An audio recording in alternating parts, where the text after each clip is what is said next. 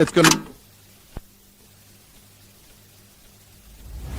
Global infrastructure is crumbling this evening as the NintenByte Podcast continues its unprecedented rise. In cities across the globe, fans are rioting. The Pentagon has issued a statement describing the NintenByte Podcast network as a pixel-based prophecy. Some say the rise was foretold, others say it's just a really good podcast. We're talking twisted nipples, milk, and a sock puppet who doesn't talk. It's dangerous to go alone. Watch this. Welcome to the NintenByte Podcast, bitch. That's right, ladies and gentlemen, you're watching the greatest Nintendo podcast ever! Yeah! Is that a Joy-Con in your pants, or are you just happy to see us?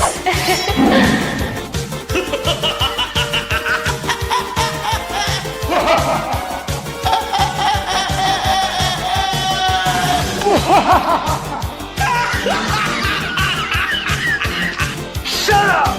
Now feel the power.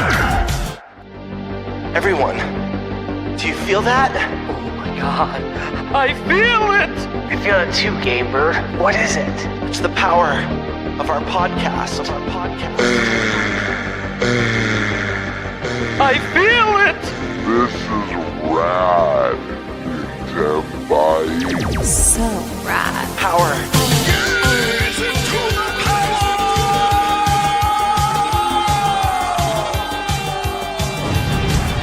Now bask in their glory.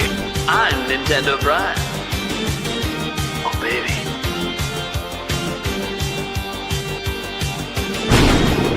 I'm Thunderstash.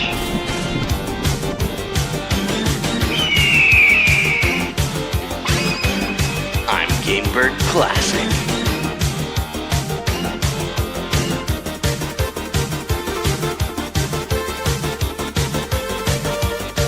NintenByte rules.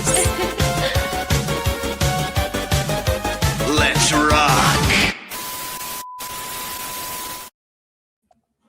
Hey everyone, welcome to the NintenByte Podcast Season 3, Episode 34. Oh my gosh, it feels good to be back. I feel like I haven't seen you guys in a month. It's been a long damn time, man. But Two I'd have you episodes, back. 2 episodes, and it's like, do I even remember how to do this anymore? It's been a lot. This is our first episode of 2026, and it's so good to have us all back together again to start the year. I was telling Stash earlier today that it's just good juju, man, to have the whole core back. You know, we all had to miss some episodes last year. Who knows? Probably have to miss some this year. I know I have a surgery at some point, but it don't matter because we're starting the year with the good stuff. Now, some of you guys might be confused by who the hell is Calinius Maximus, maybe Dylan. First off, welcome to the show. Thank you. As it says below him, he is Gamebird's friend, and he's actually helping us run a topic today, a thing that we're really going to be doing all year long, kind of a video game fantasy competition, kind of like fantasy football, fantasy basketball, except for video games. And he's going to be kind of explaining all of that. We're going to kind of lock in all the rules and then do the initial draft literally live here tonight. So that's going to be fun. And it's a year-long thing. Like, we have to pick things throughout the year. It's going to be crazy from what I basically understand about it. It's my first time doing it. Gamebird and Calinius, I think, have a little bit of an advantage. Having done it before, but that's okay. Thunderstash has all the knowledge. So I don't know what's going to happen. I predict Stash is very competitive, that he's going to win this year. But I'm only saying that because my brain got fried the last 2 weeks. So I don't know what video games are anymore.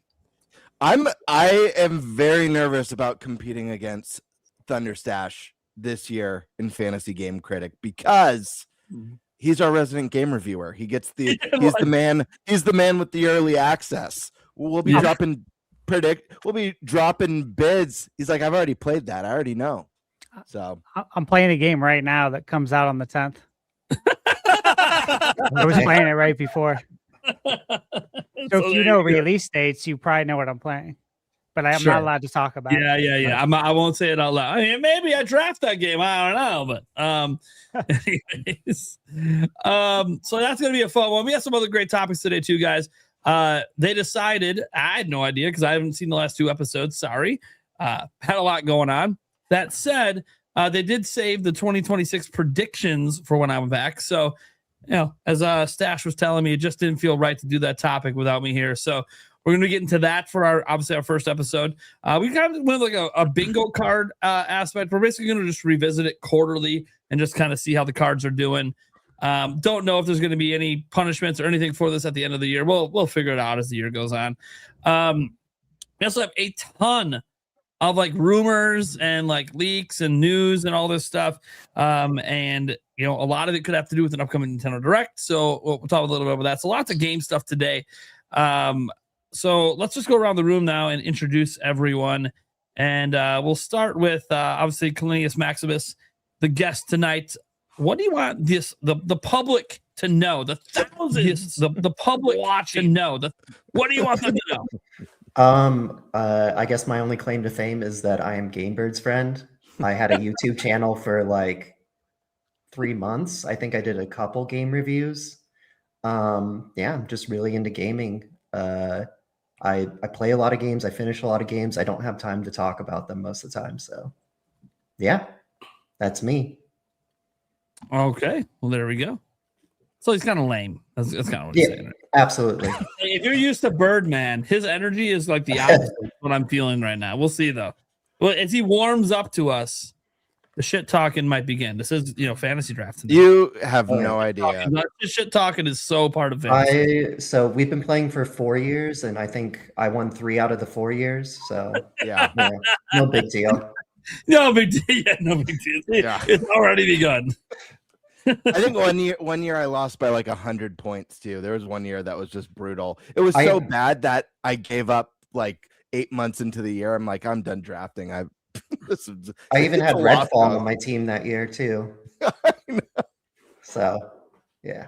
Oh boy, this is gonna be wild. All right, then we'll get to our resident sock puppet. Filled in my role on the podcast last 2 weeks. Yeah, and from what I heard, did so quite admirably. Eric Moore. Hello. I'm here, and I'm actually a lot less nervous because I'm not running things. So yeah, I'm sure that, especially that first time, had to be pretty yeah. nerve-wracking. Yeah, dude, he was talking to me all day, and he felt so bad because he wanted to leave me alone, but he's like, I don't want to fuck this all up. Yeah. I only asked a few questions. No, it wasn't too bad. It was just like throughout the day, and he came to my house plenty early to make sure he got it right. Yeah. So coming last minute and trying to be like, no, this one, that was not one thing I was gonna fuck up. Yeah, I do a lot of things last minute. That's not one of them. Yeah. So thanks, Eric, for filling in for my role on the show, and obviously having to talk more. It turns out the sock puppet can talk. We just had to eliminate me from the show for it to happen. All right. Then we got the Gamebird Classic. I know I sound disappointed introducing you, but you always are. One time in the last it's 3 been weeks. like that. It's been like that since I joined the show. Yeah. I've had some exciting introductions for you. It's just, I say that because like yes, he's had a couple out of like 100. Okay, we haven't had 100 episodes yet. He wasn't here at the beginning. He's been better. I've known him for 20 years, and he's always been a disappointment. So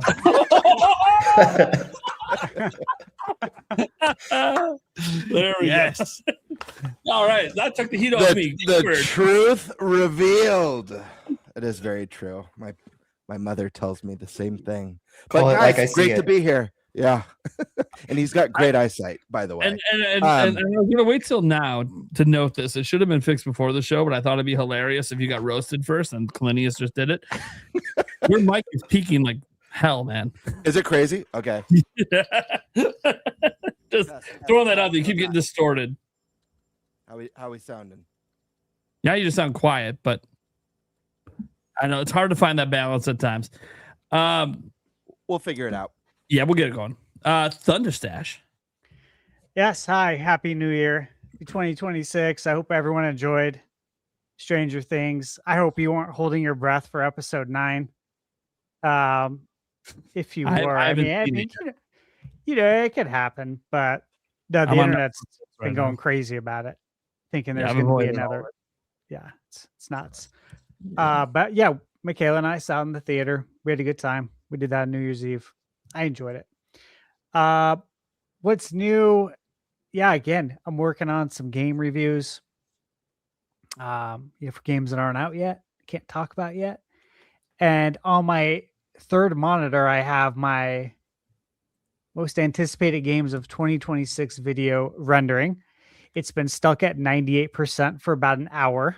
Oh, It'll go through. It's just, it's a lot. It's a lot of 4K 60 footage. It's heavy. It's heavy processing, but that'll be up tomorrow. That's all that's going on right now, man. I got the Suns game over here on the fourth monitor. And I got my picks up. I'm ready to roll, man. I'm ready to roll. Let's get the Hell shit yeah. going. Oh yeah. Plus, he's got the Zelda shirt on. I got the Zelda hat on. Had to. 40th anniversary this year. That's right.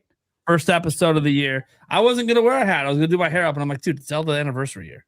Come on. First episode's getting the Zelda hat. Yeah. The episode. Probably all of February. I'll probably wear my Zelda hat just because it's time, baby. Might be some Zelda being brought up today. I think it's a pretty safe prediction that some of us probably brought up some Zelda today. What did we bring up? I have no idea. I guess we'll find out. Okay, cool. I'm Nintendo Prime. I'm back, guys. I know 2 weeks has been a long time. For those of you that just listen to the audio version or only watch the podcast every week, believe it or not, we have people that, even on my channel, they don't watch anything else. They just come to the podcast. That's cool. I love it. The podcast is great. One of my favorite pieces of content that I am part of. My son is home. I think that's the update I just wanted to let you guys know. My son is home. He's not 100%, and no one should expect him to be. It kind of hit him today. Everything going on. He's not really in a good place mentally, but he'll get there. He's got to go through his own process. If I ever have to step away tonight, it would be just because I got to manage something with him, because for those that don't know, he has type 1 diabetes, and he almost died 2 weeks ago. We didn't know he had it. He went DKA. It's really bad, really scary. When you have the literal people telling us that your son might die in the helicopter flight that are trying to keep him alive, that's not great. Then you get to the hospital and then get told again that he might not make it. So it was a very, very trying time, but we're back. And that's what matters. I'm not fully back to work. I didn't get a video out today, but I'm back to the podcast. And with that being said, let's get to the topics. So, who's taking the first topic, since we're going to be basically doing the fantasy draft first? So, Kalinius is really kind of running it, sort of, but any of the hosts want to actually take that topic? I say just maybe me and Kalinius. Yeah, you two are the pro. There you go. I mean, Yeah, Kalinius is really gonna take it over. He knows the rules in and out. He's managed it every year, so I can introduce it, and then he the can... GM of the league, buddy. Mm-hmm. We gotta listen to him. All right. Yeah. Cool. We're not gonna jump into it quite yet. Okay. Stash, what topic do you want? I'll take the bingo card predictions. Okay, so that'll be topic 2. I'll take the rumors and all of that. Okay. And then if we need a fourth topic, Eric will figure something out. I'll look at something. There's always stuff. There's always news. There's tons of stuff that we're not talking about today. Yeah. Lots happened. Yeah. All right. Well, that being said, I guess I throw it over to Gamebird and Kalinius. How are we doing? All right. Okay. So there is a website called fantasycritic.games. If anyone else is interested in doing fantasy video games, and basically what we're going to be doing is kind of like fantasy football, going one at a time in like a snake drafting games. And when those games release and the critic consensus comes out on OpenCritic, not Metacritic, I'll explain the difference. It will populate a score based on the total over 70. So for instance, if a game scores 75, you'll get 5 points. And so 78, 8 points. And then anything over a 90 scores double points. So if GTA 6 comes out and someone drafts GTA 6, and it scores in the 90 like Rockstar's other games, then like a 92 will net you 24 points, and 2 points, so on and so forth. And then, okay, so OpenCritic, I should probably talk about that. So OpenCritic is an aggregate score, aggregates a score like Metacritic, but it's not weighted based on the size of the website like Metacritic does. So people should definitely take that in mind when they're drafting, because like a small website can put in a score and it'll have just as much weight as like an IGN or a GameSpot. And there have been some websites that kind of will throw a wrench in your plan for OpenCritic's usually at least like 2 or 3 points below where Metacritic's sitting. Yep. Colin, do you want to let the viewers in the panel know what happens if your game scores under 70, for example? Yes. Oh yeah. So if you're unfortunate enough to draft a game like, I don't know, Redfall, Oh God. or what did you draft? Sports Story? Yeah, Sports Story was my all-time worst pick. The first one, Golf Story, was great. I didn't know. Marathon this year. Who's taking the shot on that one? So if your game scores below a 70, so like let's say your game scores a 65, you will lose 5 points. So it's -1 and it goes down. It just goes down from there. So please don't draft a 40. Just don't. So we can talk about counter picks when we get to that. I should probably share screen and we can go over the rulings set. Sure. All right. So present, share screen. There we go. Let me move you guys. Sorry. Let's see. Doo-ba-doo-ba-doo. Okay. So here's the website. And then it's probably, I'm going to zoom in. All right. So we're going to go to, where is it? Yeah. Let us know in the chat too if you guys can see that okay. I know it might be a little slow. Colin, if there's any way to stretch it out even a little more, that would be epic. I'm not sure. There's also a way I can make this a little better. Just give me a second here. Okay. How to putting us on the bottom. Yeah, the one next to it. Okay. Everyone can see that? Actually, yeah. Real quick, Colin, I just to give the viewers, or actually we could do this at the end. We should show our game from last year just so they could see like what it ends up looking like each week as the games come in, and it shows the points and how you determine the winner as well. Okay, so you want me to show them the 1 year that you beat me? I was going to say, is that the 1 year? Convenient. Very cool. Yeah. Okay. Yeah. No, I'll show it after. Okay. So total number of games that'll be on our roster, I think. So Stash talked about wanting to do 25. Does anyone have any objection to 25? I'm good with 25. I saw Stash's suggestion. I think that gives a lot of picks to cover the whole year. I think it's good. So thumbs up, everyone. What will happen throughout the year is we're going to draft 6 games tonight, but throughout the year we have to fill up a roster of 25 games, which will make us probably have to dive pretty deep for some of them. But I do think there's a lot of good indies this year. Are we good to draft 6? Do we want to draft 7 since we're on 25, or does anyone have a? I'm good with 7. Okay, let's do 7. Damn. All right. Damn you, Stash. I need to make a bigger list. Well, you got time because we're going over all these rules. All right. I know. So counter picks. So I'll explain counter picks now. At the end of the draft, if we decide to do counter picks, we'll draft 1 counter pick, and basically it's making a statement that you think that game is not going to do well, or you think that game is not going to come out. So based on your counter pick, so let's say I'll use the same numbers I used last time. Let's say I counter pick GTA 5 and GTA 6 because I don't think it's actually going to come out, and it does happen to come out, then I would lose 24. I would lose 24 points on that pick if the game scored a 92.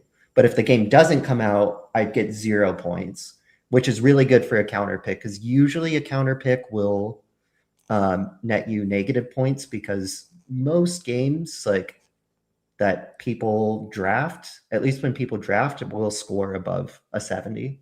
So keep that in mind. And then is everyone good with 2 counter picks? We'll do 1 draft counter pick tonight and then 1 throughout the year. Sure. Okay. And then counter picks also lock the player to that game. So if the player, if that game ends up getting delayed, they're stuck with it. So, or if that, so how about 1 counter pick? Do you guys want 2 or 1? I'm scared of counter picks. I say do 1. 1? Let's do 1 counter pick. Yeah. And do you want to draft the counter pick or do you want to wait throughout the year? Sorry. Let's wait. Yeah. Okay. Or wait, you guys all have to agree. I'm starting to realize why Gamebird loses 75% of the time. He does draft a lot of speculation. Yeah, I do. He's afraid of the counter picks. Like, can't be afraid in fantasy, buddy. I like to go big. Sorry. I just won my fantasy football league and won $500. So I'm on a roll with fantasy at the moment. I ain't afraid of shit. Let's go. All right. I mean, I'm good either way, but okay. We'll stick with 0 draft counter picks today and 1 throughout the year. Minimum bid amount. So the bidding is kind of like a I don't know if people play fantasy football, but it's you bid like throughout the week. We'll bid for games that we want to add to our roster, and whoever has the highest bid will get the game on their roster. I think it's Saturday at 5 p.m. Saturday at 5 p.m. is when bids go, Pacific time is when bids go live. So I suggest we set the minimum bid to 0. That way, if someone is aggressive and uses all their money through all their $100 throughout the year, they still are eligible to bid 0 to get a game if no one else has their eyes on it. Does anyone have any issue? That sounds good. I think it would suck if someone only had like 5 games because they blew their wad and couldn't fill out the rest. Yeah, I like the strategy of the 0 bid too, is like bidding on an assumption that no one else is going to bid for a game. Because I do that too. Like even early in the season, I'll bid 0 on a ton of picks. I'm like, I don't think this game's going to get drafted. I'm just going to not waste any money on it and snag it really quick. And that adds a fun element because then sometimes you're all excited and then you log in and the other person has it. Yep. All right. Bidding settings. I put it to secret bidding. We can do public bidding, but I feel like the secret bidding like awards people that are I want it to be a secret to everybody. Yeah. Here we go. Okay. You like that Zelda reference? Oh God. Okay. Yeah. Keep Come going. on. It's All a right. secret to everybody. Trade settings. I left a standard. I mean, if 2 people think they're going to get the better end of a deal, I'm fine with it. I trust no one's going to collude. So. Anyone? Yeah, no collusions. Let's have a fair. Yeah, we're too competitive for that. Yeah, that's what I figured. So, okay. Game drops. Let's get to this part. So, will release means that the game has an official release date of 2026. I have it set to 1. I'm open to changing it. It's just I'd hate for like us to have too many where like suddenly like a preview comes out for a game we have and we're like, oh, maybe I should change my mind. Kind of fun locking you into stuff. So do we want to do 1 or 2 for will release? What do you think, Bird? 1 or 2? What? You and I did 2 last year, Colin, and that felt good. We had 20 games each. 2 felt really good because it was something I was still very anxious about throughout the year. So I think with 25 games, that 2 is gonna feel even more slim and make me think about my picks. So I think 2 is solid. Okay. You have unlimited will not release drops. So what it means by will not release is it's been confirmed that it's not coming out in 2026. So if you draft, for instance, unannounced 3D Mario and Nintendo stays mum about it the whole year, you're stuck with you can't use your will not release drop because there's no confirmed It has to be a known game that's already been announced. That has been confirmed delayed to 2027 or further. For instance, a game that screwed me last year was I drafted Mina the Hollower, and they just delayed it indefinitely, but like they didn't give a date, so it was just like, well, it could come out in 2025, so I was stuck with it. And you'll see when I show you guys the 1 year I lost after this. Any unreleased, this is just like a free, it is just like an extra free drop for like anything that like if you draft a speculative title. I can up this to 2 as well since we're going to 25. Up to you guys. That's for, we get 2 free speculative. So if I say new 3D Mario's coming out this year and a new 3D Zelda's coming out this year, I'd get, if it's set to 1, I'd get to drop one of those. Or if I get to set to 2, I get to drop both of them. Got it. What do you guys think? I'm open on this one.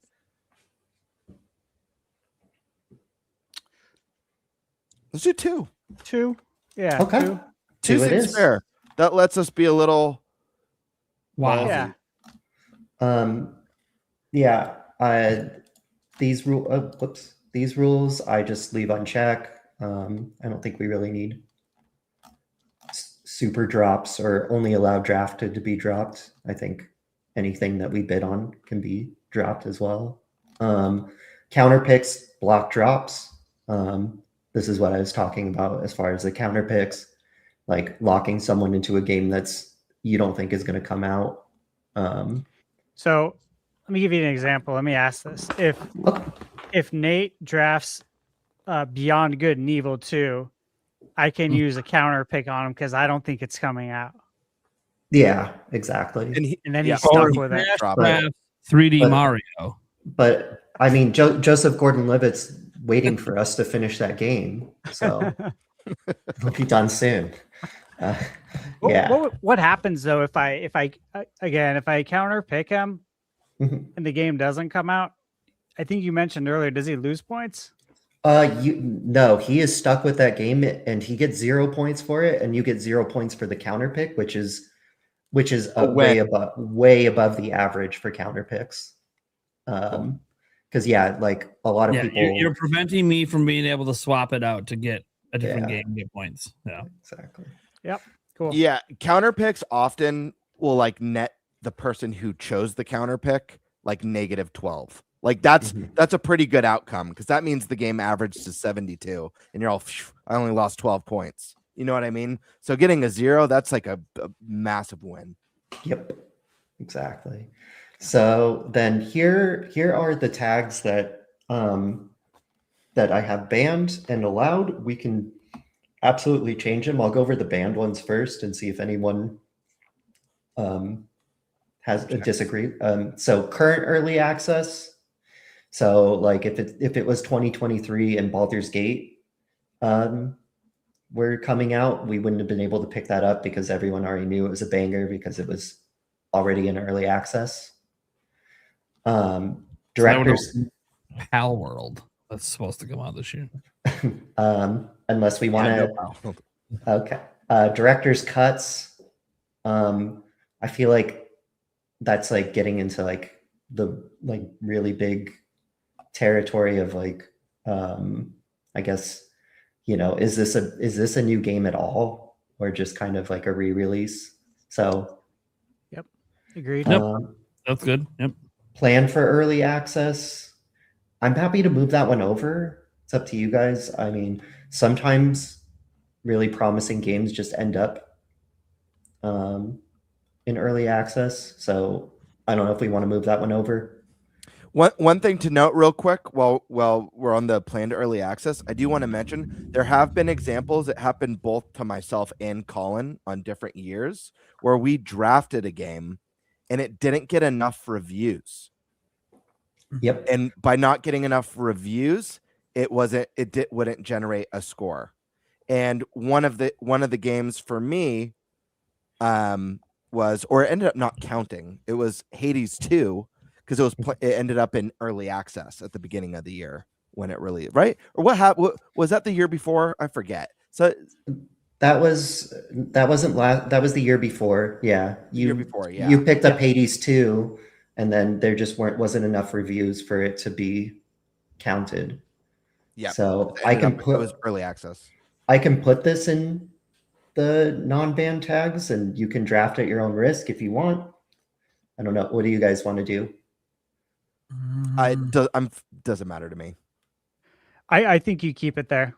Okay. Or you keep it banned. Okay. Is what I mean. Perfect. Yeah, because honestly, for the most part, everyone's playing console games. You're really not going to see many games in early access, if any. For sure.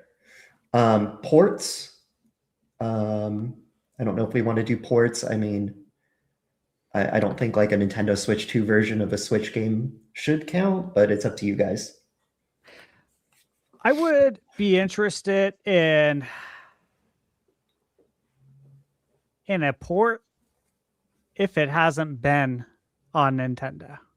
So not a Switch 1 to Switch 2 port, not a Switch 2 edition, but a game that's never came to Nintendo Switch coming to Switch 2. My thing with ports is there going to be enough reviews for them? Like, for example, well, Final Fantasy and Elden Ring will get reviews, right? Yeah. Yes. Yeah. That's the kind of stuff I'm talking about. Because, I mean, if you picked Elden Ring, 6 months ago when we were at PAX, based on how much crap everybody was talking about that game, you wouldn't be looking very good right now. Mm-hmm. So it's not a guarantee that the Switch 2 edition will get a good score. I'm fine with it. Doesn't change my draft plan. Yeah, I have no draft plan, so Either way. Yeah, and I can't say it really changes mine much, but I'd like to. I think it's good to have there for the ones that have never came to the one that's going to take Elden Ring on Switch 2. Just because you think it's going to score well because it scored well everywhere else. Released internationally, I currently have that one on the ban because we already know what it's going to score. You just look at Famitsu. Yep. Okay. Oh, sure. Yeah, that makes sense. Allowed tags. I have expansion packs. That has been either really good or really bad in mine. I think I drafted the Destiny expansion that got the best review, and then Cameron the next year drafted, what was it, First the worst Light? reviewed. Yeah, the worst reviewed Destiny expansion. I was like, that worked out really well for Colin. I'm taking it this year and screwed my ass. Free to play. If someone wants to draft a free to play new battle royale game, I mean, I don't see any issue. New game, obviously, new gaming franchise, partial remakes. This is where it gets weird because the labels I just left them all reimagining, remakes, and remastered. I feel like the lines have been so blurred at this point. I don't know about you guys. Yeah, I say keep it all fair game. Unannounced games. Yeah. If you want to draft virtual reality, I mean, go for it. We'll release internationally first. I think that's fine as long as it doesn't have review scores already from international. And then yearly installments. If you want to draft Call of Duty, please do. I'd love to see you not get the points. So who's drafting Madden? Go for it. Anyone have any issues with any of the Jokes on you. I'm drafting Madden for mobile. No, I don't have any issues. Those look All good. right. There's an option to do special game slots, but I didn't. We can, but like the special game slots are like you have to draft one VR game, you have to draft one brand new. I think we should keep it pretty simple this year. Maybe we'll play again next year and stuff, and we could add some gambits into it, you know. But yeah, I'm totally with you guys. So, one other thing to note too is if you guys, because I do like to speculate, I usually each year I'll usually throw in like 2 or 3 games that have not been announced or anything like that, and they'll actually put in placeholders. So if you like type in Zelda, for example, during a bid or a draft, it might say new unannounced mainline Zelda or new unannounced 3D Mario or 2D Mario. But if you want something very specific, let's say you want to draft because you're convinced Star Fox Adventure 2 is coming out or a brand new F-Zero game is coming out, you actually have the ability to type a game name, and the game manager, Colin, will be managing the league for us. He'll be able to approve it, you know, when it's released and all that stuff. So you can fully speculate. One caveat with that I want to throw in, just so it's a little bit harder to do the speculation, is if you are banking on, I don't know, like a Zelda remake this year. So like, let's say you want to draft Ocarina of Time remake, you need to call that shot unless you guys want to change that. But like, so like if you call that you want to draft new remake of Ocarina of Time and then they end up announcing a 2D Zelda, I don't think that should count, but you guys let me know. I was thinking that makes it harder if you want to do like a new 2D Zelda or a new 2D Mario versus a new 3D Mario. My 2 cents, I'd rather keep it specific. I think Zelda remake is vague. That could be any game, any caliber. I do like specific. I like the idea of like, if you think a Twilight Princess remake or Ocarina of Time remake's coming out, name it. Even Soul Calibur?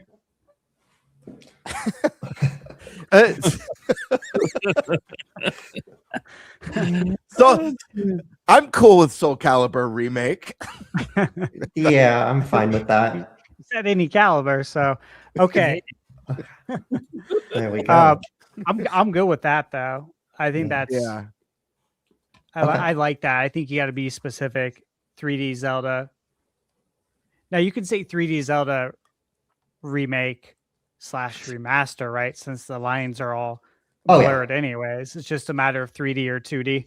Yeah, I would say like if you are banking on a brand new 3D Zelda, which I mean, I wish, then yeah, you would call like a brand new 3D Zelda. And then if you want a remake, I would say like a 3D Zelda remake. Yep. Okay, cool. So this is what happened last year.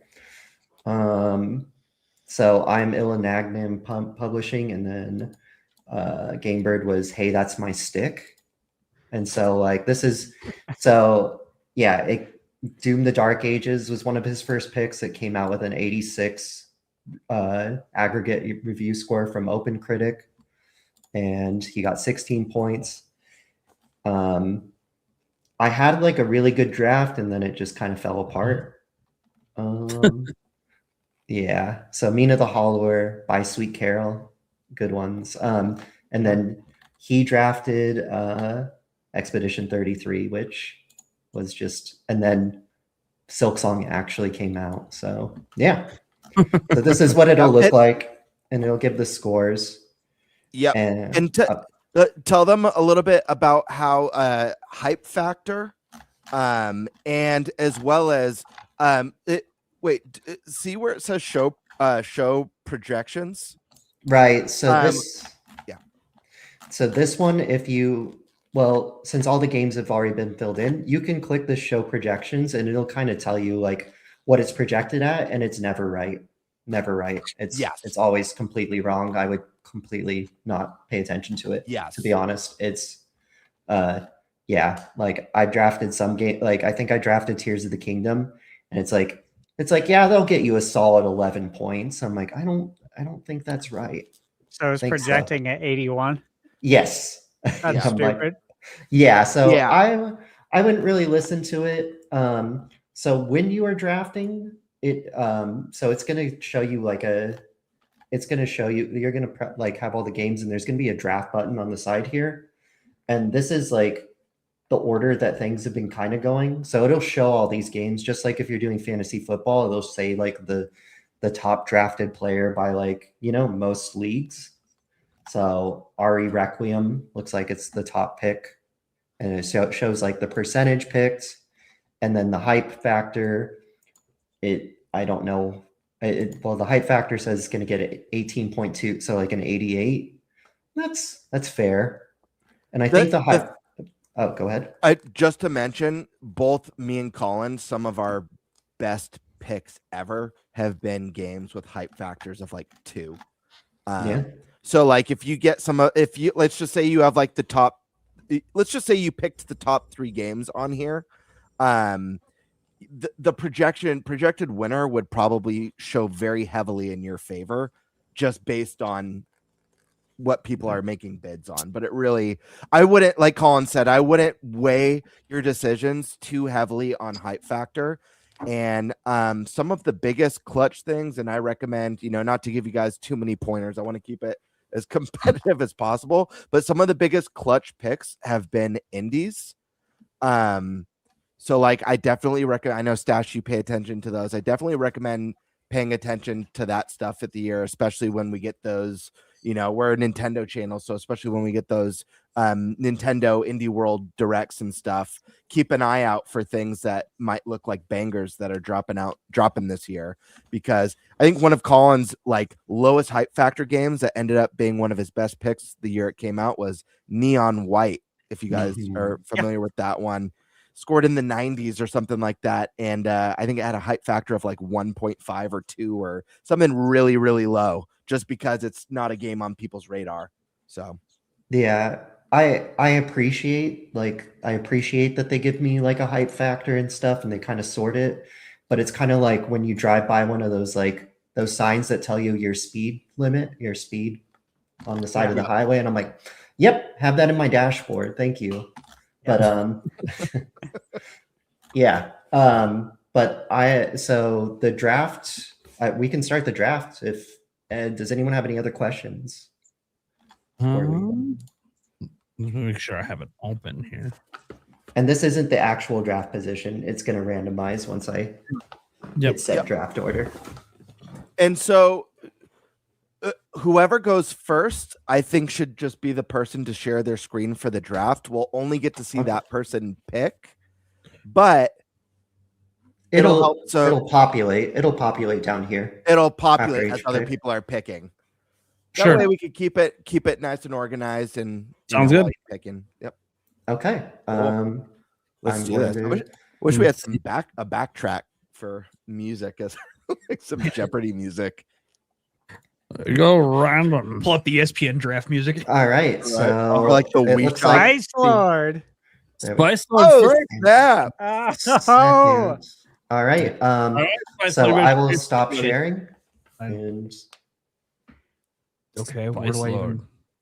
Yeah. I know your screen, but where am I picking? Colin will guide you through it. Yep. I'm gonna hit start drafting. Okay. Yeah, it hasn't started yet. Yeah, that would be why. Okay. Oh, real quick, Colin, in case anyone in chat doesn't know, it's the snake style draft. Do you want to just explain that real quick in case anyone in the audience isn't familiar? So first pick will go to Eric, and then he will not pick again, or then it will go down. Nintendo Prime is 5th, but he'll also be the 6th pick. Yeah. Right, I get my 2 picks in a row, baby. Yeah, that's a good spot. It's a great spot. I mean, 1's not bad either. Something you got to wait for a while, but All right, try refreshing the screen. See if it. Yeah, I'll refresh mine. Oh, there we go. The draft is currently in progress. Next to draft. Okay. Yep. There you go. And you can use that list, or you could search a specific game. All right. Why not? Hey, that's not a bad pick. Yeah. Resident Evil tends to review very well. That All is a great first pick. This That is- is gonna do This that. is a Nintendo podcast, and we are getting a Damn sequel you. to my favorite Switch game this year.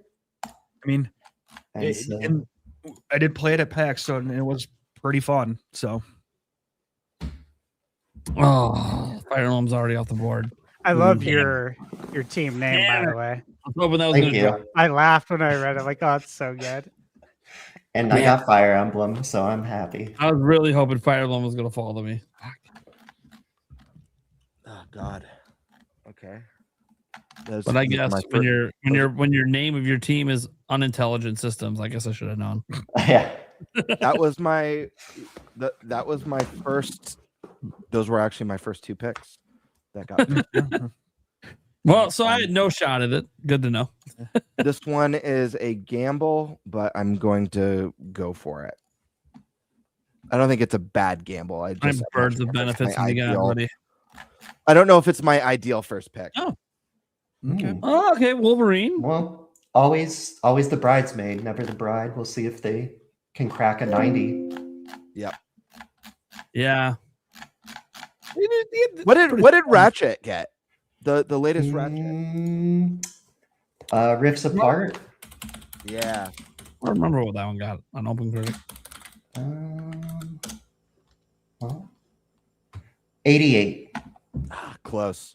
Mhm. I don't know if I get an 88 with this, I'll be pretty damn happy. Dash going on I the know. limb. It's coming this year. I don't care about Jason Schreier's report that came out 2 hours ago. In fact, I was hoping that would scare you guys off. I didn't even see the report. What was the report? Just that, hey, maybe it won't come out this year. They're still it's working already on thinking. some stuff. They're still getting submissions not completed. content complete. I saw the Yeah. not content complete one. Yeah. But you know what? I think I can count on Rockstar to work their employees to the bone and to basically employ crunch. I think they'll crunch their employees. And I like that. I like people who like to work a lot. This just we've already eliminated.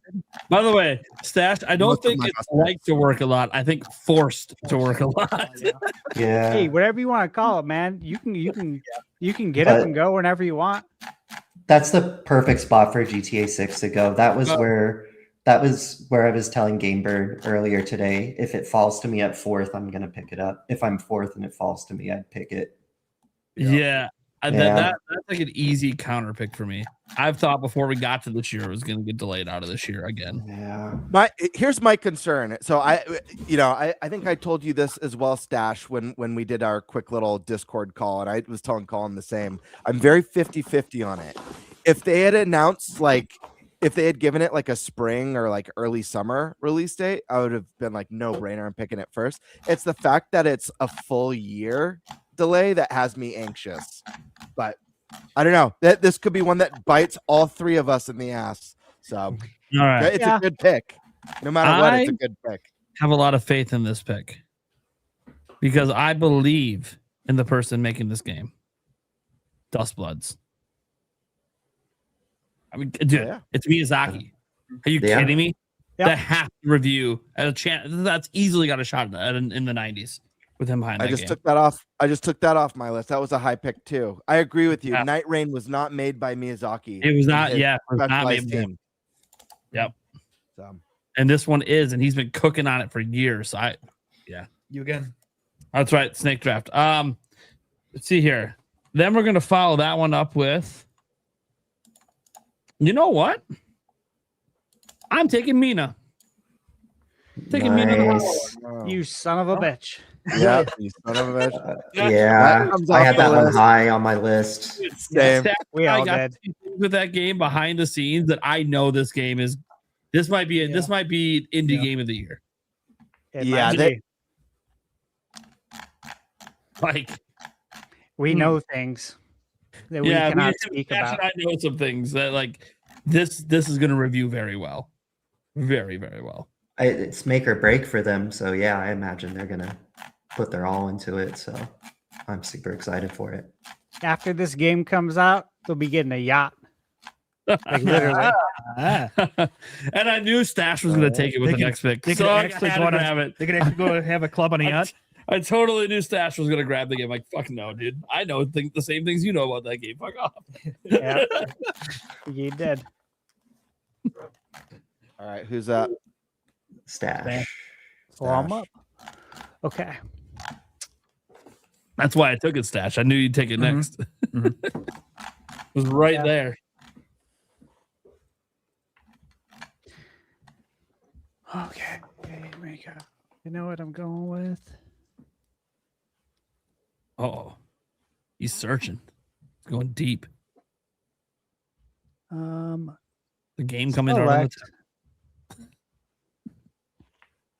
Dude, this is gonna be such a Nice. Dragon Quest 7. Reimagined. Yep. Makes sense. Makes a lot of I'm sense. very good about it. It looks really good. Yeah. It's a good pick. That I was debating on that one too. who's But I'm up? like, like Mina might get a Oh, little it's high. my turn. Oh my gosh, guys. I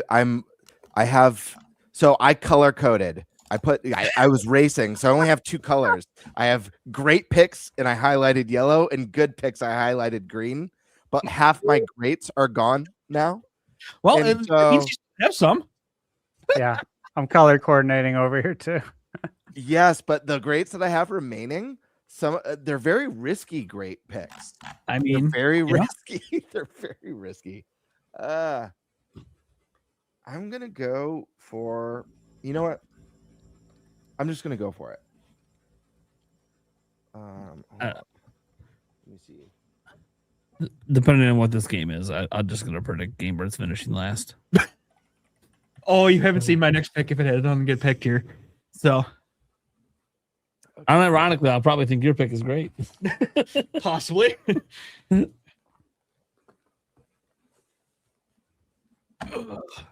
Gamebird's struggling over there. No, I got it. Oh, okay. That's not a bad. Okay, Yeah, that's a great pick. That's solid. Next pick. That's probably gonna get you some points.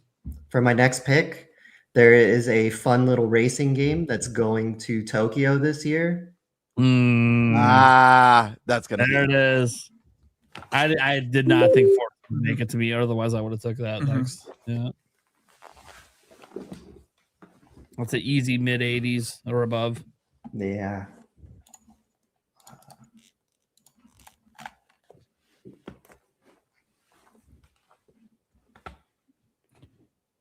Why not? I know what it is now because Oh, I saw yeah. what he was searching. Oh, yeah. Saw what he was searching. I'm like, oh, I know what he's picking. It's a good one though. That's like an unknown. Could be sneaky. You ready? Could be. It could also be. Well, they can see it. Yeah, they can. Splatoon Raiders. That's a yeah. sneaky. I'm up You don't know with that one. That could be mid 80s, or above. Mm. It's sneaky.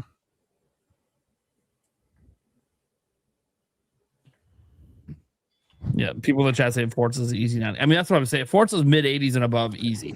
Like that's an easy dub right there. All right. For my next pick, I'm going to.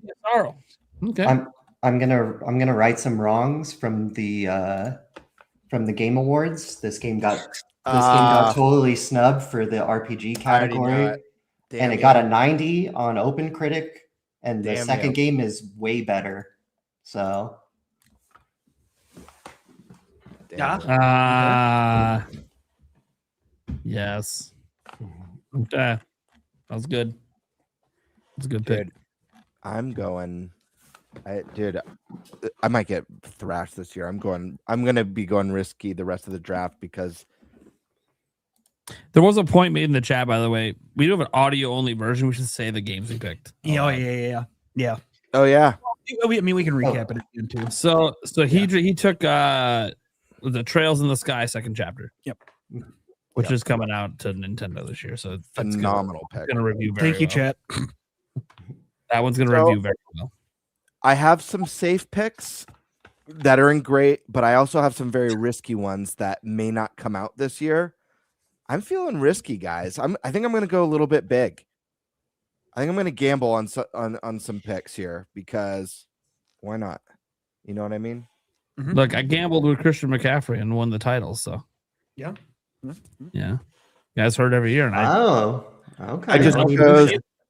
Onimusha Way of the Sword, one of my Musha, favorite nice. series of all time, Reborn, baby.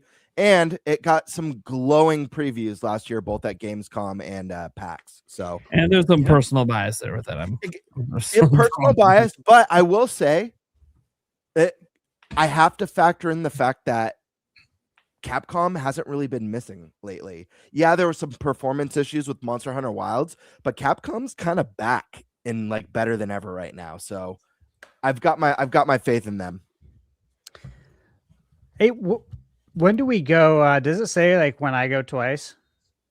You don't. It's just first and fifth goes twice. Yeah. Okay. First and last. Yeah. So I started, then I went to Nate, and then the Got second round starts with Nate and goes back up to me, and then the third Yeah. round starts with me and goes back down to Nate. Yep. So it's It's a you know, snake. Yeah, it's a snake draft. Have you ever done fantasy drafts before? It's the typical way. Okay. Unless you're doing like bidding you know, Mhm. stuff, that obviously is a little bit different. Oops. Keep it there. All right. I've got my next pick planned. If someone takes it, I'm quitting the podcast.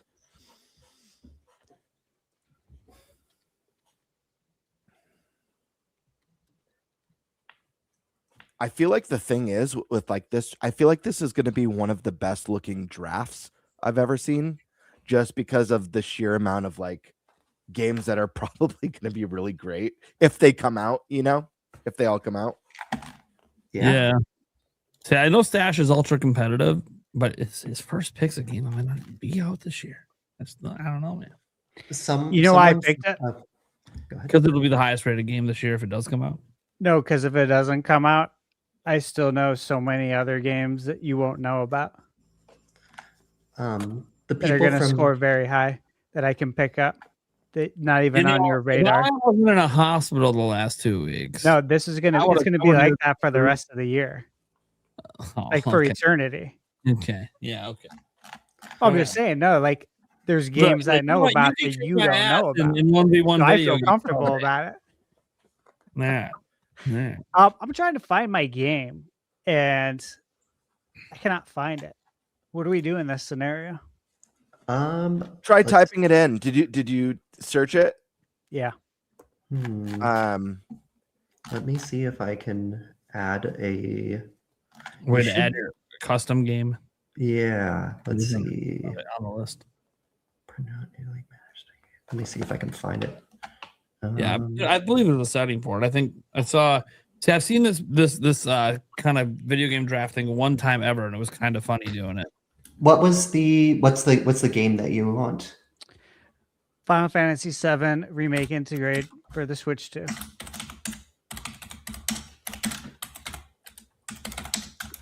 What an Alright. easy dub. That's a good dub. Okay, so add game to publisher, integrate. Okay, and then I will probably have to manually add the points once it gets reviewed, but let me know if that. There we go. There it is. Cool. Thank you. Mhm. All right. Then it gets to me. Let's see here. It's funny that you said that game because I'm probably gonna need it next one added as well. But let me just see. I'll search. Let's see if I get lucky. Hmon suggested that if someone wants to go really risky, you can pick Half-Life 3. Yeah, the rumors are so heavy to end the year again for it, and it's like nothing. Like, I know. There are I'm- people drafting that. Someone from Kind of Funny draft. Greg Miller did. Greg Miller Greg from Miller Kind did. of Funny. It's kind of funny. I mean, if it does come out, you know. So I was gonna take a Final Fantasy game, but I wanted to take 7. What should we call it? Rebirth on Switch 2 because I think it's also coming out this year. All right. Might. I will. Yeah, I add think that. this will be early. This will come like third quarter or something like that. I'll even put. They've already said they're working on it and it's going smoothly, so I get. Yeah. They also said they're working on Final Fantasy 16. Yep. So But how many are they going to release this year? I think just those two because I think they want them out because I think the third one's coming out next year. So they want the first 2 out on Switch 2 before next year. Yeah, no, I agree. So that's why I think that one's gonna come. Let's see if it So for those ones, since I get what we'll have to do is I will go on to Metacritic and look at the Switch 2 version reviews. Since I don't think OpenCritic splits those out, so yeah, I'll do that for both of you guys, and I'll manually add the points based on the Metacritic score. Okay, sounds good. Thank All you. right. The best commissioner right here. Right? Dude, I mean, has to. Only one. This one feels a little out on a limb, but I have faith that they didn't screw it up. We're gonna take Tomb Raider: Legacy of Atlantis. Nice. Hey, that trailer looked fantastic. I know. I have faith that they didn't screw it up, and that this is gonna be a high 80s. He embraced that one. We'll see if Stupid. We got Stash 2.0. I'm just trying to draw on the fact that the most recent Tomb Raider stuff's been good. So just keep being good, please. Yeah. No, I'm excited for that game. I just played through the last one in the trilogy in preparation. Cool. Who's that? I think it's Stash. Yeah, Stash. Oh yeah, Stash, man. Stash. Please don't. Well, Stash is digging deep. There might be games. He ain't gonna be there because he's. I feel like he's gonna pick what I want to pick next. The Adventures of Elliot. Damn you! I knew you were gonna pick it too. That was literally gonna be my next pick when it came back to you. I was so freaking happy knew to it, get dude. that. I knew it, dude. I freaking knew you were gonna pick my game. I literally going have it all in. highlighted. On Square Enix this year. Damn you, dude. I freaking knew he was gonna do that. That felt Bullshit. good. Oh god. Smashed it right out from underneath them. Oh man. Okay.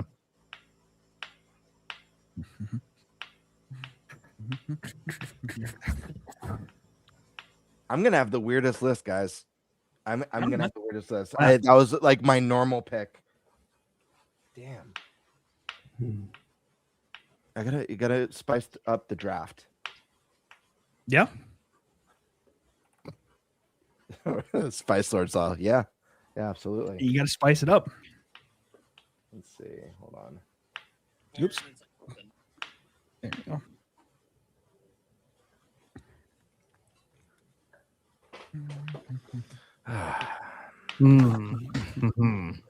As I'm doing like research, what do you think? Mixtape. All right. The art style alone is wild on that game. And the music too. Really cool. I'm surprised this one made it this far in the draft, so I'm gonna pick it. There's a little company called Housemark, and I don't think they've ever made a bad game. So They haven't. I'm gonna draft Saros. Yeah, it's on my list. But can they strike? Can they do it again? I mean, this one looks roguelite with more progression, so I'm excited for it. I am too. 007 Ooh, First Light. First Light. Lenny Kravitz. And then Do it. hey, cool. It popped right onto the first screen. Cool. Crimson Desert. Because it was freaking fun. Nice.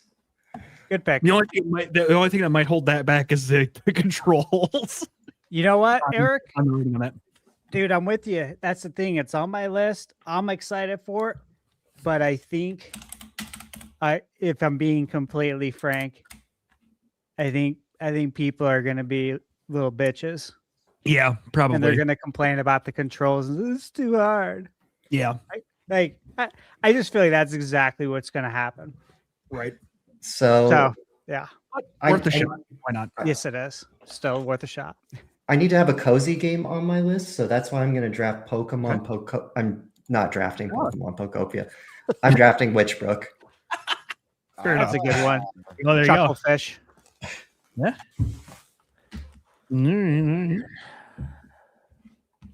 Safe or dangerous?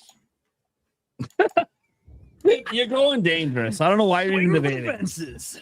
Gabriel, you're all in. Listen, Go home. We already This know. was my chance to have the most fun. Let's be real. You guys Yeah. got all the best bangers for like first picks, to be honest with you. So I only have a few yellow, which is great picks left, and they're all these three, I believe, are all like they may not even come out this year. So do I gamble on more games? Because I already have. What do I have so far? It's hard for me to see. Let me see. I just got to remind you. In the you 1 have, year you won, you gambled on Silk I Song. see. I see. Wolverine, I'm not convinced is coming out this year. Replaced is coming out. Onimusha, I'm not convinced is coming out this year. Mixtape doesn't have a release date. It's just 20. So I only have one game that has a release date in my pick this so far. So the question is, do I pick a safe guarantee or do I risk it? I'm going to risk it. I know. I'm gonna So risk what it. did I say you were going to do? Why are we debating? Because it's fun. This game has to be a dumbass. It's all right. Here's the thing. This game looks so freaking good. And the company that's making this game is awesome. If this game comes out this year, I think it's going to be a sleeper hit. And no one's going to see this one coming. I guarantee you. We'll see. As like a draft pick. I'm telling you. Let me see. Yeah, I'm telling you. You can't even find the game. Yeah, there's it. It doesn't even have 2026. Actually, let me be a little careful. Hold on, let me check something else. 2026. There's Might a wanna be developer careful. interview 3 years away. No one saw that coming. I just got a little panicky. This one does have to. Okay, I'm gonna take another huge risk, but maybe less of a risk. Because if this game does land this year, this is gonna be a banger. I assure you. Okay. Control Resonant, nice. You'll probably get like 1 point for it. It's good. Okay. Well, I'm glad this is Someone's still gonna- available to me. The stash is just gonna have another banger right here. Ah, dude, Gamer- Lego Batman Legacy of the Dark Knight, brother. Yeah. That's coming off my list. I think that's Dude. gonna be in the high 80s. You son of a Looking bitch. on We're Tree all and seeing excited for Gamebird- this. Seeing Yeah. Gamebird's list compared to Stash's, it's like, okay, so Gamebird's out. He's not winning. Just side by side already is a slaughter. Hey, I will say You never know. draft day is important, but you could have the best draft day and get clobbered. Believe me. That's what people say that aren't good at drafting.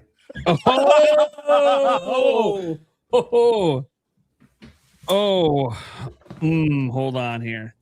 I gotta glance at something before I make this pick.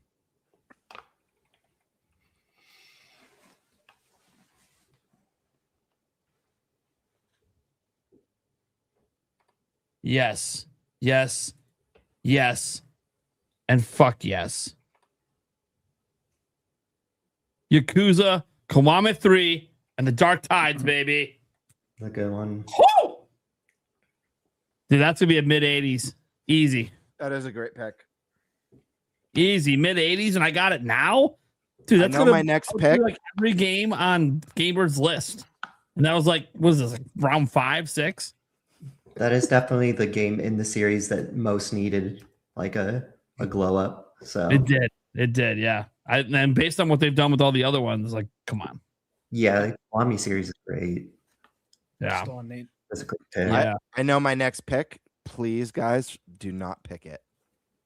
Well, yeah, like I'm supposed to know what you're. You know what? I don't know what your next picks are because you're picking shit that ain't even coming out this year. Like, let's Find just out. we just be realistic here. Hey, we got a lot of gameplay for Control 2 in that Game Awards trailer. They showed quite a Yeah. lot of gameplay for that. So You should draft a Mega Man. I hear it's coming out in 2027. I'm gonna take a risk now. Okay. I finally, feel- someone with balls. Thought I I've was- been a little safe. Hey, I had a semi risk. I'm gonna go with faith on some former CD Projekt Red devs and take Blood of the Dawnwalker. I know. awesome. The I know rest- my counter pick. the good devs, it's a good game. Yeah. Not confident it's going to be good because you spun off from CD. Okay, so you suck. Every time teams come together, they're like, "We're ex devs from this, and we've got this super ambitious game." I know. It's just me just being stupid because I want it to be good. What was the survival horror on the space station? Why can't I think of it? The one that bombed completely. Starfield? No, on Jupiter's on one of Jupiter's moons. That one did bomb technically. You're thinking of the one that is like kind of like a successor to Dead Space, right? Yeah.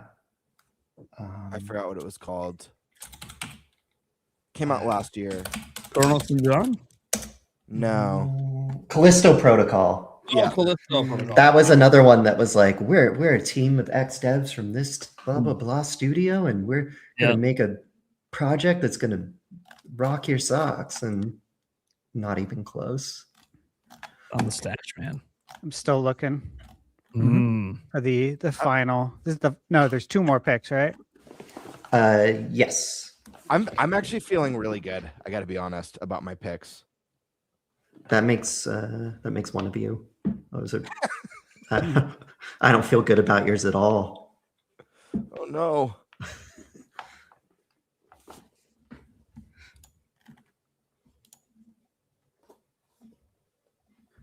Okay.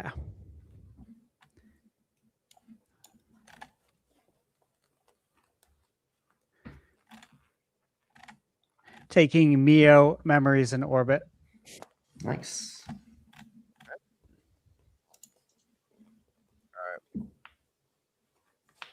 Go safer this time. But I do think it's a great pick. The series has done really well for the most part. And I know I loved the series that I've played so far. Really good. So. What is happening right now? Damn it. I wanted Neo 3. That's a good one. Hopefully it's not too hard for people, and then they give it a bad review score. Right. Got to factor that in, man. I know. This is a From Software game. Then they're just going to give it a good one anyway. Also got to factor that in. There's Well, a game that I'm blood. surprised no one has picked yet. Actually, a few. Dude, I got all year, man. These are just my locked in, gonna bring me home games. I'm telling you. This game has a confirmed release date, and it looks really awesome. If it sticks a landing, I think it's going to do really well. So I know. I'm going to draft Phantom Blade Zero. Phantom Blade. Yep, I knew it. Good call. I think this game is going to throw a lot of people off because from what I know about this game is that it plays like a Bayonetta or like a Ninja Gaiden, very more action. And I think people are going to go into this. I'm not talking about review scores, just like the public. I feel like people are going to go into this expecting a Souls game, but everything I've read about it is not Souls. So I'm curious what people are going to think of that. But good pick. Good. It's a exciting one. So wait, Eric, what was your gamble? Splatoon Raiders. Splatoon Raiders. Yep. No confirmed release date. I feel like your gamble is Phantom Blade so far, Colin. And Crimson Desert again, great game, but it's one of those that it could questionably go completely and horribly wrong because of the controls and shit. So, cool. The ones that I were thinking are right here. Monster Hunter 3. Damn you! Damn it! That's gonna be my next one. That was my next pick. That's a good pick. Well, piss off Thunderstash, Mouse PI for hire. No, you're good. Okay. You take it. I'm excited for it, but you can have it. I hope that's in the 80s. That was promise. Damn it. That was my last big pick. Like laughing. He's like, I've been playing that game for a month. You're fucked. sucks. You're fucked. I'm worried about mouse PI. Really anxious over there. I'll be honest. Last round. You'll be honest that you Okay. think you fucked up. I know you fucked up. I think mouse PI may have been a fuck up. Yeah, possibly. I don't know. Yeah. It's like I The wanted art to get- style is unbelievable. The art style is unbelievable. It's a visual treat. I'm worried about the substance. Like, is there enough? You know, Mm, Yeah. No, I get we'll you. have to wait and see. we'll see. And that's saying, does anybody even review it? Oh, It'll get I will. reviewed. I mean, I It'll will, get reviewed. but I won't give I a think score. there'll be enough reviews for an Enough open reviews, critic. Yeah, I think we only like 4 or 6. I can't remember. Oh, okay. So do I go with my heart or my head on this last pick? I think I'm gonna go with my head. I'm gonna draft Reanimal. You're in a bigger group here now, so yeah, you gotta worry. Reanimal, okay. It's a good one. Not bad pick. All right, Bird. After fuck it up, you're gonna make up for it here. No, you guys are gonna hate my You just continue the fuck up. dude. This is not a listen. They're not conventional picks, but if all these games come out, Oh, absolutely. Dude, like yeah, the okay, then potential go is big. really Go, high. go with 3D Mario. Go No, I'm big. not. Because That, it's going to be 3D a Mario 95 already rated burned game. me last year. It's going to be a 95 plus rated game if it comes out this year. I'm going for Snap. something that no one's gonna see coming. Because you know what? Let me look at what I've got so far. See, no one's got the balls because they know I'm going to counterpick that 3D Mario in a heartbeat. Listen, I've already got 2 indies, and like I said, indies. Listen, we all know. Listen, with the big AAA games, they're either gonna explode into the 90s or they're gonna be in the mid 80s. Most of them. The indies are really some of the best gambles. Yeah. So this one doesn't have a set release date. It was supposed to be 2025, 2026. Obviously, didn't come in 2025. But this guy makes unbelievable indie games. Really weird, really bizarre. I hate you. I was hoping I can grab it on the Nope. bids. So I'm very excited for this one because I played a game from this guy this year called Inscription, and it's a roguelite card game, one of the best I've ever played. I know what It game it is. mixes roguelite card game with escape room mechanics. It is so Interesting. cool. But listen, he's got his what do you call it? His creme de la creme. That's coming out. Creme de la creme. Damn. My God, man. Pony Island 2. 2. And if All you right. don't know what it is, just watch the trailer. Pony Island is actually a fantastic game. Yeah. If y'all haven't played it. So I'm gonna have the weirdest list. I'm sure the chat's like, dude, Game Bird is whacked. But listen, I mean, look, the first one was the mid 80s, you know? yeah, That's the thing. That's one of those ones that no one else was probably going to pick. And it's again, easy mid 80s game, probably. Unless they fucked up, of course. I don't think they did, though. That developer's had a couple consistent bangers recently, so. Pragmata. Pragmata. Good choice. All right. I'm 6 surprised years that in didn't more than development. yours did. That is going to be a very solid 7 out of 10 that I love, like an 8 or a 9 out of 10. But It's gonna do well. I think it's a 7 out of 10, man. Demo reception has been through the roof. Yeah, the demo reception is good. I think it's going to be, I don't think it's going to be a 90, but I think it's going to be like an 82, 83. And from what I've played, it's been awesome. Fair enough. I don't know about you guys, but I think all my games are going to be 90 plus this year, and I don't think any of them are getting delayed. All right. Let's bring this home. So now we got to do our counter picks, right? No. Not yet. Not yet. Almost. No, I think. Oh yeah, we're doing it afterwards. That's Yeah. right. Yeah. But we could do it immediately. We could do it like now if we want to. You could, Yeah. but we haven't filled out our boards yet, so there might be something that comes up that goes. Yeah. Dumbass. I'm gonna probably hold mine and wait and plot against you guys. Just wait, man. Wait for you to All make right. a bad decision. I'm probably the only one here that's even going to play this. It's going to easily be mid 80s.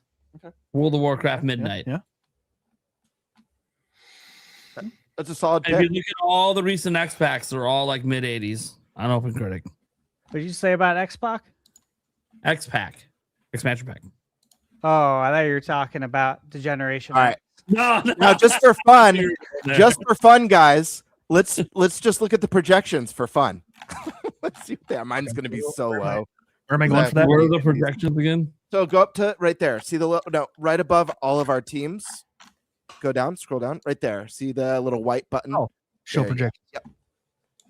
Now scroll down Yeah, and you show can see the tallied guesstimation below our cards.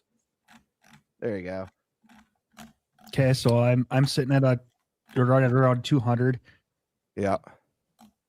So right now the GM buddy over there is predicted to win. 214, Yeah, you know. 200. And I know it. 201, I know it predicts me and for last 188. place. Yeah.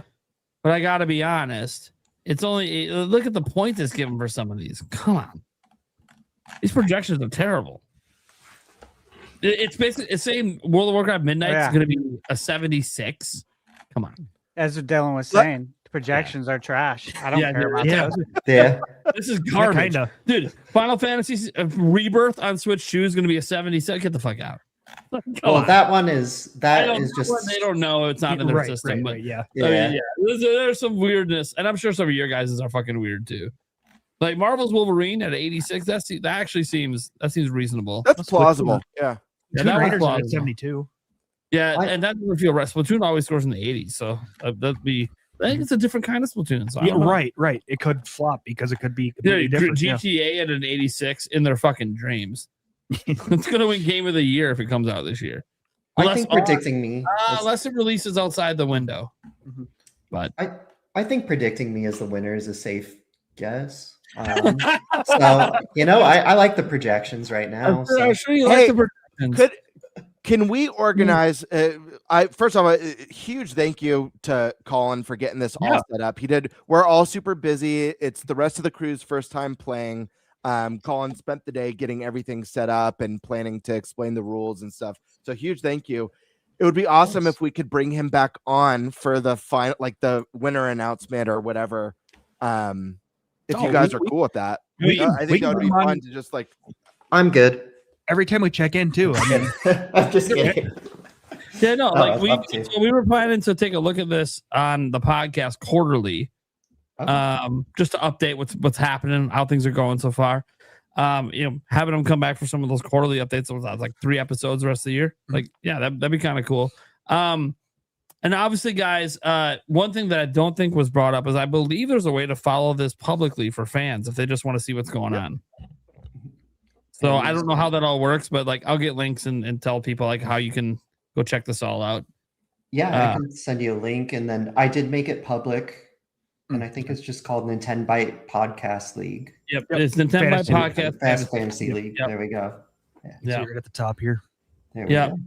So literally fans can follow this all year. You don't have to wait for the quarterly updates if you just want to follow and see who's doing what. Because you guys don't know, like obviously you see there's 25 spots. We bid and get more spots throughout the year and add things to our so like this is going to look way different by the time we get to our first update than it does right now. This is just the start of the year, and it kind of goes every week, and we kind of do our thing. So yeah, and then half of GameBird's list is going to be missing right now. Half of these games because they all get delayed.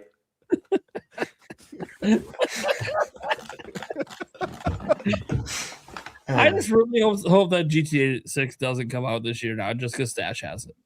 Yeah. If anyone else had it, dude, I've seen how competitive he is, and if he gets the competitive advantage of what's probably going to be the highest rated game of the year, god damn it! Right. I have a question. I don't think we ever encountered this problem, but can more than one person counterpick the same person? So, for example. Could you guys counterpick Wolverine, Onimusha, Mixtape, Control, and then I'm just like locked into like 4 or 5 games? Oh yeah. You can counterpick the same person. You can't counterpick the same game. So yes, got it. Yeah. That's brutal. We're not colluding, but if we were, we could collude to fuck you over. Yes. Yes. brutal. That being said, I kind of feel pity, so I don't want to counterpick anything you have. I feel so bad for you. Well, the thing is here's the risk. You have to be convinced that these games aren't coming out, because I'm telling you right now, the ones that might not land this year, I guarantee you are all going to score. I guess the biggest wild card to me, to be honest, is Mixtape. But I think Control will, if it releases, is going to be a banger. Onimusha, I think that is a safe mid 80s at worst, and Wolverine, I think, is a mid 80s at worst. So Mixtape is really the one. So you guys counterpick at your own risk. Just be aware, you might want to hold off. Yeah, okay. Hold off so I can drop something. Because I'm freaking out, man. before I can't swap out anything and then none of them come out. Oh man. Should we just go over a quick review of our teams? Sure. Yeah. For the audio listeners, because I don't know if we did a very good job. Yeah, let's do it. Eric, you're at the very top. So I'm at the very top. First. I'll do mine. So I have Resident Evil Requiem, Splatoon Raiders, Hollow Knight Silksong, Sea of Sorrow, 007 First Light, Crimson Desert, Monster Hunter Stories 3, Twisted Reflection, and Mouse PI for Hire. Awesome. Oh yeah. Colin, Yeah. So I have Fire Emblem Fortune's Weave, Forza Horizon guys. 6. Say your team names too, because people are going to be looking at our leagues, call. and it doesn't say our names on. Well, I guess it says Spice Lord and Lannister, but for yeah. audio listeners, I am Del Fuego. Nice. I am Unintelligent Systems, and I've got Fire Emblem Fortune's Weave, Forza Horizon 6, Trails in the Sky Second Chapter, Sorrows, Witchbrook, Phantom Blade Zero, and Reanimal. Damn, that dude, you've got a really solid list. Yeah, he does have a really good he's covering like the broad. Mhm. I'm very jealous of his list. It's broad genre. He's got the tactics game. He's got the racing game. He's got the RPG. He's got the cozy game. He's a He's gamer. got the action game. Sure, The he's a big gamer. indie. Yeah. He's a gamer. Bull crap. That man clearly isn't raising 3 children. He's a I gamer. know. I know.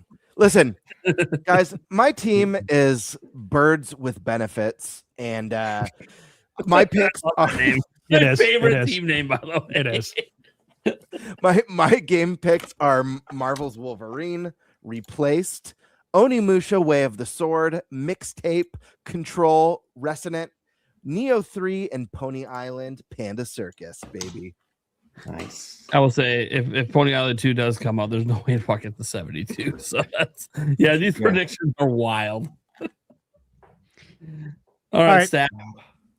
This is Thunderstash Gaming, and that is also my team name because I want everyone to know who wins. And fear. Yeah, no confusion. Just straight up, I'm the best. All right.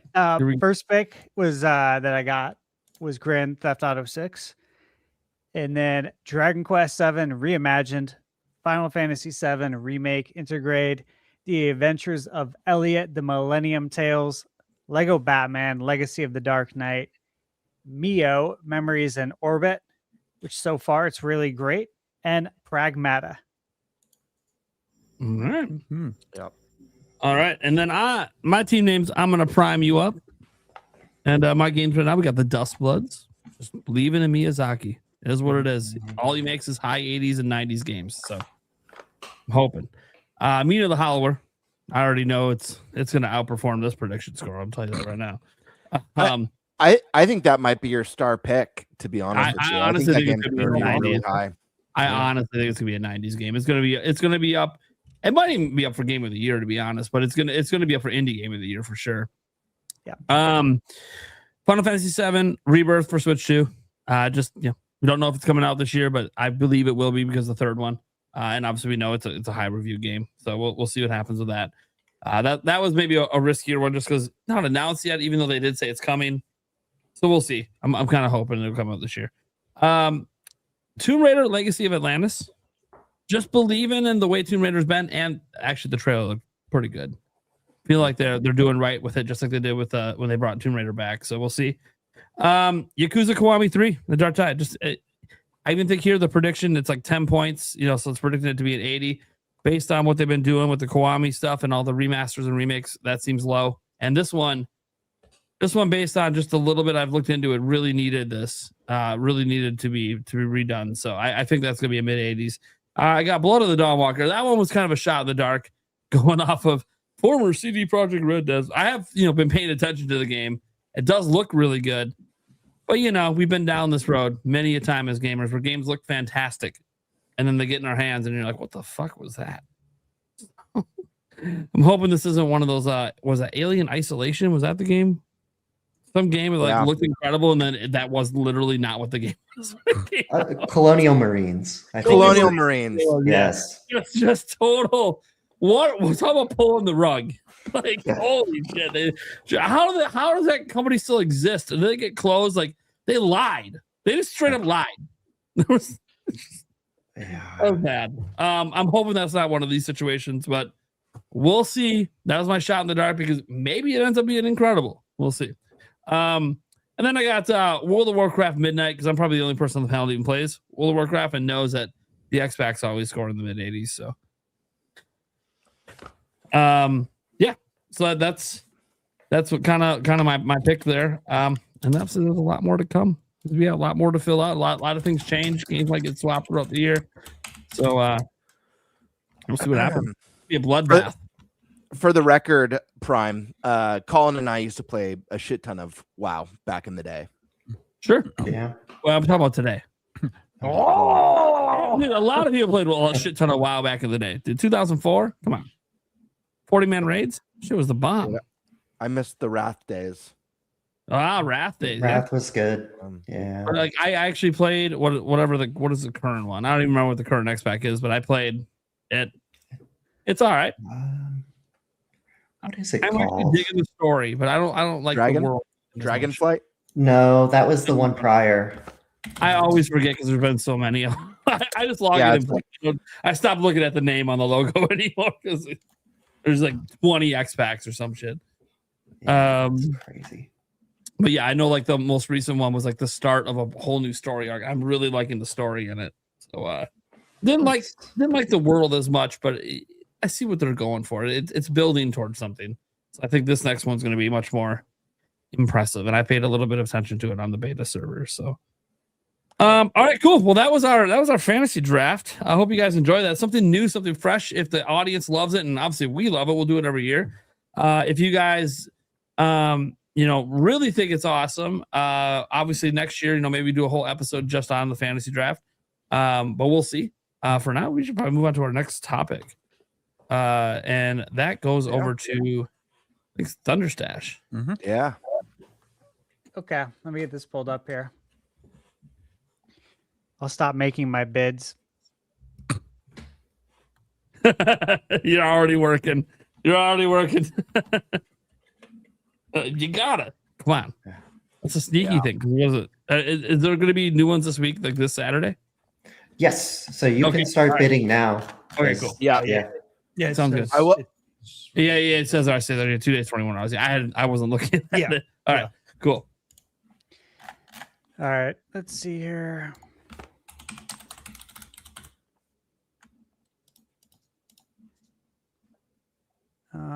Okay, 2026. Actually, hold on. I gotta get my drink for this. I got a good drink for this. Oh, whoa! Now a good drink. It's not gonna be alcoholic. It's gonna be something like. Has he got milk? Is he going with just plain old milk?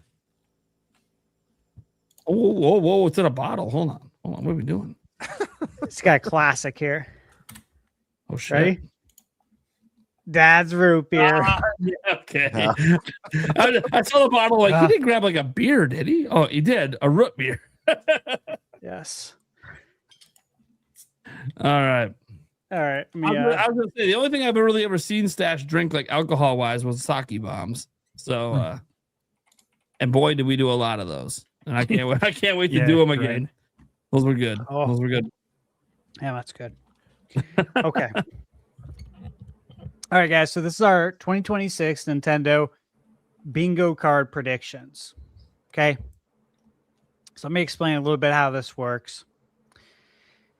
So again, these are predictions only, not confirmations. you have to choose unannounced Nintendo-related developments only. So no officially revealed games with known 2026 release windows. For example, Fire Emblem. You can't put that on there. We already said 2026 at the end of the trailer. The next thing, we're not predicting release dates. We're predicting new things that are coming to Nintendo. Rumored or leaked ideas are fair game. This can be a mix of Nintendo published titles, third-party games, indie, doesn't matter. You think we're gonna get a hardware revision? Put it on your bingo card. Mm-hmm. You think we're gonna get a special edition of something? Of maybe some hardware? Put it on your bingo card. Put on the You think we're gonna get some new accessories that haven't been announced? Put it on your bingo card. Of course, there's no guarantee any of these will happen. That's the fun in this. Wait, Stash Man, question. When you say unannounced Nintendo related developments only, so that means, like, for example, you cannot predict, like, if I was going to predict that there's a Fire Emblem dedicated direct that's going to land this year, that wouldn't be allowed? I think that's allowed. Yeah. Yeah, It's because it's related to an announced. Yeah, you can't say Fire Emblem It's coming out. is coming out, but you Got can it. say Okay. direct. Yeah, that's an unannounced. Nothing thing. that's been We don't confirmed. know if it's gonna get. Never I happened. mean, Sure. it should. Yeah. But we don't know. Feels like it should, but we don't know. Yeah, that's totally Cool. All right, let me see. I got a couple more bullet points here. Yeah, I think that's good. You guys have the notes, so you see what the rest of it says. Okay. Now let me ask you this: do you guys have your bingo cards done? Yes. Yes. All right. I think we give it to Dylan then to kick us off, since you are our guest. Mine's done. All right. Well, thank you. So yeah. I'll go ahead and kick it off. I do have so Gamebird didn't give me the correct info, so I have a few maybe known quantities, but I have caveats with them. I wanted to make them spicy, so We like spice here. let me Yeah, it's all share good. screen. I do. Okay. we love spicy things. All right. Let me know if you guys can see And- this. Let me mention this too, just for everybody, for all our listeners and everyone watching. We will be doing regular callbacks to this bingo card throughout the year to see how we're looking, just like we're gonna do regular check-ins on the fantasy critics. So this will make it, of course, a lot more fun. All right, take All the right. stage. All right. Is that good? Everyone can see. Yeah. Okay. So I know this year that or I guess it was last year, huh? Master Chief came to PlayStation. I'm not a big Halo fan, but I do think that Halo is due on at least the Master Chief Collection on Switch 2 this year. I think Makes sense. we'll finally get it. Good pick. I do believe the rumors about the Witcher 3 DLC, and I think that is a no-brainer to put on the Switch version of Witcher 3, and I think we'll get a Witcher if we haven't gotten a Switch 2 version of Witcher 3, I feel like that's an evergreen title. For my third, let me know if I'm going too fast. You're good. Okay. Oh, you're doing good. Okay, cool. My third one, I don't think we're going to get a new Smash, but I do think we're going to get a Switch 2 version of Smash. And I do think we'll get one more character pack. And I do think like the two most requested some of the most requested characters, and I think it will be like a third party pack. I think we'll finally get Doom Guy and Crash Bandicoot. That's a fun pick. That's a good pick. I like it. I believe the rumors about Pokemon Wind and Wave. It's Pokemon's 30th anniversary. I absolutely think that they would. I mean, Game Freak is the weirdest company like in the world. I can complain about them forever, but I do think that there's no way they don't release a new game for the 30th anniversary, but they've done stranger shit. So, but I'm calling this one is going to happen. Next one, I do think Monolith Soft has something in the chamber, and I don't think it's going to be a Xenoblade, and I don't think it's going to be a Xenogears, and I don't think it's going to be a Xenosaga. I think it's going to be some sort of new Xeno titled game. I maybe it'll be Xenogun. I don't know, but I think they're going to step away from the Xenoblade series and they're going to try something new, but still call it Xeno something. My next one, I don't think there'll be any Mario game. I don't think there's going to be a 2D. I don't think there's going to be a 3D. I mean, we'll get the movie, but for some reason, I just don't see it happening this year. This one I was iffy on for Mario Kart World DLC, but I looked at Mario Kart 8 and the Wii U DLC released the same year that they released Mario Kart 8. So I think we're going to get some DLC, and I think it's going to be similar to what we had gotten in the past, where it's like other Nintendo. So like maybe some F-Zero levels and some Zelda levels. I don't know how they're going to connect that to the world map, but like I'm interested to see how they do it. Because right now Sonic Crossworlds is just like killing them in the DLC. I do think that the Ocarina of Time remake is coming out, but I do think it's going to be somewhere in between, like what we got on the 3DS and a complete reimagining. I think it's going to be not 1-for-1, but closer to 1-for-1 than like an actual like completely reimagined. Yes, I think it's going to be. Yeah, I think it's going to be something in between. I think it's going to have like modern sensibilities, like even a jump button, but we'll see. I know this team is doing Adventures of Elliot, and they just did Octopath Zero, Traveler Zero, but like they are probably like next to Obsidian, like one of the most like prolific companies at putting out games just back to back to back to back. So I'm really hoping that we get a Triangle Strategy sequel announced. Probably my favorite game by that team. I think it's like Creative Business Unit 5 or some bullshit, some bad name for a team. I feel like Sony is still kind of trying to ride that like games as a service. And I know there's been talks about maybe putting it on Xbox, but I do think it's ripe to put on the Switch too. And I think, having played the game, not a big fan of it, but I do think that there's a good chance that it would run really well on the Switch too and see new life. So I do think it'll be coming. I know we're getting the Dragon Quest VII remake, but Square Enix has been pumping out the titles. I wanted to put 4, but 5 is such a fan favorite that I feel like it's, like they've already shown that they're willing to skip around. So I do think we'll get maybe a tease of a Dragon Quest V remake this year. Next, Blooper Team is, I know, working on some sort of Switch 2 horror exclusive. I don't think it's Eternal Darkness, but I do think it's going to spiritually feel like a successor to Eternal Darkness. And I think that's why they gave that hint of like this game could only be for Switch 2. So for my free space, I did put Fire Emblem, but I'll add like a take since I just drafted it. I think it's going to score at least a 92 is the shot I'm calling. So that's a huge shot.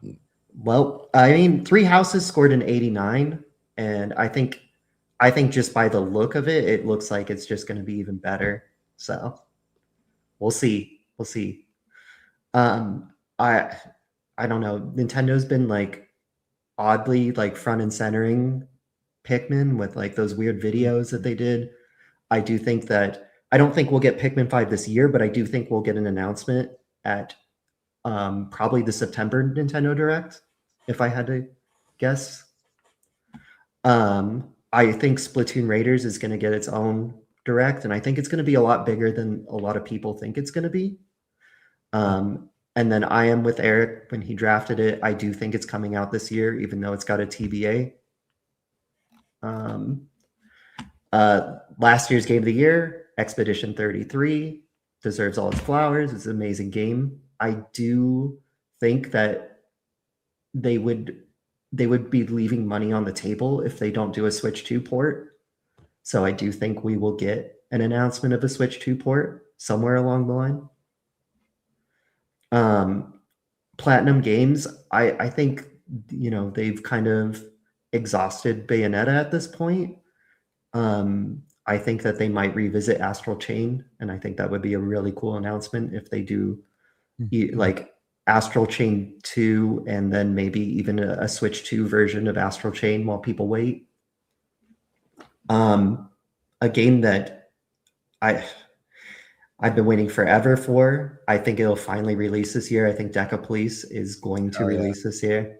Super excited for that one. So there was a weird interview with the director of Chrono Trigger not too long ago, and they asked him if a Chrono Trigger remake was in the works, and he said, if I answer this question, I'll get in trouble, which is like a really weird response when all you have to say is no comment or no. So I do think that we will get an announcement of a Chrono Trigger like HD 2D, and I think it's going to be announced at a Nintendo Direct. So we're getting Fire Emblem Fortune's Weave. I do think that Path of Radiance is ripe for the GameCube Virtual Console, or Nintendo Switch Online. NSO, yeah, same thing. So I do think we're going to get Path of Radiance sometime this year. So this is one that's been like speculated on for like ever, I feel like. But it just seems crazy to me that we have Mario Maker and we haven't gotten like 2D Zelda Maker. I think the closest thing we've gotten is like Link's Awakening. They had that extra mode. But it just seems like such an easy win to like give out the dev kit for the 2D and just let people design crazy stuff. Dude, if that ends up being a thing ever, I think it would be so huge, and have like the online, like the rating systems, and you could just play all the dungeons that people are creating with puzzles and different item arrangements and bosses. I think if done right, the game could be phenomenal. Oh yeah, it's a Zelda dream come true right there. Like, I don't know how much Nintendo focuses on their media presence, but like if I go onto YouTube Shorts, I think like every 5 videos it's someone doing some weird hard Mario Maker level. Yeah, I mean, I just feel like just for the media presence alone, a Zelda Maker would just go nuts. Well, look at how that fan base goes with Breath of the Wild and Tears of the Kingdom, with all the weird contraptions and like weird like ways that they find out how to do things. I feel like the audience is like perfect for exactly what you have on your card. Yeah. I do. So I'm not as hopeful that it's going to come out this year as Nintendo Prime for Final Fantasy VII Rebirth, but I do think we'll get the release date at the very least at the September Nintendo Direct. The Okami sequel, I do think that the next time we see it is at a Nintendo Direct and not a Jeff Keighley event. I feel like they have like a very like strong presence with Nintendo on this one, having done like Okami done on, what was it, 3DS or was it DS? I can't remember which. DS. DS, yeah. So I do think that we will see this at a Nintendo Direct this year, and hopefully get a 2027 release date on it. Yeah. So Konami is back. They're back in the game. They have released I think they've released collections for every single 2D Castlevania at this point. All they really need to do now is like get a team to make a new Castlevania. I'm not sure which team. I thought that the team that made the Prince of Persia Lost Crown, I didn't realize that they dissolved them and they put them into different teams. They didn't fire them, but like that team would just be so amazing for this. But I do think we're going to get a Castlevania 2D announcement. And then finally, I think because it's the 30th anniversary for Pokemon, I do think we're going to finally get the Black and White remakes. Hell yeah. But it's going to be a monkey's paw situation. It's going to be the most bare bones, basic, just like Diamond and Pearl, because I feel like Game Freak is like 7 steps behind the industry on like everything. So we'll see. It's my favorite Pokemon games, but like I hope they do them justice, but I'm just like not holding my breath for a good remake, but I do think we're getting one. So that's my bingo card. Hell yeah, dude. Hell yeah. I like it. Yeah. Yeah. That was good. That was a good Thank card. Our cards started a little similar. Okay. And then I changed them, but some of the stuff that I had originally on it, I don't anymore. Shoot, I'm definitely gonna lose then if we had similar cards. I'm just kidding. Oh. I'm sorry, you're my only target tonight. I know. Yeah. I mean, to be fair, Stash usually wins a lot of the bingo cards, but we'll see. One thing Stash sometimes does, and when his bingo card comes up, sometimes the bingo card is like 2 bingo cards in one. The amount of games he packs into them. Yeah, sometimes it's it's pretty wild. Bingo Inception. You'll card see within this a probably bingo card. happening now because this is for all of 2026. I guarantee he's going to have more than your standard number up for the bingo card. He's already nodding his head. We know. We've been down this road. He can't limit himself. It's impossible. I made it this morning. I'm like, I got to add another row. Yes, he can't help himself. So. It's all good. It's all good. It's all good. Well, I'm going to go last. If you guys are good with that. Yeah. It's your topic. You say who goes next. All right. But I want to be mindful of who's ready. Bird, are you ready?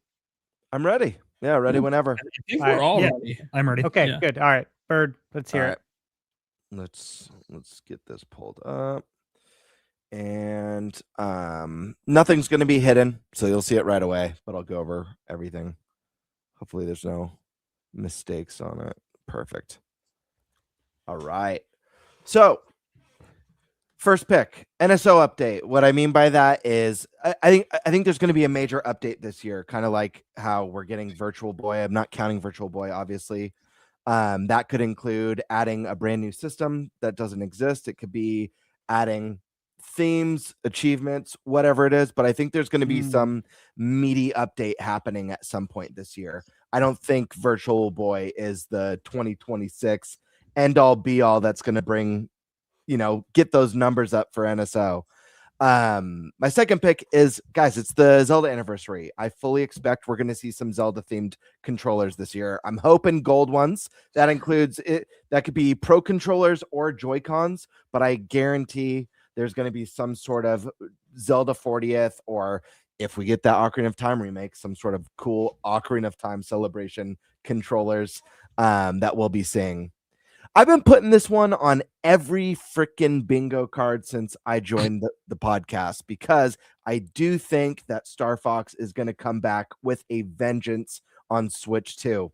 I don't know when, and I don't know how, but I'm really doing my best to will it into existence. So I'm going to just expect it to be on my bingo cards for the foreseeable future.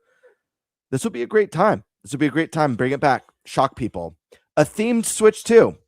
I think there's going to be a lot of big games this year, whether it's Pokemon, the next Pokemon, or something for the Zelda remake. But I also think there's going to be, beyond controllers, we're going to get a themed version of the Switch 2, probably with a bundle too.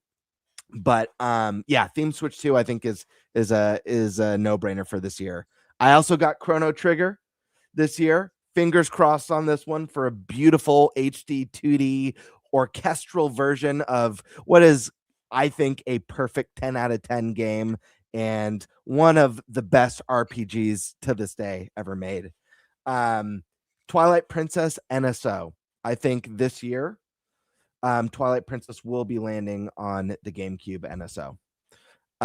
Bradley the Badger, one of my favorite announcements from the Game Awards this year. This game looked this game looked so cool, and the director of the Mario and Rabbids game is working on it. You know that this man has a deep love and respect for Nintendo, and seeing him tear up when Miyamoto came on stage was one of the coolest things ever.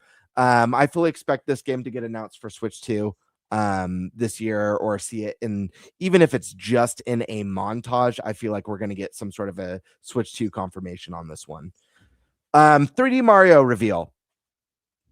I think we're going to see 3D Mario this year, late in the year. I'm saving it for the September Direct, but I think we're going to get a peek at what Mario's doing next. Hi-Fi Rush, one of the coolest indies on Xbox. We know Microsoft has a plan to put as much Xbox stuff as possible. We're getting indie.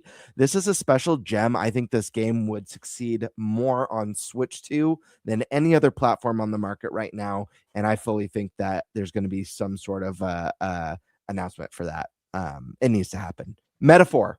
This is one that we've talked about many times. It's Atlas, guys. It's an RPG. It's one of the best RPGs of the last few years. And I think we're all in unison when we say Switch 2 and Switch is the place for JRPGs. It's just a perfect machine for that genre of games. We got some Eternal D. I think Eternal D is going to drop on NSO this year. Maybe around Halloween season. The Halloween part isn't on my bingo card, but this seems like a cool one. They're going to need to fill out the GameCube NSO platform. And I think one of the things that makes NSO fun is when we get those special games like this that are really meaningful, and there's really no other way to play it. I think this one makes sense to get in this year. A new Platinum game. I think Platinum's going to announce a new exclusive for Switch 2. I don't know if it's Bayonetta 4 or a new Astral Chain or a new IP, but I'm banking on some sort of reveal for a brand new Platinum game that's exclusive to Switch 2. Zelda movie trailer. I think we're going to be, I think we'll probably get 2 trailers this year. We'll probably get a teaser earlier in the year, maybe middle of the year, with a banger, like first full trailer, maybe towards the end of the year. I have a mistake on here. It shouldn't say RE for Resident Evil. I was using an old bingo card. That's supposed to say Deca Police. I apologize. I'll have to edit that. Deca Police finally comes. We'll let it slide to this year. Cool. Deca Police finally comes to Switch 2 this year. And I'll add a second part to that. I think it's going to be a sleeper hit.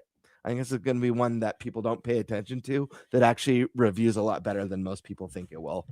Classic Sega reboots. I think it's time that some of these awesome games that have been teased get like fully revealed. That could be Crazy Taxi. It could be the new Golden Axe, but I think they're going to get revealed for Switch 2, and I wouldn't be surprised if 1 or 2 of them landed on the Switch 2 this year. But at the very least, we're going to be seeing one of those.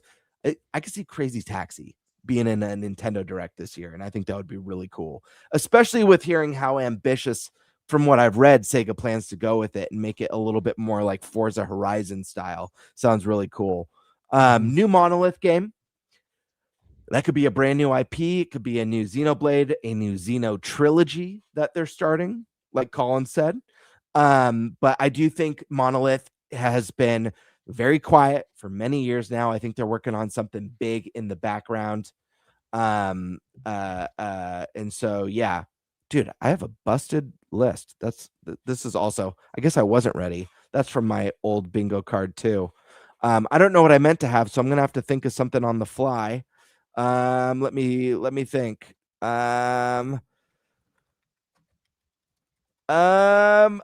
just gonna take a page off of Eric, because I don't know what I'm supposed to have here in Colin, and say that Splatoon is supposed to land this year. It's gonna land this year, guaranteed. And new Luigi's Mansion. I think it's time we see what that team's been working on for the last how many years now? 4 years, 3.5, 4 years. So Luigi's Mansion 4 would be really exciting to see. The third game was one on the series. Here's some hopium. Final Fantasy IX remake. We haven't even gotten the third Final Fantasy VII revealed yet, but of all the games from the NVIDIA leak, this is the only one that hasn't come true. I have a strong feeling that this is real, and this could be the year that we finally see it, or it finally gets teased. And I guarantee you this game will 100% come to Switch 2. I think we will get actually, no. Okay, scratch my Splatoon one. Sorry, guys. I'm beefing tonight. I had to throw us together right before the show. Splatoon, I think we're getting a Splatoon specific direct this year. So I have a blank space. I'll think of something by the end. But yeah, I think they're going to do I think it will release this year, and we're going to get a full direct dedicated to just this game to show how this game stands out from the rest. Metroid. I think we're going to see the next Metroid game. I know Prime has come and gone to mixed reviews. Overall, it averaged to be a great game, but I forget the name of the team, Mercury Steam, I believe, that made Dread. They've been radio silent for years now. I think it's a good idea to keep the momentum going. A Metroid game has come out. The name is relevant. Get another one out this year. Keep that momentum and build hype. Romeo is a Dead Man, the new Suda game. He mentioned in a tweet, I want to say like a couple months ago, that he'd love to have a version for the Switch. I think that's coy. I think there is definitely a plan to get this game on Switch, and I think it's very likely we can see an announcement for a Switch 2 version this year. Ocarina of Time remake. I'm gonna throw a bet in on this. I think it's real. The gamble is, do we see it this year? And I think yes, more likely than not. Could be wrong, but we'll have to wait and see. Pokemon Gen 10, I think, is very likely to at least be seen here, but I think it's also possible to release this year. I think it just makes sense with the timing. New controversy.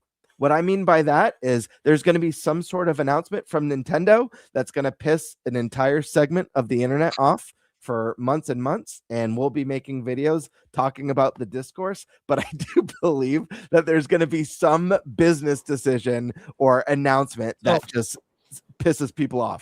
I have to say something. First off, shout out to Odo, it's Alex for Tonga Plays and all the content creators out there that have made videos not liking my video game opinions, because all of them have come through to help support what's happening with my family. I think it's funny because we're 7 days into the year, and I'm actually shocked. Correct me if I'm wrong. Nothing controversial has happened with Nintendo yet. Not yet. Yeah. But I'm banking on that. It's coming. It's coming. We all know it's coming. It's just, I almost thought while I was gone, something new was going to happen. Ocarina of Time remake's going to be $90. Oh, there we go. Oh my God. There it is. So I've got to fix one of my blank spaces. I'm going to take another one from Colin, because I think this is a great prediction, and it's one Stash has made many times on the podcast, and I think he makes a really great point on it. So I'm going to replace the NSO game, that second NSO GameCube update, with a Switch 2 version of Smash Bros. Mm-hmm. I think that's pretty sound. And that's my card, folks. Sorry for the little bumps along the way. It's all right. Yeah. Okay. All right. All of us have little bumps. It happens. Eric, you want to go next? Yeah, I can. I can't wait to see Eric's card. I have no idea what's on it. Well, I think I know one game that's on there. Unless he was just yanking my chain for half hour while he was making his card. Right. He only said it to me like 17 times. Oh no, it's definitely on something he's willing into existence himself. It's definitely on there. All right. I love using the direct one to be for 2026 over. Yeah, right. That's hilarious. Nintendo 2026. All right. I think we're gonna get a new Animal Crossing game, Okay. Star Fox game, Luigi's Mansion 4. Oh yeah. I think Master Chief Collection is coming to Switch 2. It is Halo's anniversary, I believe. Looking that up. Diablo 4 coming to Switch 2. That's a good call. Or Diablo. It is Switch. the anniversary, Eric. I literally didn't even is, have okay, that. yeah. Damn. Starfield. Mm. Zelda Switch 2. Okay. I could see it. Again, I had Hi-Fi Rush just like Gamebird did. God of War coming. Red Dead Redemption 2 God coming. of War, that's a big one. Yeah. Red Dead Redemption 2 coming. A new Kid Icarus game. Again, anniversary. So I could see him doing something. Dude, you put Baldur's Gate 3 on here. I'm so happy. Yep. Baldur's Gate 3. Oh, I'm so happy. I really want that one to come. Yeah. Oh, man. The one that I'm willing into existence, Snowboard Kids 1 and 2. One that I think would be fun is any of the backyard sports games. I don't know when they're. This is not obviously not announced, besides that they're coming back. But yeah, I think they're a lot of fun. So I'd like to have them on Switch. They are. Castlevania, a new Castlevania game. Okay. New Sonic game, being again another anniversary. Mm-hmm. A new Crash game again, anniversary. Yeah, another anniversary. A John Wick game. I'm surprised that hasn't been turned into a game. There is one. It's called John Wick Hacks. Is that like an actual video game or is it a? Yeah. Okay. I don't, But that wasn't very good, right? I think that game sucked. Am I wrong? I Um, remember like trying it out and I was like not impressed. I didn't play it, Hmm. so Because I like John Wick. yeah, I'm just kind of surprised that I it like hasn't- him too, like as a person. But I don't know about the game. I like what he's about. Yeah. You fuck up my dog, I fuck you all up right?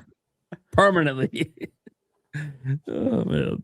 I'm just kind of I could see like a 007 type game, but being John Wick. What themed. John Wick style? Yeah. Yeah. Pikmin 4 Switch 2 edition. Pokemon Gen 10. Again, anniversary. So Mega Man. New Mega Man game. Come on. You're so overdue. Right. A brand new game. I don't know. Brand new franchise, brand new game. Brand new something IP. that we've never heard of before. Yeah, new IP. Yep.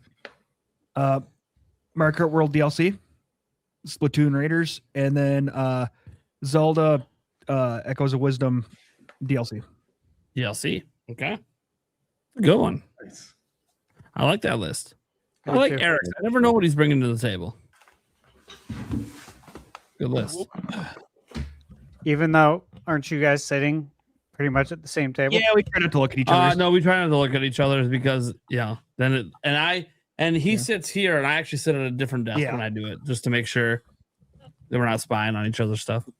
I was just making a joke. Well, yeah. Oh. I mean, yeah. Just Well, I play, thought- play on you- words. You said you don't know what he's bringing to the table. Yeah, well, But I you're mean, We at are the same technically sitting table. at the same table right You are now. on we're the sitting same at the table, table right so- now, but we weren't sitting at the same table we made it. You know what I mean? I know. Well, I We're don't know not if you know. worried. I don't really talk about how my studio is, that I don't do most of my work at this set. This is a Right. set. This is not where I actually edit videos and do all my research. Ooh, Boo Mini. Real and quick. Wisdom Amiibo. Real quick, I gotta ask, Stash Man, how is that root beer? Is it good? Oh, dude. Oh, yeah. I know how good that root beer is. Yeah. It Never had it. tastes Mm. like, the 80s. It's really good. I mean, he's not wrong. It tastes like the 80s. He's not wrong. I love it. I love it. Oh my god. So I think I'm next. Yep. We'll just kind of fly through this like Eric. I don't think we need a ton of explanation. Just a couple spots I might have to explain what they mean. Ocarina of Time remake, that's what the top left is. I think that's not just announced, coming out this year. That's what that spot is, coming out this year. For the 40th. You know, we got the Zelda Lego set coming, all the teases, stuff we've been covering. Yeah. I think it's coming out this year. Monster Hunter Wilds. Look, guys, the data mines are out there. Mhm. Yep. The game has had work done for Switch 2, quite a bit of work done for Switch 2, Yep. suggesting it's probably planning to come out this year, Yep. maybe seen as soon as the February Direct, but it's not announced yet. So There's no Lock that guarantee. shit in. Yeah, they could have did the work and then just decided they couldn't get it to work, so then it's not coming. But I know that Capcom knows there's a lot of Monster Hunter fans in the Nintendo fan base. They know it. They're wild about it. Yeah. So I mean, we're talking about potentially millions of sales missed out if they don't get it over to Switch 2. So the fact that we already had definitive evidence that work has been done means that they're pretty serious about getting it over. By the way, I'm extremely curious how it runs, since it runs like shit on pretty much everything. But hey, they're putting in the work. So Right. they obviously feel like they can do something here. So we'll see what happens. Fallout New Vegas. Look, we saw the reports today. If you didn't see it from Windows Central, Jez Corden, he's pretty connected with the Microsoft stuff. And Microsoft brings a lot of their stuff, multi-platform. Fallout's more popular than ever thanks to the TV series. Season 2 somehow ranking higher than Season 1. I barely started Season 2 because I'm trying to finish off Stranger Things. But yeah, that's that one's coming over this year. New Kirby game. I didn't know how specific I wanted to get because I feel like they should go with another Forgotten Land style, but just a new Kirby game. You know, whether it's a spinoff, whether it's a side scroller, whatever they decide to do. I think there's gonna be something Kirby, brand new, not a remake, not a remaster, brand new Kirby game this year. Call of Duty finally making its way to Switch 2. I know, like we pretty much know what Call of Duty it's gonna be, but since it's not announced yet, I just went with just Call of Duty in general. But Call of Duty is coming to Switch 2 this year. So the Joy-Con 2s you see there, those are just there to say that I think new colors are coming for Joy-Con 2s this year. New colors, new colorways. We got the orange, we got the blue. I think there'll be some other ones. They might line up with game releases. I don't know. But I do think some new colors are going to be coming. So do you think they're going to stick with the black and do the I colored no part idea. of it? Or do you think they're going to actually give us different colored shells? I have no idea. Just new colors. Fair enough. Pokemon Winning Waves. It doesn't really have to be that. It's supposed to just Gen 10. I know that's what the leaks and stuff say it's called. But they might change the name. But Pokemon Gen 10 coming out this year. Like 30th anniversary, but more than that, more than the anniversary stuff. It's really just that we literally had the Giga League, and this was the target year for Gen 10. So I think it's probably on schedule. I think the games are probably going to disappoint like Pokemon games usually do, but it's coming out. So that's all that matters. Mario Kart DLC. Don't pay attention to what's some fan-made image, but Mario Kart DLC, I think it's coming this year. Not just announced. They're going to begin it this year. It's going to be a multi-year, wave thing, which is totally fine. They did that in the past. They'll do it again. Makes a lot of sense. Luigi's Mansion 4. I think no 3D Mario this year, but Luigi's Mansion 4.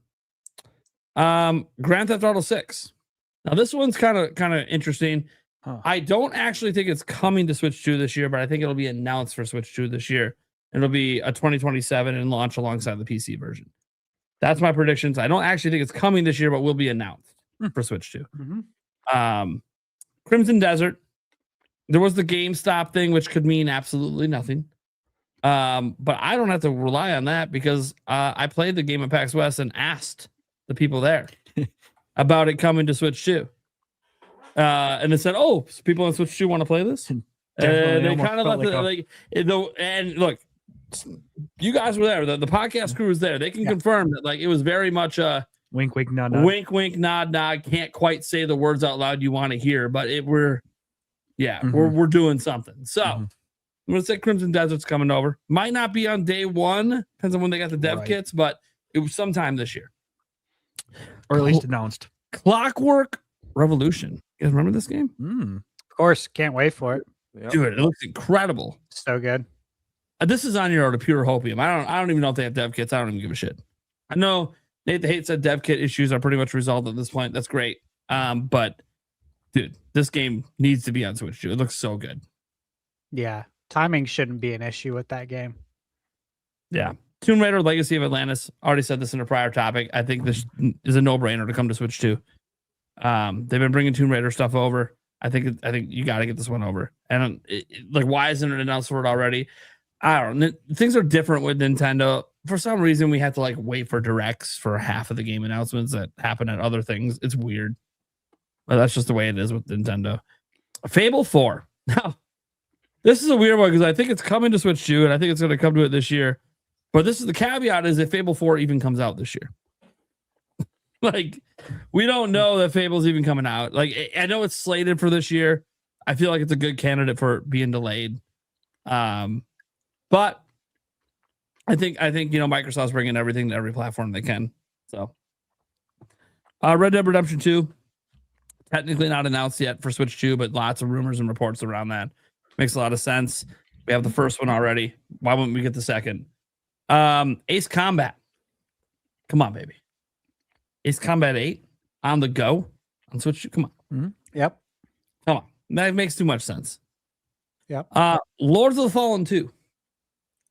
I really enjoyed the first one. I haven't played the second one yet because I've had a hunch for a while that it's coming to Switch 2. There's no really rumors or reports around it. It's just something I think is going to happen. Star Wars Galactic Racers. I know it's not announced for Switch 2, but come on. The original pod racer was N64. What are we doing?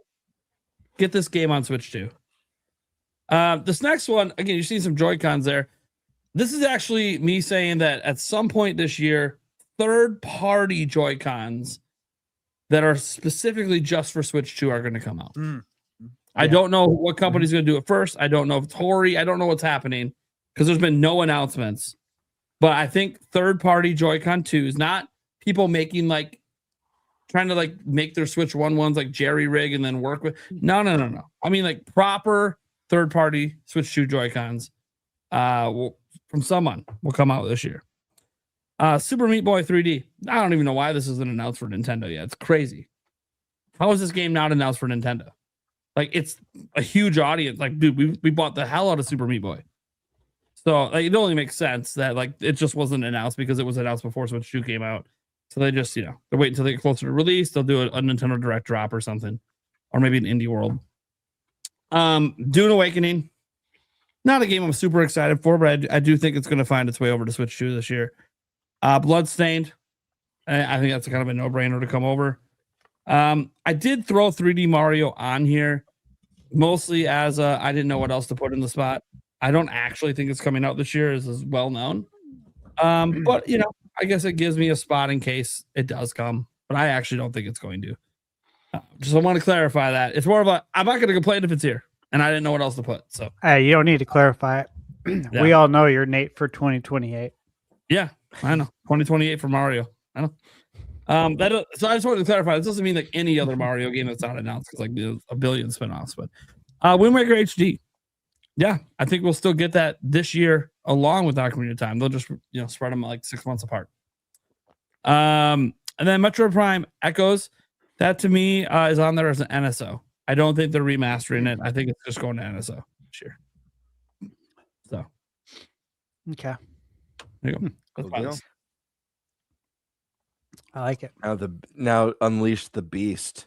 I feel bad that 3D Mario's on there. Honestly, guys, time crunch. I barely got this thing done. So yeah, just say what I say. There's going to be a teaser trailer or a trailer for it. Because I don't think there will be one though. Well, that's because you make 0 sense. Sorry that I follow Nintendo's game development so closely. All right, here we go. Stash with the double bingo card. Here we go. Okay. First up, Halo Master Chief Collection. Again, this is a big anniversary. 25 years. Xbox is going to start their marketing cycle soon for the 25 years. And really, there's no better time to bring the Master Chief Collection over to Nintendo. Baldur's Gate. Yes. Again, expecting mouse mode as well. This has been on other bingo cards, so you guys know this. Kingdom Hearts. We're gonna actually get Kingdom Hearts. It's not gonna be the cloud version. Okay. So will it be physical? I don't know. I'm not going that deep. I'm just saying we're gonna get it. It's gonna be the non-cloud version. Silent Hill 2 remake. I expect this to come to Switch too. Wave Race Blue Storm. Oh, coming to GameCube NSO. please come to GameCube NSO. Give us some online Not- play with. No new wave race. No, absolutely not. Damn it. I wish. That water though, those water graphics, man. I know. Professor Layden. It'll come out this year. It better come out this year. I mean, come on. I know. Oh man. Mario Kart World DLC. You'll see. Yeah. Fully expect it. Again, been talking about this since I think 2024. Now, what this generic box art means, again, is the text right here. The new Mario will be revealed. We'll see it. Hell yeah, dude. I'm right there with you. Not released. Just I'm revealed. just saying it's going to be revealed. I don't need to give any other prediction outside of that. So you're not If confident. it's revealed, I win. Gen 10. So not Pokemon. confident this year. Good to know.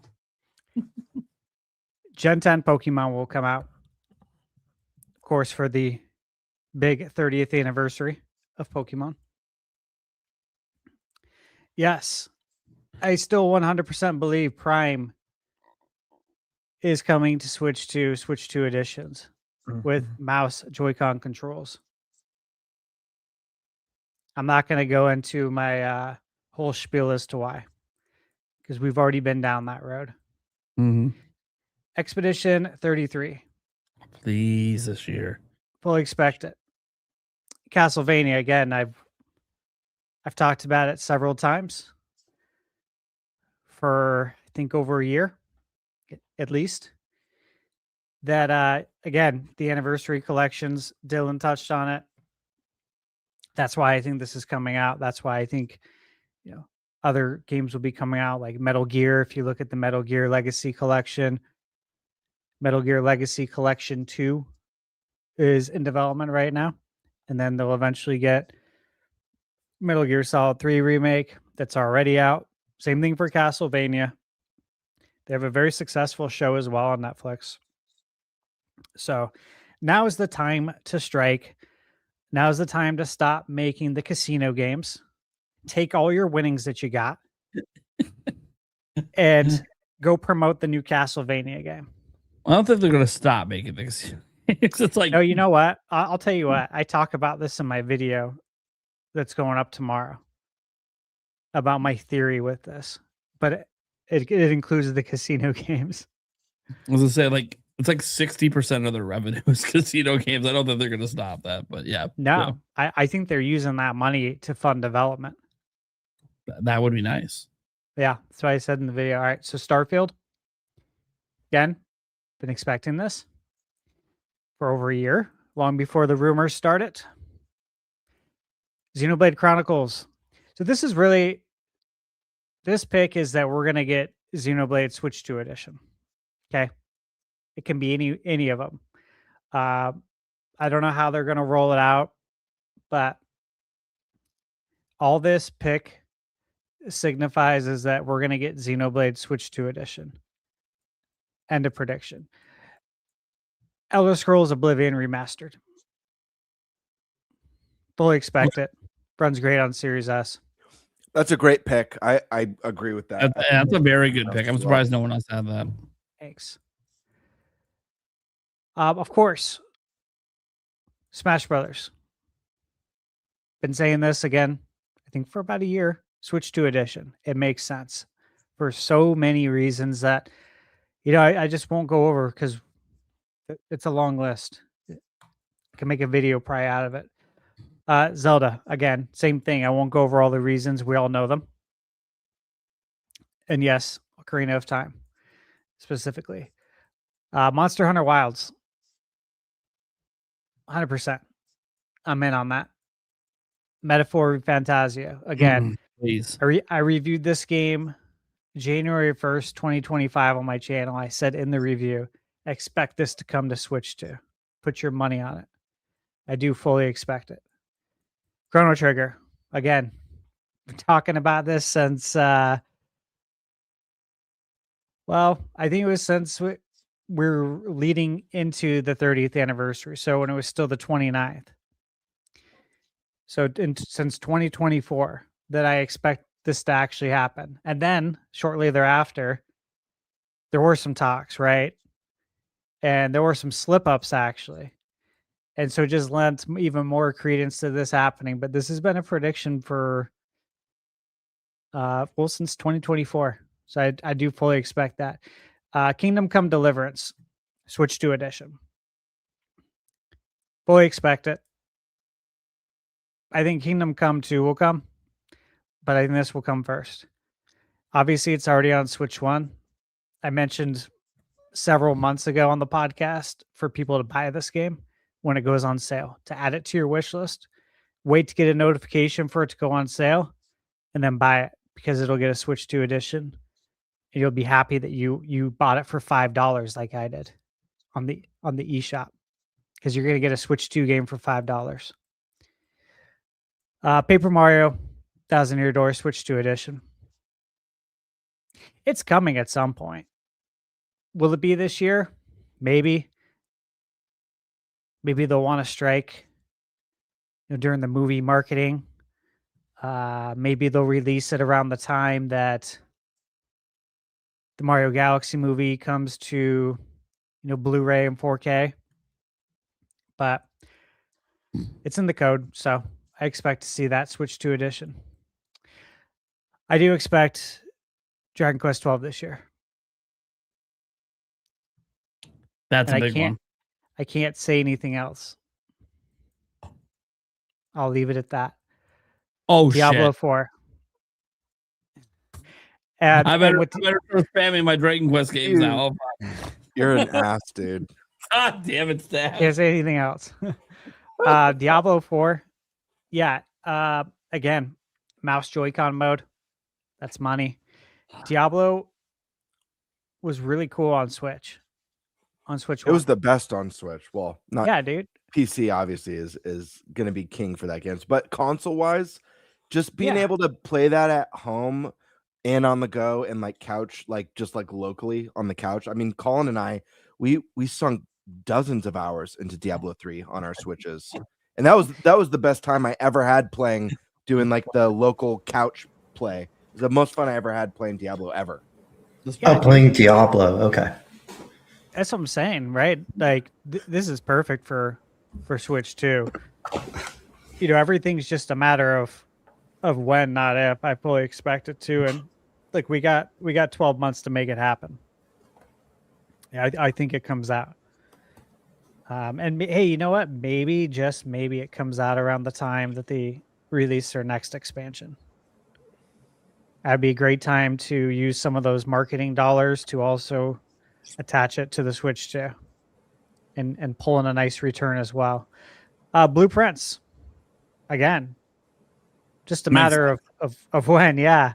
And so, as we know, development kits, they're out there now, right? We've seen the news that the developers who want it, they got it now. So I expect this to come over this year. Again, another one that I mentioned to pick up when it goes on sale, because it'll get a Switch 2 edition. That's Witcher 3.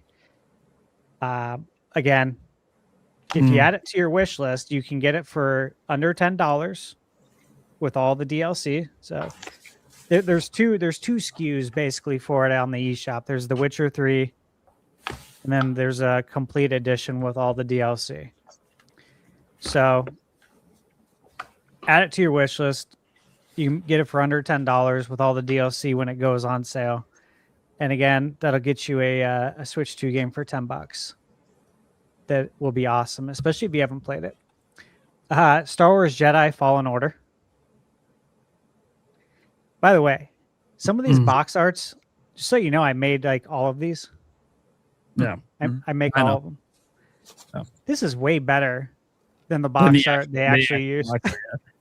It's I'm gonna have a future in this. This was a great pick, and just like you earlier, I can't say why, but yeah. Yep, I know. Fuck. So yeah, I didn't include any of those kind of things because I felt like it was cheating. That's fair. Well, I picked Fallen Order because that's the first one. Yeah. I think we'll get the second one. Don't know, the following year maybe. Doom: The Dark Ages again.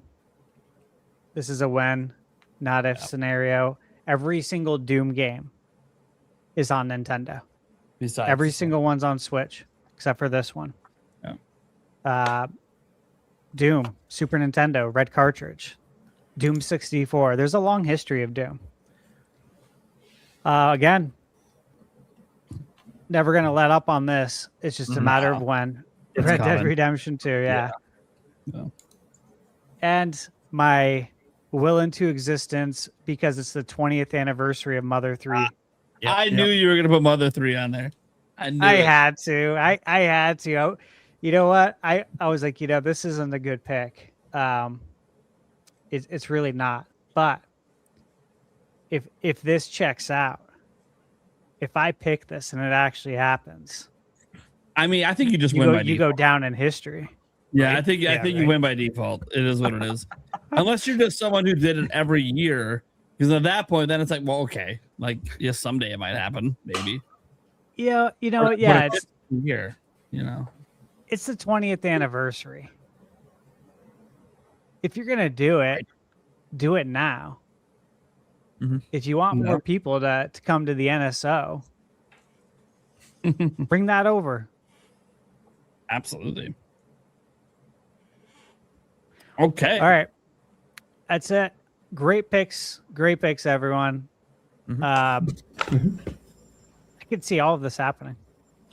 Yeah. Everyone. I mean, a lot. Stash, you had a huge bingo card, but I think they're all great picks. I mean, a lot of the stuff that was on your card is stuff that I think a lot of us were saying, like, oh, this stuff's definitely coming to Switch 2 on the podcast many times. Yeah. And a lot of stuff that's landed on our bingo card. So I think most of the stuff on your card, if not all, could come true next year. Or this year, sorry. Yeah, there's gonna be a lot to play. Especially if you're a multi-console owner. How That's do you even keep up? I mean, you can't. you can't. Mhm. That's the worst part about being a multi-console player. It The is. backlog is Yeah. it's like an evil force of Hangs nature. over you. I know. Hangs over you. Okay. So I guess, guys, that's time for me to go into the rumor mill and obviously talking about direct stuff. So just to be very clear, there is no current rumors on when the next Nintendo Direct is happening. Okay. There's nothing out there yet. Usually there's one in February. Usually we start to hear some rumors towards the end of the month of January. But it's interesting to talk about because there is a lot of rumors for a bunch of games.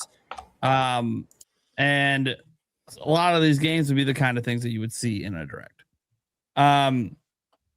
So we're going to go over a bunch of the rumors that are currently going on. And dude, so many of these happened while I was gone. So this is insane how many just like popped up in 2 weeks. And we'll start with the first one here coming up from Nintendo Universo here. Let me share their post here over on the website that they have by Necro Felipe. And he says the developers of Ark Survival Ascended are working to release a version of the game for the Switch 2. So the studio behind Ark Survival Ascended has confirmed it is actively working on a version of the game for Switch 2.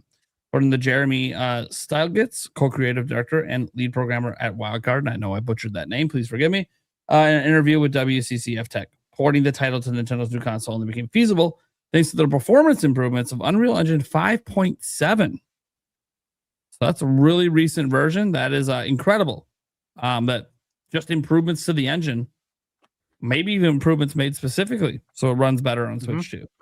This is a big That's deal. what I'm kind of hearing here with 5.7, even from some developers I've talked to. Like, it really feels like this was specifically targeted to make this engine work on Switch 2. So the internal test revealed that the improvements in the new version of the graphics engine provide a performance gain between 33 and 40% on the GPU. This was a huge update. So like these Unreal Engine games out there, if they can convert over to 5.7, massive performance games on Switch 2. Like I said, this really felt like a Switch 2 targeted update for Unreal Engine 5. The developer highlighted that although the console has more addressable memory than the Xbox Series S, the biggest challenge utilizing the graphics processing power to maintain advanced visual features such as Lumen and Nanite, which, yes, those are the two things that we haven't really seen. Like Fortnite's using Unreal Engine 5 on Switch 2, but it's not using Lumen or Nanite. But there are some games that it's absolutely required with Unreal Engine 5, and now it seems to be possible to do with the 5.7 update. The team's goal is to deliver a visual experience close to that of Xbox Series X or PlayStation 5, albeit at lower resolutions, such as 1080p or maybe 1440p in docked. Achieving a stable frame rate remains an obstacle. The game is currently running in development around 20 FPS, but the studio is aiming to get it up to a solid 30 before it comes out.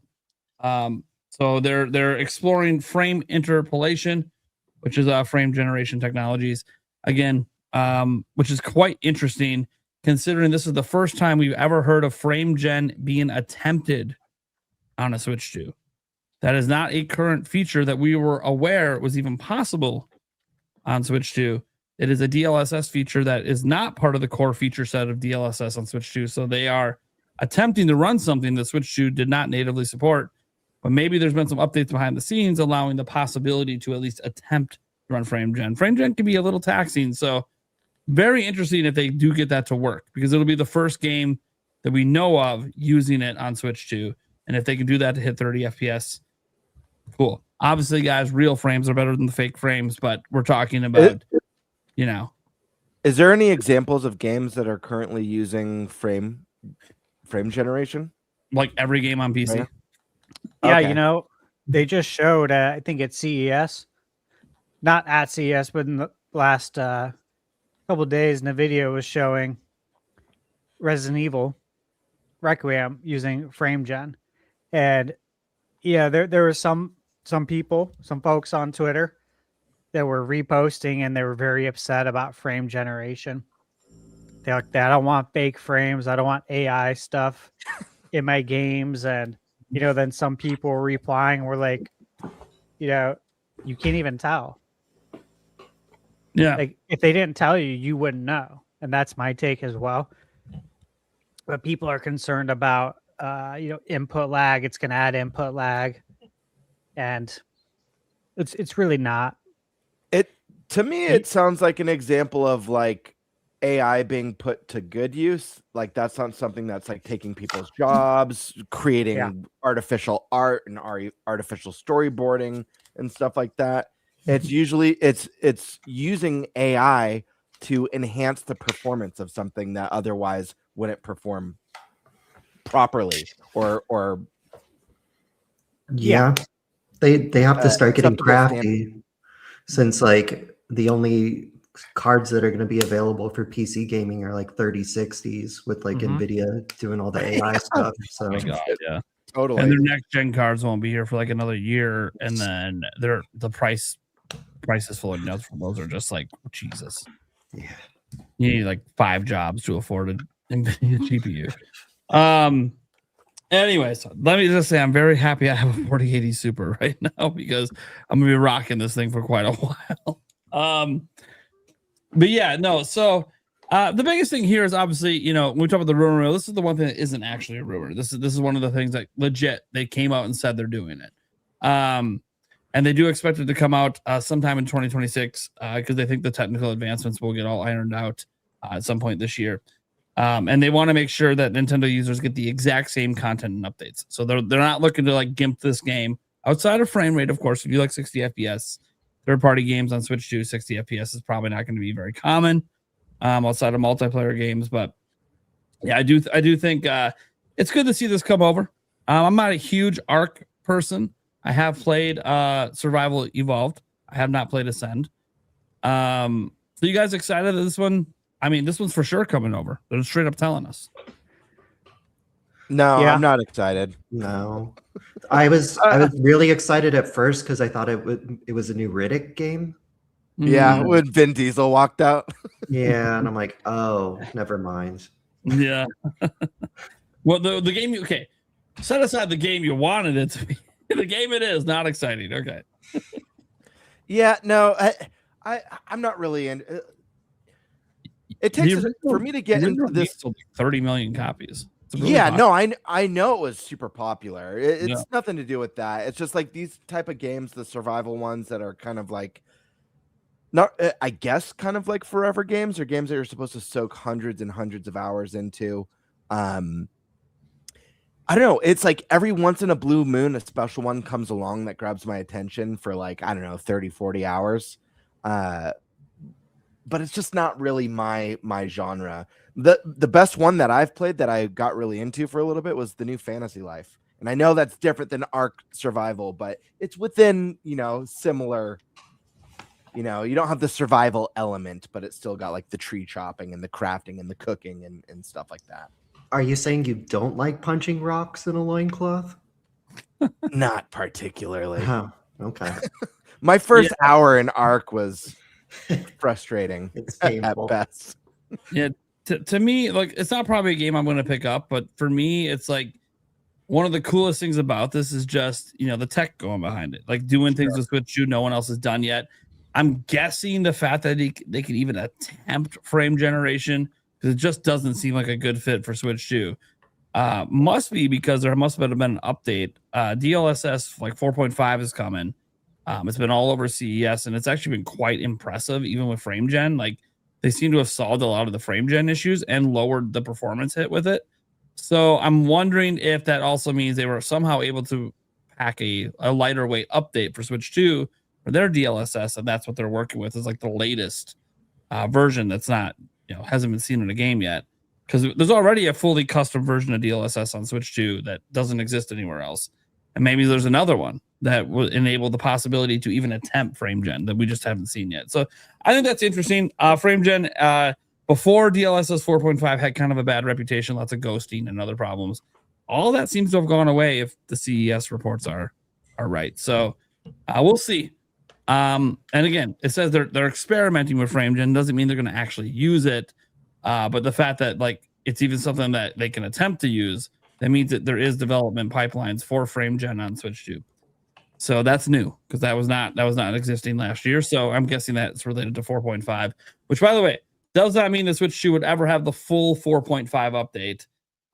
No, there's going to be certain features that won't be there. But if they're able to somehow get frame gen to run at like 30 FPS, and they were showing some of this stuff at CES that at 30 FPS, actually frame gen was doing really well.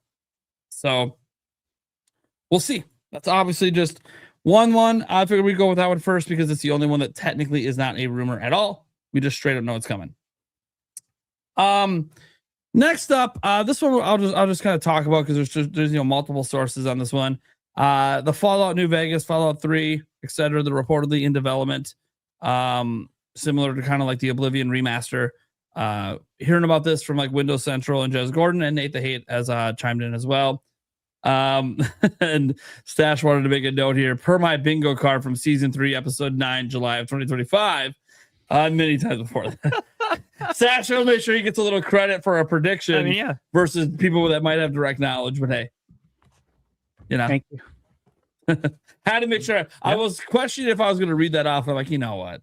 He made the notes. I wasn't expecting you to. That was just for you. Yeah, I know it was just for me, but I was like, I usually make most of the notes. If you guys don't know that watch the show, I usually make most of the notes every single time. But because I've been out of the loop and I'm still not fully back, Stash kind of did pretty much all the notes today. So I was like, and the last two episodes. So like I wanted to make sure that he got his little public recognition in for saying this back on season 3, episode 9. Anyways, so yeah, Fallout games. Obviously, Fallout's had a huge resurgence, especially with the show doing incredible. Even Fallout 76 has started to get some pretty great updates. People are starting to enjoy that. Dude, the crazy thing is, I never thought in a million years, it's because of the Fallout show. Yulia was playing Fallout 76 today on Game Pass. And I'm like, wait, honey, are you playing Fallout? Dude, you're not even all you do is play Zelda and Fortnite. Where the fuck did Fallout come from? Like, dude, let's go. Like, the Fallout 76 isn't like the greatest one to play, but I mean, it's not a bad game now. They've had a lot of updates to it since the olden days when it first came out, and it kind of wasn't all that. Since the duffel bag days. The duffel bag days, yeah. Man. It is much better than it used to be. And obviously, it's got updates in it now that include stuff from the show, so that makes people obviously want to play it more. So yeah, I don't know. You guys excited for these games? Potentially coming over to Switch 2, maybe? Yeah, actually, New Vegas. New Vegas is a big one. Yeah. New Vegas. Like that's the fan favorite Fallout. The show. I only barely started the show. I've watched like 3 episodes. Really loved what I watched. I know season 1? 2 season 1. Season 2 good. just came out. But I'll tell you what, I definitely fell victim to you know how like sales numbers like skyrocket when like a game to show comes out or a game to movie comes out.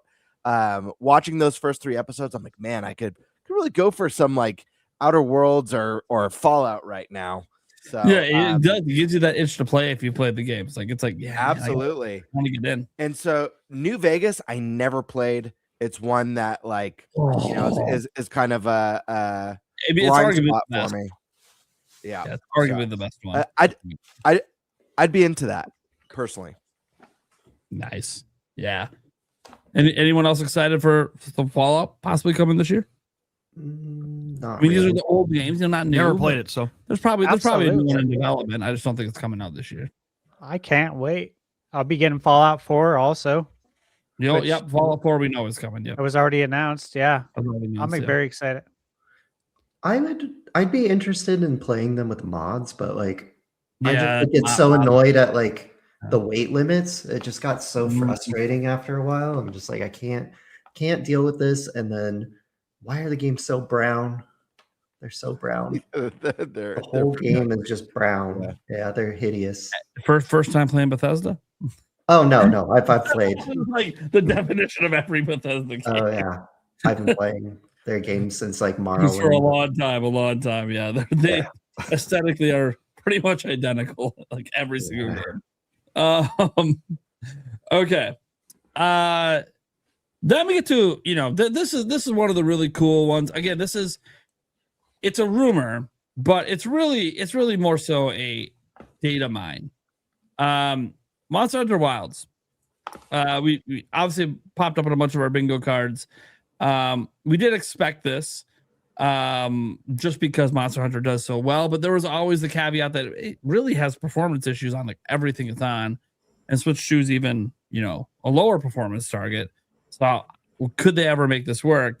Well, yeah, actually, there's a bunch of stuff from Datamine showing that it can work, and some of the sacrifices they're making to make it work that actually seem to make sense, and most people seem to not be too bothered by.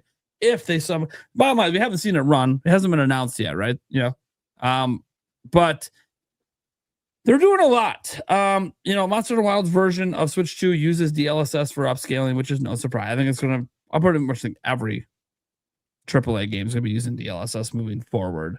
Now that they have the dev kits and have them for a while.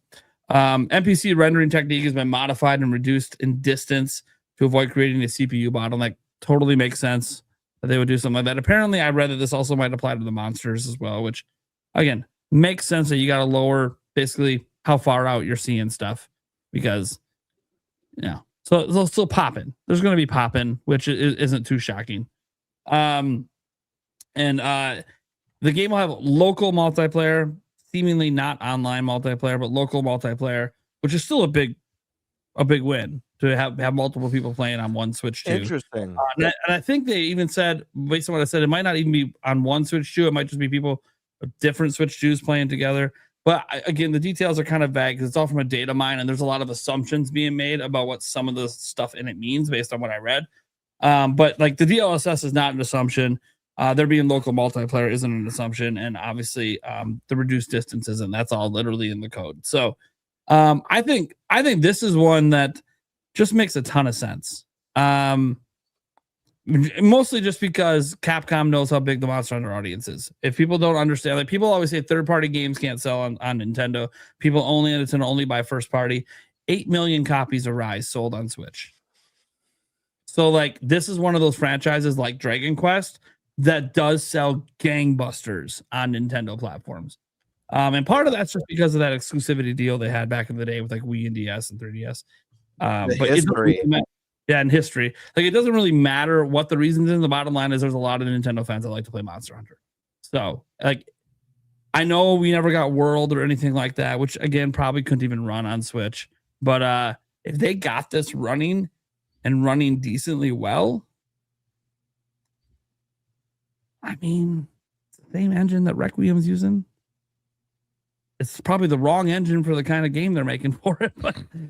But what? I mean, that's why it runs like shit on everything, because they're doing things with this engine that was never really meant to do. But you know, if they got it to work and it's running at 30 FPS, that's my big thing is it doesn't run at like a rock solid FPS on anything. So I'm really scared that it's like a 30 FPS, but it runs at 15.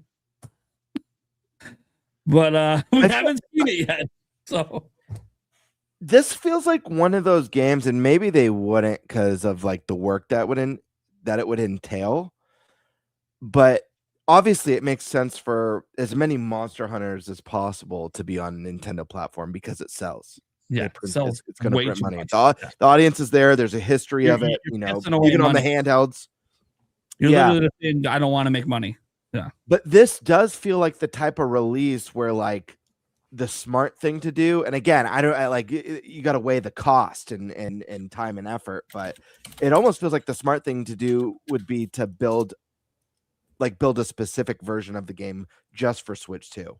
Like it's like its own, you know, kind of like how they built a Monster Hunter specifically for the Switch when they built Rise.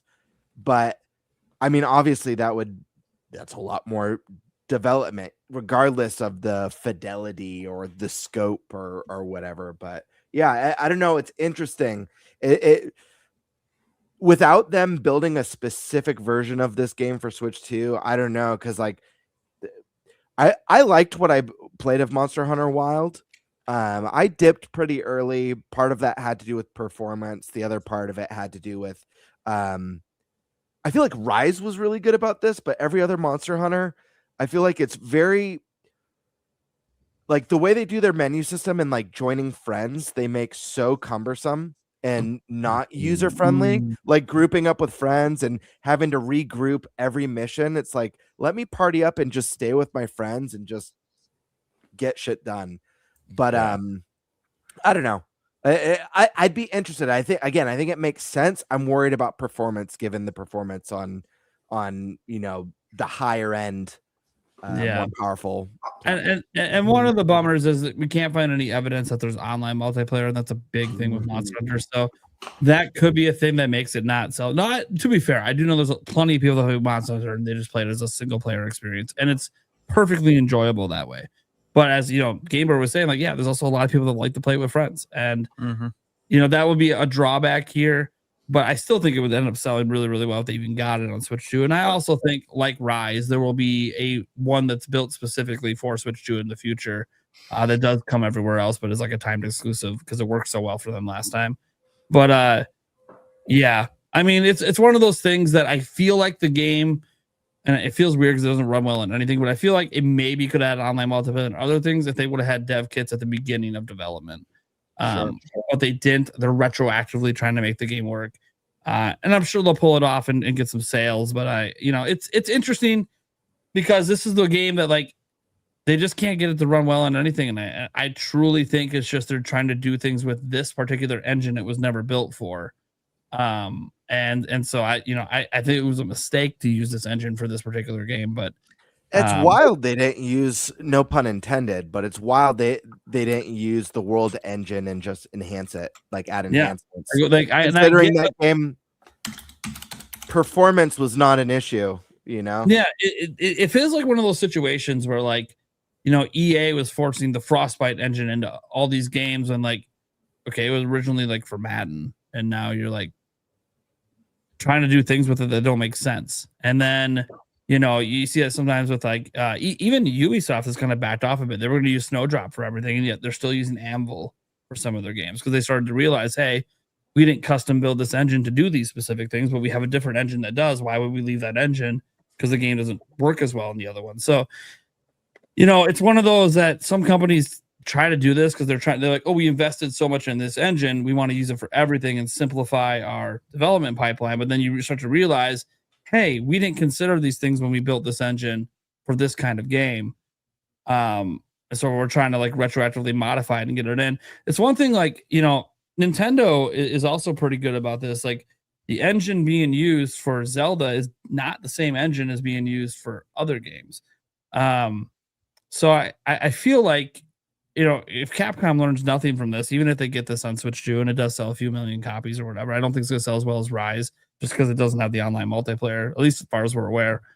I think that the lesson they should take away from this is they shouldn't try to force their newest engine to be for every type of game they make, because it just doesn't make sense. And they already had engines that were working well with Rise, working well with World. There was no reason to just jump to this just because it has newer features when you can't. I mean, dude, guys, I've seen someone running this game with a 5090 and seeing crazy 90 FPS drops. And all he was doing was running. Nothing even happened. Like, it's just, they're doing things with this engine that it was never built to do. And I don't know if they'll ever get that ironed out, because it requires when the engine itself is flawed for the idea, it requires so much custom dev work that you're almost building a new engine. So if they get this running on Switch 2, that's awesome. That was one of my caveats, is that it just runs so bad on everything. But like, they know there's sales. They're missing out on millions of sales and they know it. So I'm not shocked that they're going to try to get this up on Switch 2 and see if anyone will buy it. But there's going to be some caveats and drawbacks, probably such as no online multiplayer.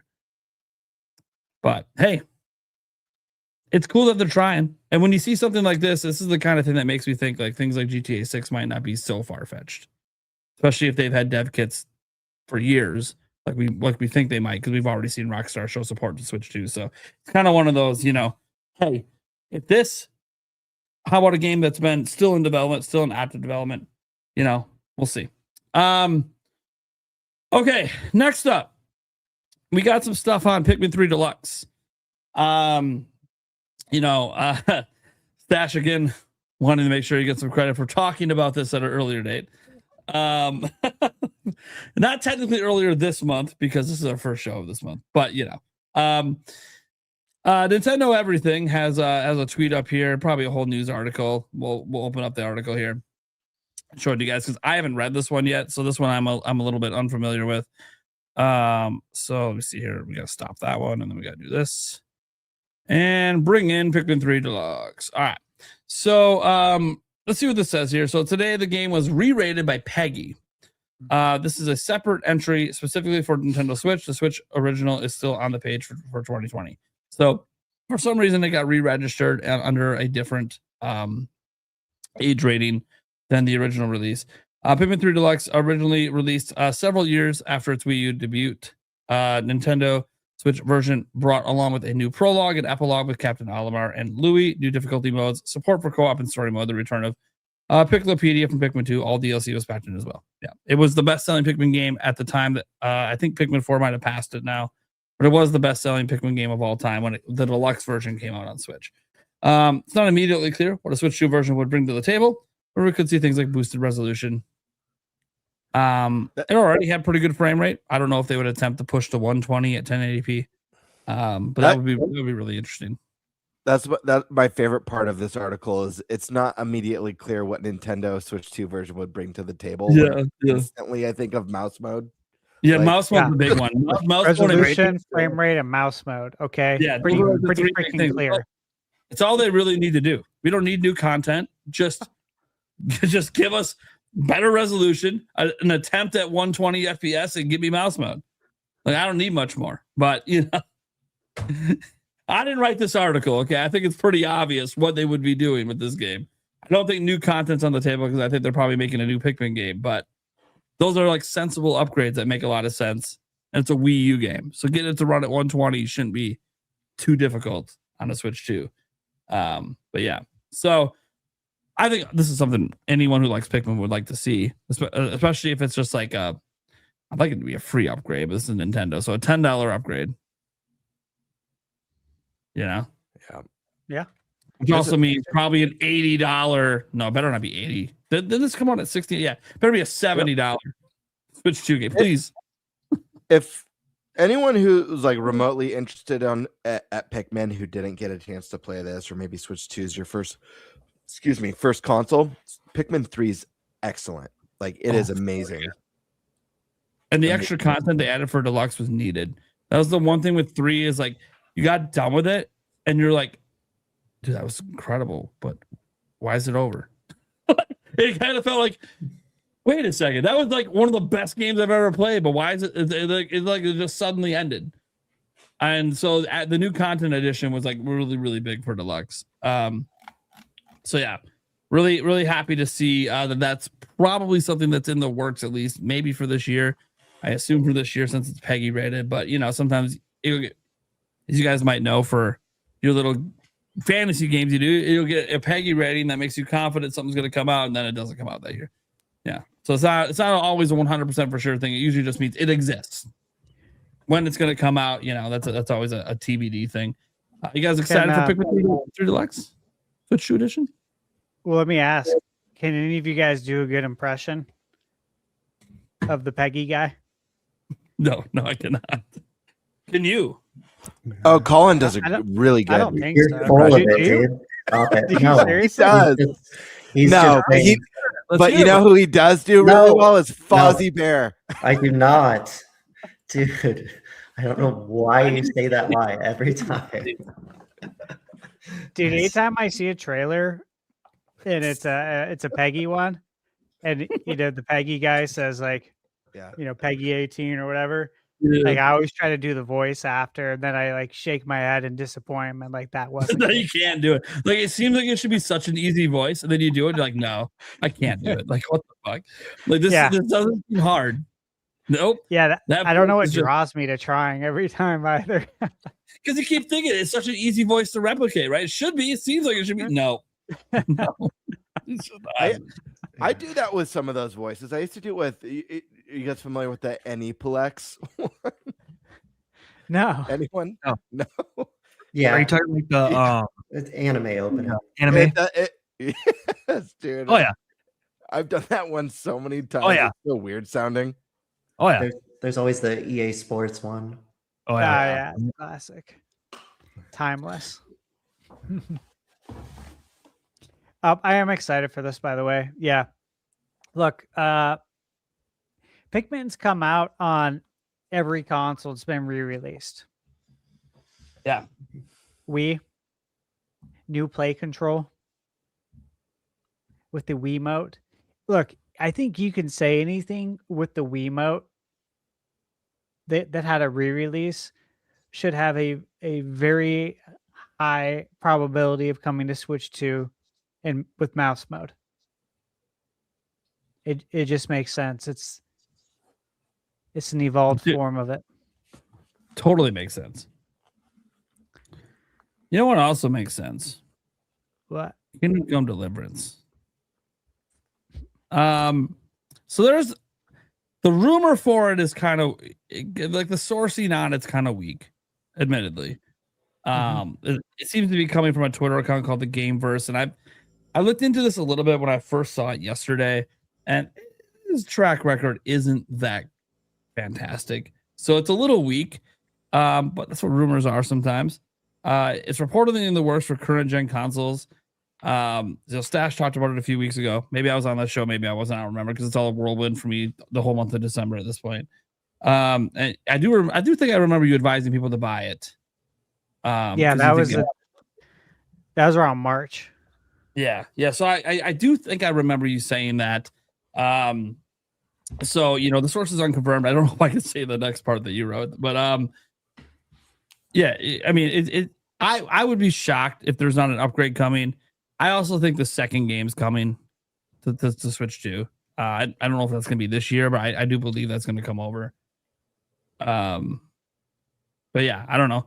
I mean, Stash, you have anything you want to say on it? Because just based on what I'm seeing here, it seems like you. No, that is for your For just- eyes only. Yeah, that's what I figured. Yeah. Yeah. Okay, so I'll leave that be. I'm just saying, when I see something like that, then I'm like, I probably can't say that out loud. That said, Yeah, thanks. kind of a weak source on this, but I also think it's something that just makes a lot of sense. Again, it was on the original Switch, wasn't it? I think the first one. It is. Yeah. I didn't play it on the original Switch. I played it on PC. So So I get an upgrade for Switch 2. I think it just makes a ton of sense. It's going to be infinitely better than it was on Switch 1. And that just sets the table, obviously, to bring over the second one, which is also really, really good. I haven't dived into it yet because I've been hoping it's coming to Switch 2, but if it doesn't, I'll also get that. I'll also get it on PC because I game on PC, guys. It's kind of weird when people just assume because of Nintendo in my username that I only play games on Nintendo. Like I play on everything. So PC is actually my second platform besides Nintendo that I play the most on. You want to hear something? Sure, yeah. I have a Steam Deck OLED on the way. Oh, do you? Nice. Did you get it on? Did you get a discount on that? A sale? Yeah. Nice. They discontinued the LCD version. Well, I didn't want that, but yeah. Well, I mean, I'm assuming they discontinued it because it wasn't selling well, to be honest. But I'm just excited because you know how it is when you get game codes. Oh yeah, I know. It's always always Steam all the time. Yes. Yeah, and it's a I'm real well pain to capture. Like, footage. oh, we want you to talk about this game on Switch or Switch 2.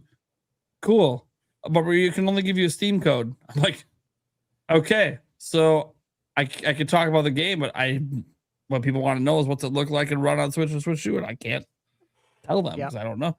And to be fair, guys, behind the scenes when we get codes, and Stash probably knows. I guarantee Stash knows this. When you get review codes, a lot of times you'll find out eventually if you get enough of them that like for some reason with Nintendo, it's a lot harder to get enough codes.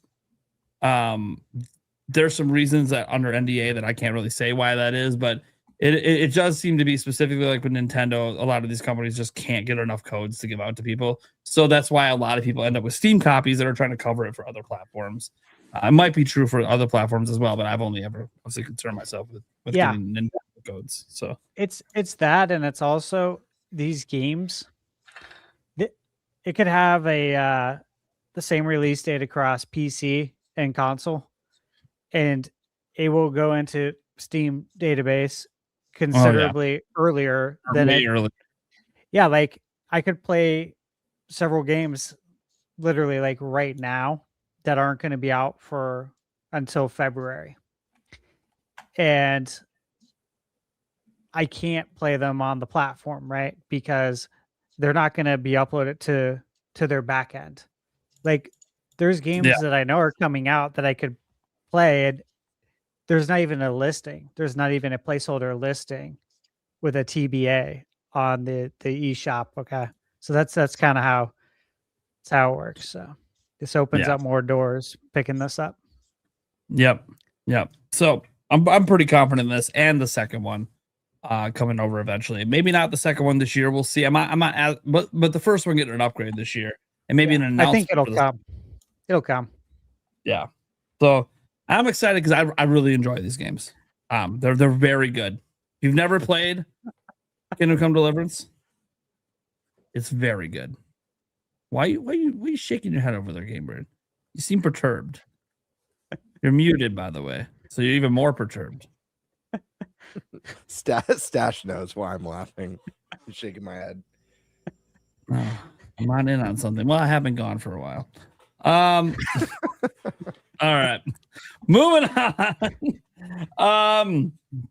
So I guess there was some Nashville out there. I haven't read this one yet, so we'll show it here. I don't know if all of them are in this tweet that's linked, but it's okay. There's some games on the list here. Let's get this one shown here because I'm behind on things. So Nashville, who's gotten a bunch of stuff right for Switch 2 over the last year, has put out this list. I have some of them, and this comes from any previous forecast. Already mentioned a new batch of free game updates coming for Switch 2 are coming. And then these are the updates that he apparently is aware of in some form. Mario and Luigi, Brotherly Bond. We obviously know it's Brothership. Different territories. This is obviously translated. I kind of like that name better. Yeah, I do like that name better, but we know it's called Brothership over here. Metro Prime Remastered, supposed to get an update, which that doesn't shock me. Mario Strikers getting an update. Hyrule Warriors Age of Calamity getting an update. Astral Chain, That one I'm excited. I'm excited for that update. That game, man, that game's 60 FPS and like 1440p. Oh, Beautiful. Crafted World, and then Princess Peach Showtime. Again, I just don't like that game. Every time For the it comes, kids. I know, but even my kids don't like it. Even they thought it was too easy. So, but again, my kids, I guess, are getting older now. So let's be fair. Maybe it's for like 5-year-olds. It's fine. And it's like, curiously, they did not mention Pikmin 3 to me, which we obviously know has been rumored. They haven't mentioned Luigi's Mansion 4 either. And I'm really looking forward to seeing improvements on Switch 2. Now, I think the Pikmin 3 one's probably happening. Luigi's Mansion 4, I found that interesting because that wouldn't be an update. That's a new game. So I know. Like, that doesn't really fit with the list of stuff we're talking about. It's like a different conversation. It could have been a typo. Yeah, I think he probably meant 3 because that's the one that's actually out and it would actually fit with what he's talking about. Yeah. But Luigi Mansion 4 is obviously going to happen at some point. The series sells too much to not happen. So, so Nash Vito's been pretty accurate with stuff, especially last year. Last year was like a big year full of a bunch of W's for his rumors. So, I don't think any of us are going to shout that Nintendo's going to continue to do Switch 2 editions and free updates and all this stuff to all these various games. Like, I don't think that shocks anyone. It's going to be a consistent theme, and we're going to keep hearing the narratives that Switch 2 has no games. It's all Switch 1 games, despite all the brand new games coming out every month. But, it is what it is. You know what? I could cover just Nintendo, and I would be just as busy as I am like covering all of them, because there comes a point of like no return where you're just so busy it doesn't even matter. Yeah. Right. When it comes to covering games. But even if I just covered Nintendo, I would be just as strapped. That's like how many games are out and how many like Switch 2 editions there are. And it's crazy. I don't know how anyone would say there's no games. Ash is like a solo reviewer over there, guys, and he literally can't review everything. There's too much. He's got to pick and choose what he's going to do. Obviously, sometimes, if he gets early access, that can help, but there's just too much. And I don't say too much for the industry. To be clear, there's such a wide variety of people that play games, right? That but for any individual, there's so much coming out on every platform, even Xbox. It's they got some bangers this year too. I think gamers are just eating well on every platform. I think this year is going to be like a win for all gamers. They are, as long as they play stuff, as long as they play new stuff, and as long as they don't get hung up on things that don't matter. Yeah, sometimes you get hung up on things that don't matter, and then sometimes you have like some gamers, and some of you guys in the audience might be this way, and this is not meant to be offensive in any way, but some people only like, hey, I only buy one game a year, and if that game that I want to play doesn't come out, then screw that. And I understand there's budgetary reasons for that as well. Gaming's more expensive than ever, but I always try to encourage people, like if you're someone who only plays a handful of franchises, like expand your boundaries a little bit. There's a lot of stuff out there, especially with like third parties and the sales they run. Like I've never played Dragon Quest, and one of the next games I'm playing is gonna be Dragon Quest 3 2D HD. And then I plan to go from that to 1 to 2, then to Octopath. So I'm going heavy RPG coming up here soon. So I'm going to be busy, and I'm also scared because I was told that Octopath Traveler is like 200 hours to actually beat it. And I'm like, oh, fuck. Like, I'm not going to be able to put the game down, but also fuck. Because then I wanted to get to Intergrade, and I just don't think I'm going to get to Intergrade, and anyways. So yeah, it's going to be, but that's the thing. That's me expanding and finally realizing, hey, you know what? I know that I would like Dragon Quest. I don't know why I haven't really played anything other than Builders. So let's do it. Like, and I played Builders and I hate Builders, but that's not normal Dragon Quest. I don't like Minecraft style games. Yeah, I just don't like it. I understand its appeal. It's just not for me. I don't like that stuff either. Yeah. I mean, I like building with physical Legos. That's fun. Same, yeah. Maybe it's just an 80s thing. I don't know. But either way, I have nothing wrong you with it. You don't like doing the town building stuff? Not so much in that kind of game. I like city builders like Anno. 117 packs of mana. I love stuff like that. I love the town building stuff when it's not too intensive. And an example, like a good game to give it as an example, is I used to love the the town building in Dark Cloud 1 and 2. Because it really was like, oh, now you can, like, you get the blacksmith place. Where would you like to place it? And you kind of just place it on the plot. And then it's not, designing, each individual block for the walls and individual block for the flooring. When it's like your basic, like, get the materials, build your blacksmith spot, your inn, your whatever, your armory, that stuff I get into. I like that a lot. Yeah. Yeah. It's, I'm going to see if I'm interested when I do get to Octopath. I know there's a little bit of like town building and like buildings you can place in the new one. So I'm curious if I'm going to like that feature or not. I'll probably like it more than builders, but we'll see. Thank you, Will.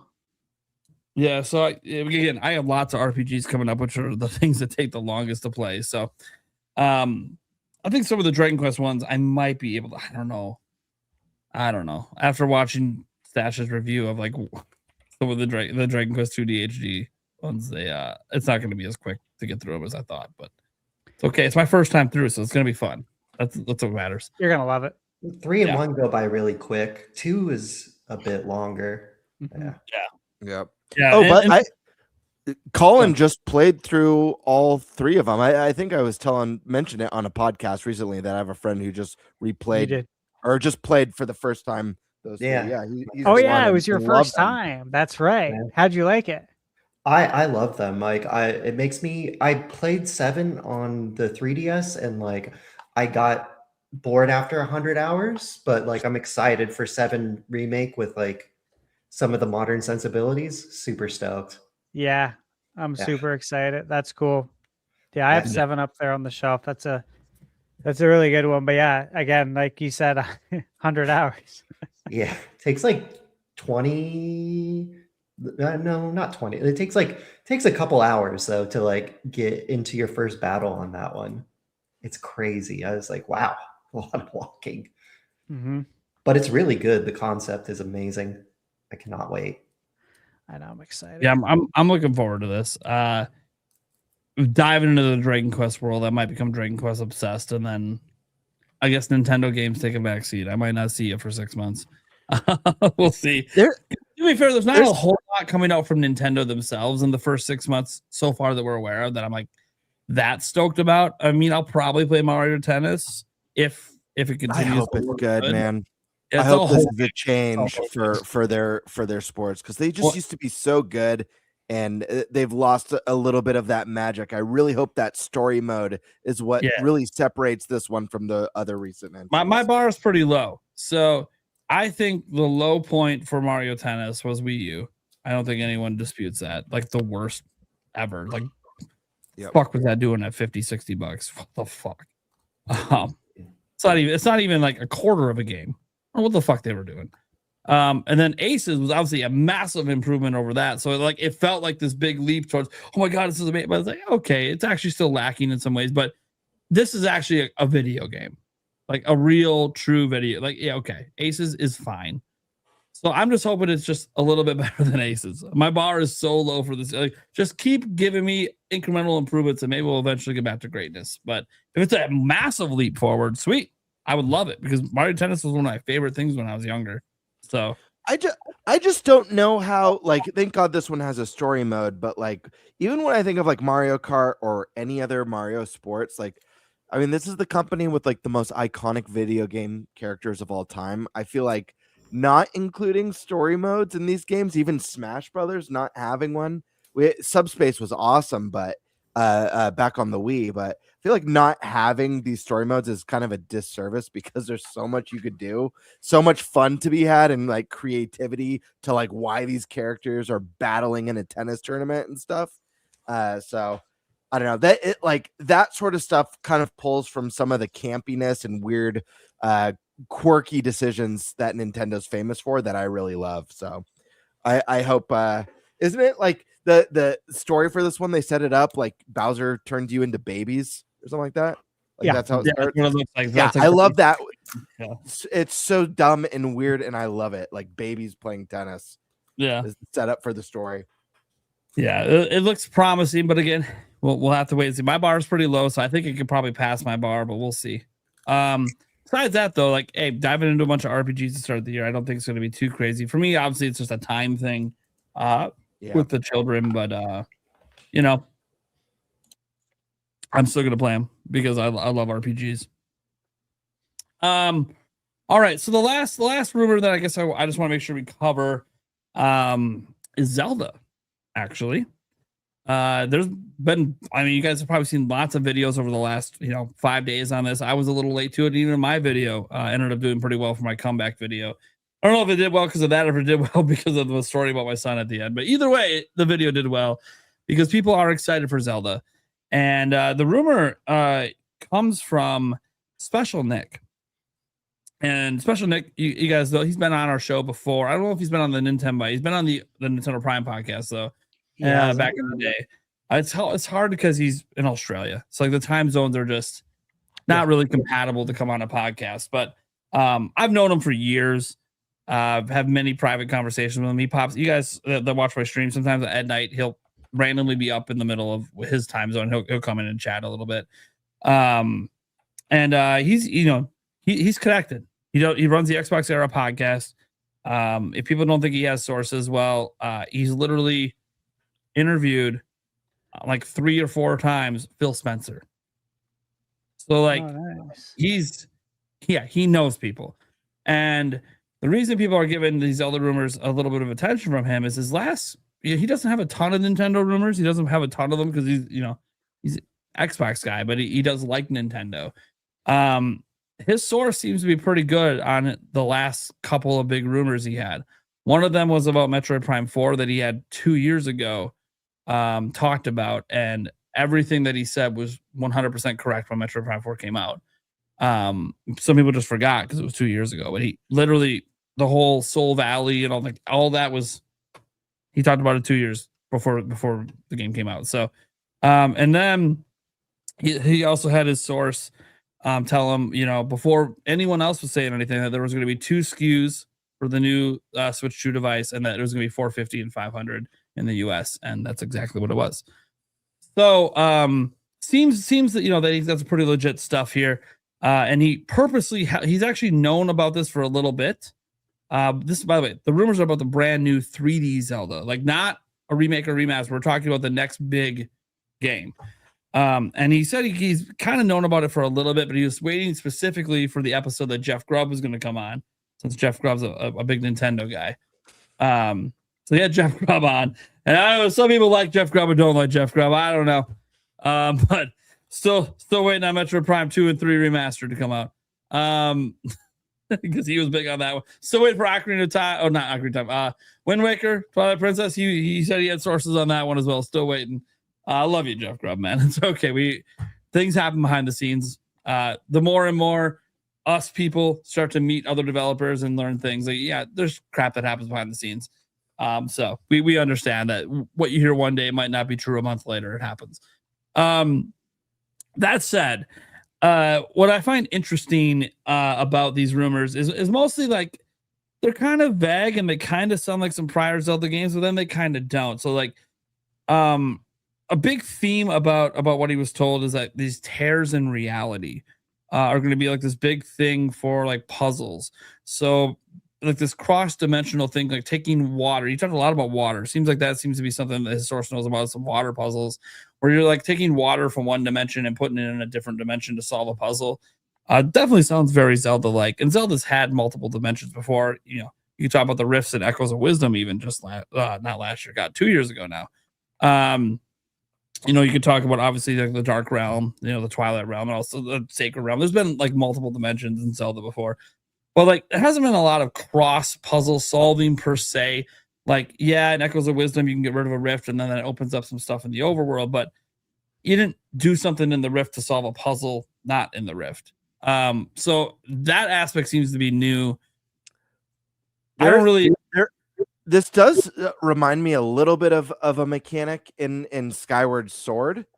If you remember from, I think it's the desert temple, Lanairu maybe temple. Lanairu, There's yeah, time Lanairu. stones, and Yep. you use the time stones, and it reverts within like an area to the past, and what Yeah. it kind of changes how you interact with the dungeon. Really cool. It made me think of that a lot. Yeah. Using the rift to manipulate like you did in that game. Yep. And obviously, I assume there's something completely different and unique about all of this, like there usually is when they revisit ideas like that. So it'll be very interesting to see how that works. And obviously, we all know, guys, that like this is just like one thing in the game that's going to have a whole bunch of things, right? Like this isn't going to be the only thing. It's going to be. And again, this is assuming that any of this is true. It's just a rumor. But that was kind of like the big thing we got about it was the tears in reality. I think there was a couple other things, but that was like the big part of it was the tears in reality. So it's using the same engine as Breath of the Wild and Tears of the Kingdom. That was another thing. I'm kind of confused at some of the anger in the comments I've seen about it using the same engine, as if that's a bad thing. I think people just don't know what they're talking about. I think it's just they don't know. Totally. People think the same engine means the same art style. The same engine doesn't have anything to do with the art style at all. The same engine is the engine that they build. It's what they build the game in. It's the physics. It's the tool sets and all that stuff. So I think people are thinking they're going to get a game that looks like Breath of the Wild and Tears of the Kingdom. Yep, And I if that were the case, like I understand the disappointment in that, because while I love those art styles, I think new art styles with Zelda is one of the exciting parts of an announcement, seeing the new theme they come up with. But no, using the same engine is smart, because look at what they got away with Tears of the Kingdom. Literally, your core abilities are abilities that are designed to break any game engine, and it didn't break that game. That engine works remarkably well, has incredible physics structure. Build on it, enhance it, and then create an original, unique art style that we've never seen with Zelda before. Yeah. And you're off to a great start. And shortened development time. I always tell people this. Twilight Princess and Wind Waker use the exact same engine. Yet the art styles are entirely different. The gameplay is entirely different. So it's one of those things that using the same engine, all it really does is just make game development faster. But also the engine, as we have seen on Switch 2, runs incredibly well on Switch 2. No real reason to go away from it. But yeah, same engine does not mean same art direction, does not mean same Hyrule, does not mean a third Breath of the Wild, Tears of the Kingdom game. That's not at all what it means. Now, if you're one takeaway, and I saw some people say this, that they're pissed about, well, if they're using the same engine, then it's probably another open world game. Yeah, they told us that in 2023. That's not new news. They literally said they're the next like open air is the future of Zelda. So yeah, it's going to be open world. Sorry if you don't like that, but they told us that in 2023. I think it's time to get over that. If you don't like it, don't buy the next game. Like you have to drop the sales of open world Zelda games for them to go back to the old, more linear style Zelda games. Yeah. So like that's just reality. Nintendo's a business. I want to add one more thing with the engine thing, just to give like more perspective. One of the engines that is widely used across the entire industry, Unreal Engine. Just because a company's using the same version of Unreal doesn't mean that all their games look like the same game. There's dozens upon dozens of art styles. People like, look, what engine is not art. It's just engine. Like Expedition 33 is Unreal Engine. Yeah. And so is Fortnite. Do those games look or play the same, even do the same things? Yeah, so is Borderlands. So is Borderlands, yeah. Like it's just engine, the whole point of game engines is to enable you to do the things you want to do in your game. This engine was custom built for Zelda. It works really well for the open world games. Clearly, just look at what they did in Tears of the Kingdom. Gamer just said that Ultra Hand shit, like, and it's not just that you can connect things together, right? You can do that in nuts and bolts. That game sucks. I just had like hot flashes when you said that. Yeah, it's like I realized that they did it first, but they didn't do it well. Okay, like it wasn't good. So not just being able to use that, but all the physics associated with it, and the game doesn't break. Like people forget that. Yeah, okay, maybe you were tired of the Breath of the Wild world when Tears of the Kingdom came out. Sure, I think sales reflect that. Sold 20 million super quick, didn't really have legs. Fine, but the big thing here is that game and the things they were doing when it, in this engine had literally AAA video game developers the week the game came out all over social media being like, how the fuck did they do this? Yeah. Like, Ascend shouldn't be possible to just phase through any ceiling, cave ceiling in the entire game, no matter where you are, should break games. And Jeff Grubb said on the show, he's like, dude, Ascend is so good, it should just be in every game. Like it is so good.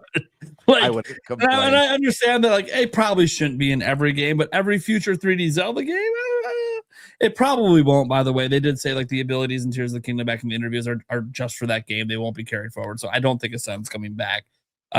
Maybe it exists in a small different way with a special use item. I don't know, but Ascend is beautiful.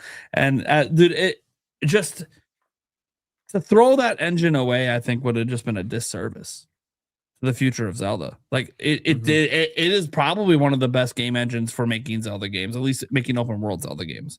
So I think that people panic too much. It's not going to be the same Hyrule, guys. They literally already told, like, it's like people have amnesia and forget that 2023 happened, and they already told us about the next Zelda game in 2023 after Tears of the Kingdom. They literally said, we're done with Breath of the Wild and Tears of the Kingdom. We're not coming back to this world. Like, they don't ever plan to come back to it. The next game already had new ideas for it. And they literally said back then it wasn't going to be the same map or anything, because they're not doing the same thing. We don't even know if it's going to be in Hyrule. It might be, but if it is, it'll be a brand new Hyrule. So, like they already assuaged all those fears back in 2023, but they did say two things back then that pissed people off. One, if you didn't like Breath of the Wild and Tears of the Kingdom and you think open world Zelda sucks, well, too bad, because they did say that that's going to continue.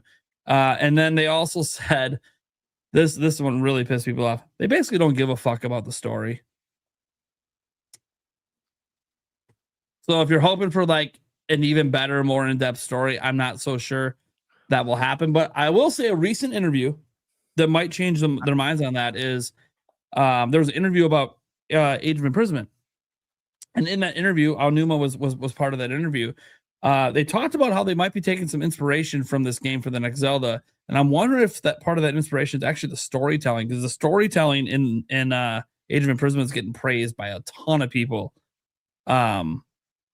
And like the attention to detail and how the game connects to Breath of the Wild and Tears of the Kingdom. Like there's so much attention to detail that doesn't exist in Breath of the Wild and Tears of the Kingdom. In fact, there's shitloads of plot holes between those two games. But that doesn't exist in this game. Like it's just, and everything about the story in this game was written by the people who did the story for Breath of the Wild and Tears of the Kingdom from the Zelda team.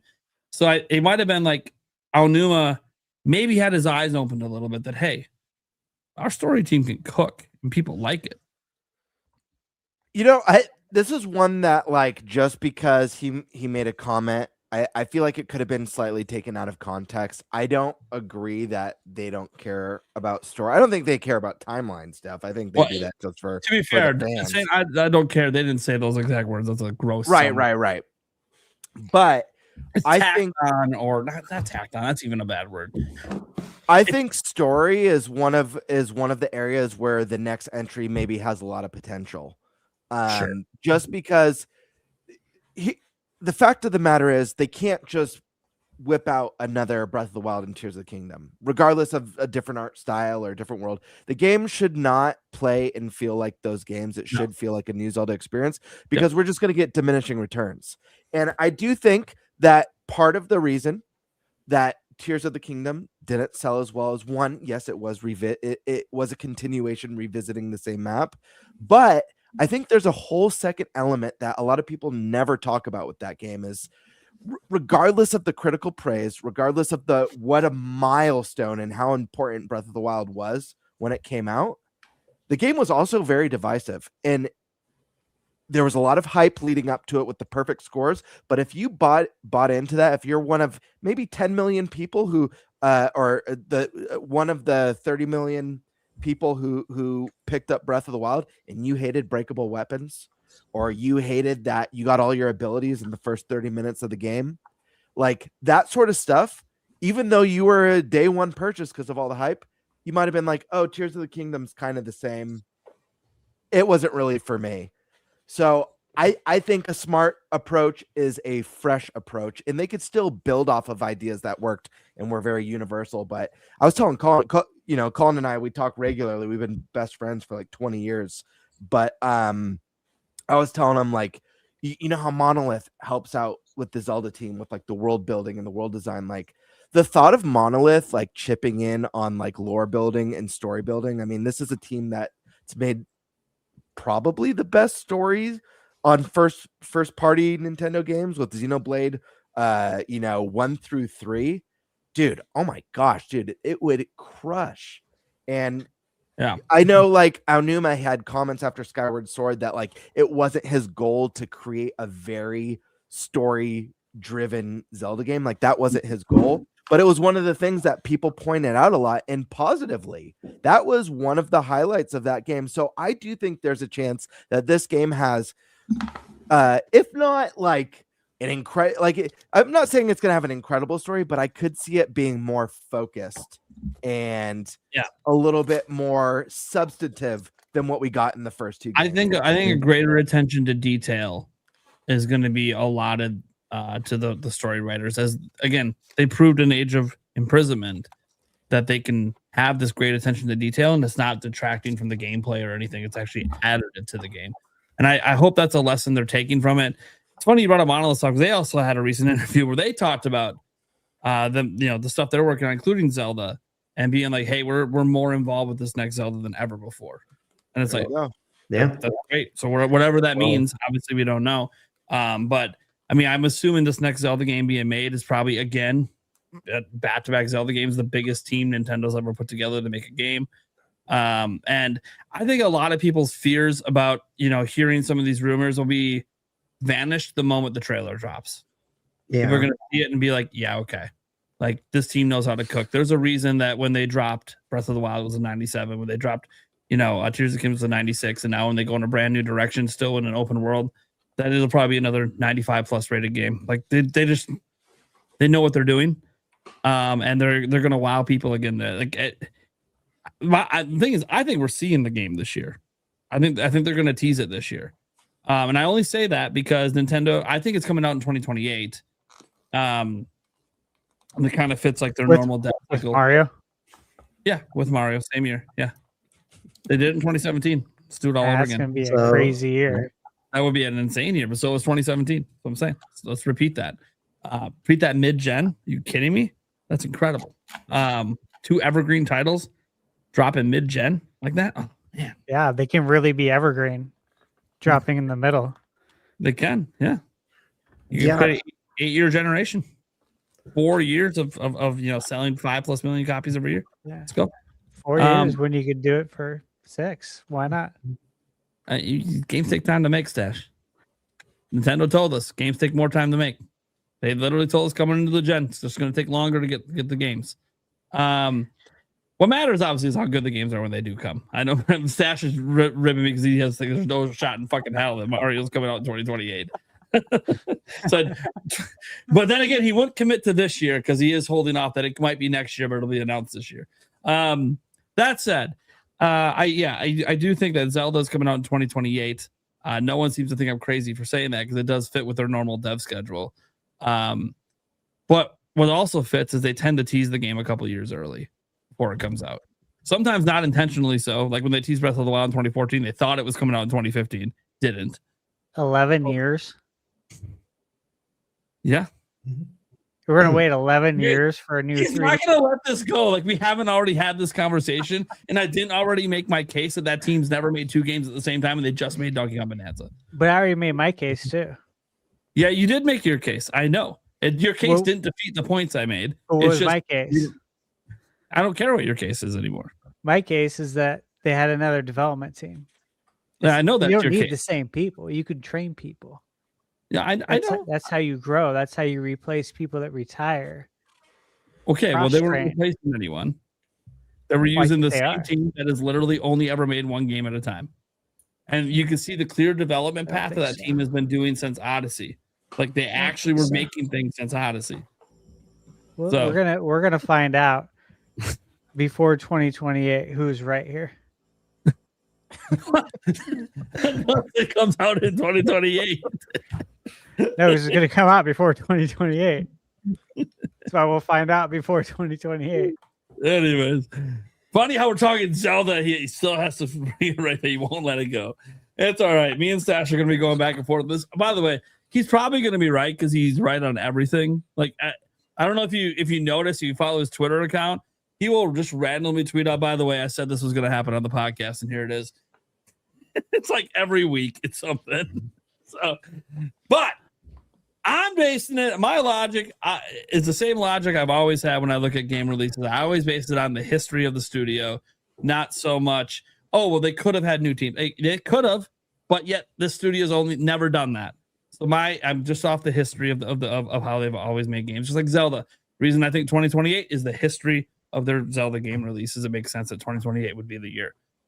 It also would make sense then that they would tease it this year, 40th anniversary. One reason I think they might tease it this year, outside of the fact that it could be coming out in 2028, and Zelda is one of the few franchises they do sometimes are okay with teasing a couple of years at a time. Outside of the 40th anniversary, I also think Nintendo is also acutely aware of narratives online. And despite how successful Switch 2 is, the narrative hasn't necessarily been great. And prices keep going up, and gaming is getting more expensive. They kind of need that jaw-dropping moment that it seems that Zelda games are capable of putting out there. And just a tease, even like a 30-second, 45-second tease. I mean, going back to like in 2014 when Aonuma snapped his fingers, and here we were in this open world Zelda, and it just blew people's minds.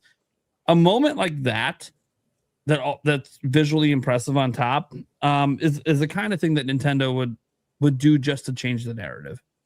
And just be like, hey, we keep talking about how powerful the system is, and Nintendo themselves is using the word power in their marketing.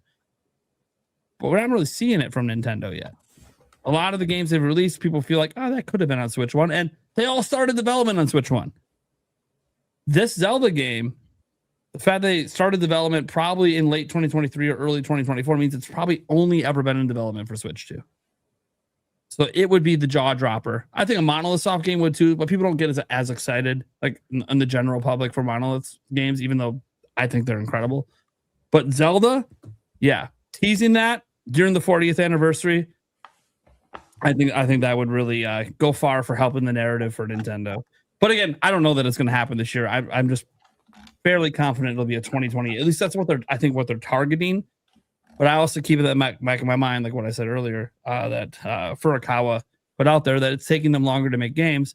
So maybe it's more like 2029 for Zelda, but we'll see. We'll see on that front. I like that the rumor says they're using the same engine. That makes me feel like that's really good for the development pipeline. But who knows? That's kind of the rumors. And like literally all of this or none of this could happen in a direct that's probably happening next month, as there's almost always a February direct. And we're kind of getting to that point where new game announcements need to happen. We know there's an Xbox showcase happening later this month.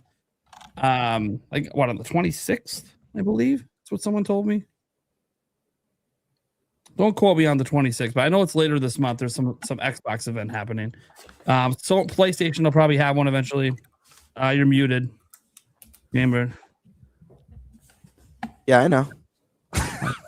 Just testing. If I was paying attention. I said it's so like the Xbox showcases are so weird now because it's like it's special events to announce all the games coming to other platforms. There's gonna be PlayStation. That's the thing. Like, people, are you gonna live react to it? I'm like, dude. Well, not only do I usually live react to it, now there might be Switch 2 logos. So like, yeah, of course I'm gonna live react. There's a developer direct in January. that's what it is. Yeah, that's what they kind of call it, developer directs. Yeah, they usually tell you what games are going to be there ahead of time. Yeah. But yeah, and I'm Is sure anyone Sony will do watching? eventually. Is anyone watching the showcase tomorrow? Is that Showcase the tomorrow? well? That's something plus showcase, isn't it? Yeah, the new game plus. New Game Plus. Yeah, I just heard about it like 2 days ago. This looks pretty badass. Like I'm pretty excited. The guys I don't know the guys putting it on, but they didn't get any money from it. They're putting it on themselves. So they said there's gonna be no sponsor spots. It's like just straight up video games. And as you see by the list of developers there, Yeah, 45. Oh, yeah. 45 games. they showed a trailer, like a 3-minute hype trailer, and there's a lot of big hitters in there. I'm surprised that I've never heard of this. I'll be watching. Yeah. Well, don't be See, surprised. 40K, Crimson Desert, Blood I of just Dawn. heard about it like Dark maybe Heresy. Dude, maybe a week Towerborn, ago. Comic Card 2, Grounded 2 is going to be in there. Yeah, I'm Dark excited about Heresy Dark is one of my most anticipated games. Not good enough for a draft pick, but and then that expanse game looks awesome. Yeah. Yeah. It's tomorrow, putting it 1 in Pacific. again? Nice. What?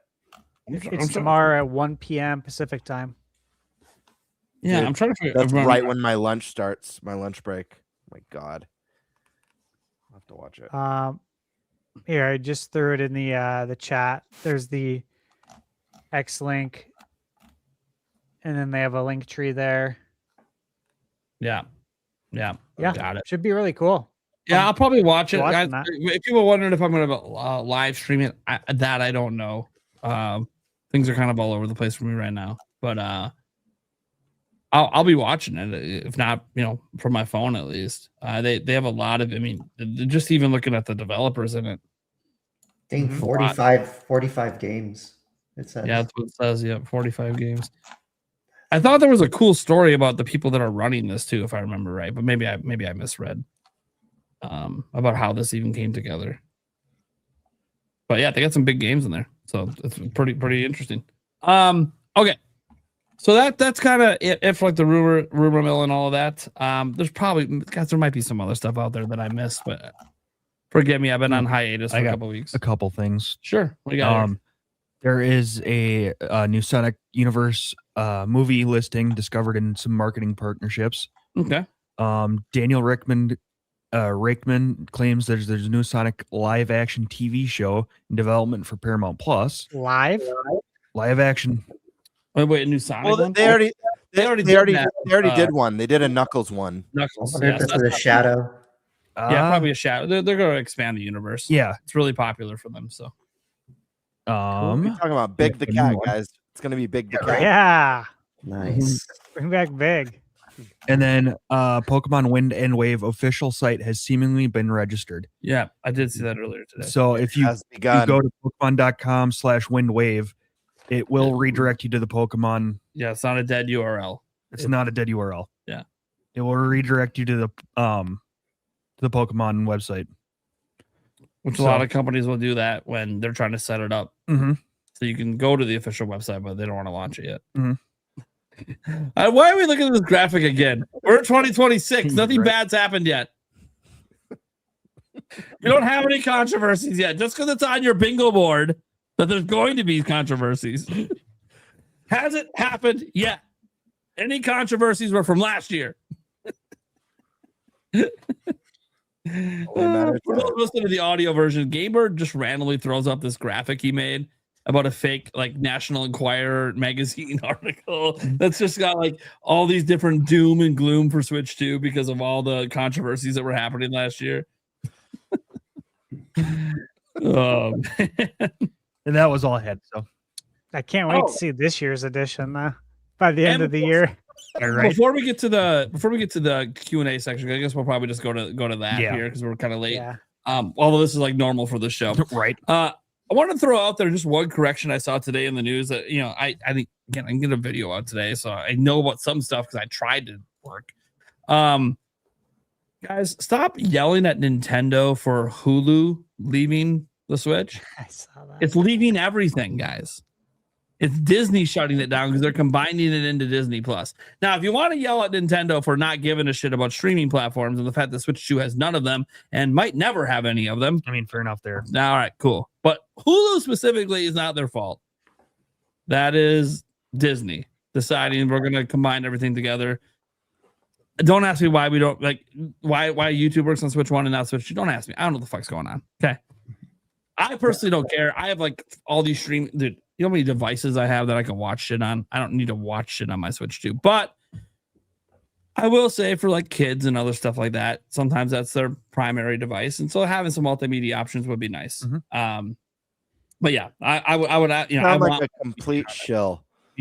Yeah, I heard It is- Nintendo's single-handedly responsible for canceling Hulu. Hulu. Yeah. Yeah. Single-handedly. They went to Disney. Hey, look, you know how your app doesn't work on Switch 2 and none of the streaming apps do?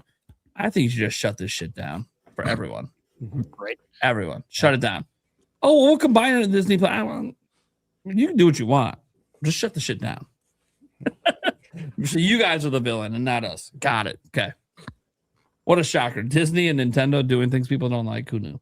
No, it's Hulu. Hulu. Yeah. Mhm. Okay. Anyways, so that's kind of the gist of what I just wanted to bring up. There's probably some other stories. I just like South Park and Fortnite's a thing happening. Yep. I'm actually excited about that because I like South Park. They might get a few shekels out of me, potentially. We'll see. They just need to do a Randy in his underwear skin.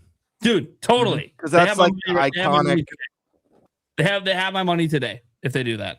I will literally use that skin the rest of this year. I will use that skin exclusively if they drop it. I'm just telling you right now. And I play Fortnite because my kids and fiance play. That's literally if you ever see me playing Fortnite, it's either Yulia's on my account because my Fortnite account goes back to when it first came out, so I've got a lot of shit on it that you can't get anymore. And then otherwise, it's just me playing with my kids and Yulia. I never play it by myself, ever. But it's a game that we all play as a family sometimes. So, all right, let's get to the Q&A. Guys can super chat in if you're watching live into it. Not too many questions, but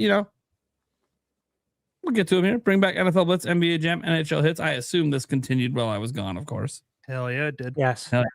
Until it happens, right? We got to keep willing it into existence. Andrew Bridewell came in and dropped the 10 gifted. Thank you so much, Andrew. I do appreciate that. You also came in and dropped the 64 and 64 super chat. Wanted to do streaking and maybe a shot or two. Technically, the streak just got the beer, but yeah, you did do the 10 gifted, so I did do a shot for that for you, man.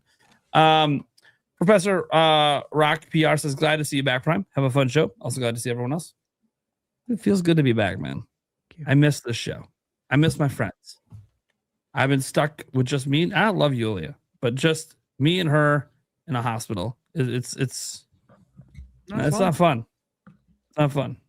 Nobody likes hospitals. No, especially for the reason we were there. Right. Demona Brawler, 100% hype for Blood of Dawn Walker. Hey, and we're seeing more of it tomorrow. So let's see how legit this is tomorrow. I'm hoping it continues. Obviously we've seen it. I'm hoping it continues to look promising. I feel like we Especially need for a good fantasy vampire game. We do. Know? We need a good one. Yeah. You So I'm mean hoping. Bloodlines Masquerade 2 wasn't enough for you? Here we go. Dude, I'm liking this. I'm liking this Colin guy. Mhm. I feel like we need him on to roast Gamebird more often. Yeah. He's I don't really have a lot of history with Gamebird, so it's hard for me to roast him. When I try to roast him, it comes off as mean Mhm. because I don't have the 20-year history. He does a really good job of calling them out. It's funny. Cooster saying glad to see me back. Thanks so much, man. You're gonna probably see a lot of super chats like that, guys, because people are just happy I'm back on the show. Stoke 2 Games says, will you guys review Mario Tennis Fever next month? So pretty much every Nintendo published game, we pretty much have a review segment the following episode after it comes out. Whether all of us played it or not, we always have guests on that have played it. I'll be reaching out to guests over the weekend here to try to schedule for the next few months. So Yeah, I guarantee that we'll have a review conversation on it because we literally have done it for everything. We did it for Career Ride. It's just something we do on the show. We literally have a game reviewer on the show. GameBird now does game reviews as well. It just makes sense that even if we didn't play it, someone's probably played it on the show, and we should talk about it because we're a Nintendo podcast. It'd be kind of weird if we didn't. Right. I'm excited for it. Yeah, I mean, really it looks really promising so far. I just hope it continues to look that way. I mean, the recent update about what they teased about all the baby stuff, I'm like, okay, this is actually kind of cool. Please just keep being good. That was the main event of the trailer. Yeah. Like I rewatched it obviously when I was working on my most anticipated video, and like they really made a point to highlight that and put it, on a pedestal. And it's like, obviously that's what we want. Yeah. That's what we all want we want Camelot to do what Camelot does. Just give us a really good story mode. Feel good about it. Well, I don't know if they've done that in a while, but at one point they did. Yep. At one point they made them into full-on RPGs even. Oh, and then that became a thing. Yeah. Golf story. And then the last Mario Golf where they're like, yeah, we're gonna have an RPG story. What? Fuck off. That was not it, dude. You know what's so disappointing about that game? They put you in a tournament at the very beginning, and you're like, this is awesome, and then you never do it again. It's like, what are you doing? I want to become the best tennis player in the. No, we're just gonna fix up courses and play mini games. What the? You're better off just getting on Crunchyroll and watching Prince of Tennis. It's like they had such a promising start, and then Nintendo's like, yeah, no more money for you. Figure it out. Like, it's weird. Like, it's such a rug pull because it sets up so well. Like, oh, this is gonna be great, and then nope. Anyways, Andrew Brightwell coming in with the 20 over there. Thank you for supporting. It wasn't to me, it was to one of our co-hosts, but thank you so much for whoever that went to. I'm sure they appreciate it. Demonic Brawler says, if the reviews are less than 85, it won't matter. I'm telling you, Lego Batman Dark Knight Collection is going to be a great game. Good pick, Thunder Stash. Oh, yeah. We all know. The moment we saw it revealed, I think Stash was with me when it was revealed live. Dude, it looks so good. I mean, the Lego games have been pretty consistent overall, but like lately they seem to be taking like a next step up in quality, and it's been awesome to see. Yeah, it looks like the Arkham game that Rocksteady won't give us. Is what it looks like. Yeah. Yeah, like what was the last one that I really enjoyed for Lego? Oh yeah, the Star Wars one. Yeah. Netflix Incorporated. At this point. Jesus. Oh no, it's Alex going in saying glad to say the things are better with the family and all that. Thank you so much, man. A lot going on there. Andrew Brightwell, Ocarina of Time remake is coming. I'm willing it into existence, as are we all. Oh, yeah, was that on like basically all of our bingo cards? We all are like, make this happen on there, but yeah. Like, well, yeah, there has to be an outlier. There has to be an ugly duckling of the group that happens. We'll leave it to the non-gamer. The non-gamer to not give a shit. No, anyways, but yeah, well, obviously we've been strongly trying to will it into existence. Every minor hint, we're hoping. We'll see what happens. And maybe I'll remember the ending this time. See, I did it for you guys. You don't have to roast me because I know it's coming. Andrew Brightwood says, we see Ocarina of Time remake market now. He's really just doubling down. It's happening. All right. I hope so. And then the last one I'm seeing here is when does Nintendo announce Ocarina of Time remake if there is one? Okay. That's okay. There's a question finally. Here we go. What are you guys thinking? If there is an Ocarina of Time remake, when do you think they announce it, and when do you think it actually comes out? April, October. Okay. Ooh. After the Mario movie. Mario movie is April 3rd. I was talking about like the runtime. This goes back to as far as a year ago on our podcast. I talked about the Mario anniversary and how I thought it was going to run from 2025 into 2026 up until the movie. Yeah. And then it's going to turn around following month, May. Legend of Zelda, run all the way to 2027, up until the movie, May 7th, my birthday. So, like, you know what I'm saying? Like, it makes sense to run your 12 months of the anniversary into the movies, catapult it. So, April, May, right there, run it for the rest of the year all the way up to the movie. You would think a game like that, you know, would come out in November. Obviously, we're going to get Pokemon, though. But I think Pokemon might come out a little bit earlier, like September, October. Legends just came out in October. I'd have to look at the historicals to see when Pokemon has always come out as far as the gen versions, the actual mainline ones. But, you know, Zelda's the flagship. Ocarina of Time came out, I think, November, 23rd, 1998. So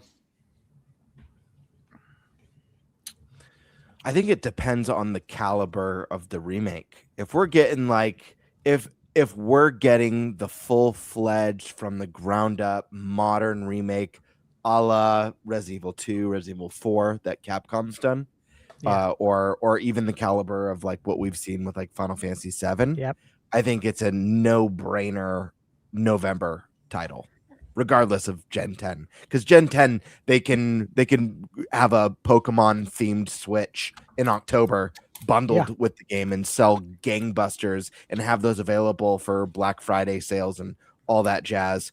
Now, if you know, Colin put on his bingo card that he could see it being something in between, more of a mid-tier type remake that doesn't necessarily push the boundaries, but it is rebuilt from the ground up, but a bit more one-to-one with the original. If that's the case, then I could see it being like an September, October release. I think it's going to depend on the caliber, but I agree with both of you. I mean, Stash, you spelled it out very clearly and in a way that I think just makes perfect sense. And like once that Mario movie drops, that opens up the doorway for Zelda's 40th to run for a year. I don't know that they'll do a special Zelda anniversary direct exclusively where we get this, but I do see them carving a chunk out of a general direct to make a ton of Zelda announcements. Is casting what casting, teaser, or even a title of the movie, as well as maybe some Zelda stuff coming to NSO, and then you know, maybe who knows, like some of the accessories and stuff, and then boom, they just smash you over the head with the Ocarina of Time remake trailer. I feel like real quick, I feel like I do agree with Prime. I do think it makes a lot of sense to see a teaser for the next mainline Zelda this year. I feel like the timing just lines up. Even if I don't think they'll go the concept art route like they did for Skyward Sword, but even if it's something as subtle as that, even the concept art that was never supposed to be public, you mean? right. The cell phone sneak that led to them just releasing the damn thing.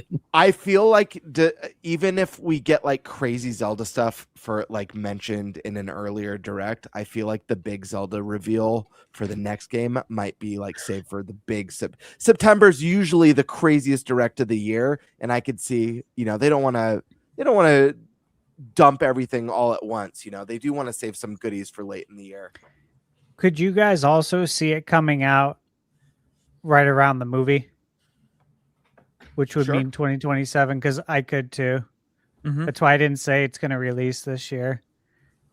So we're gonna see it.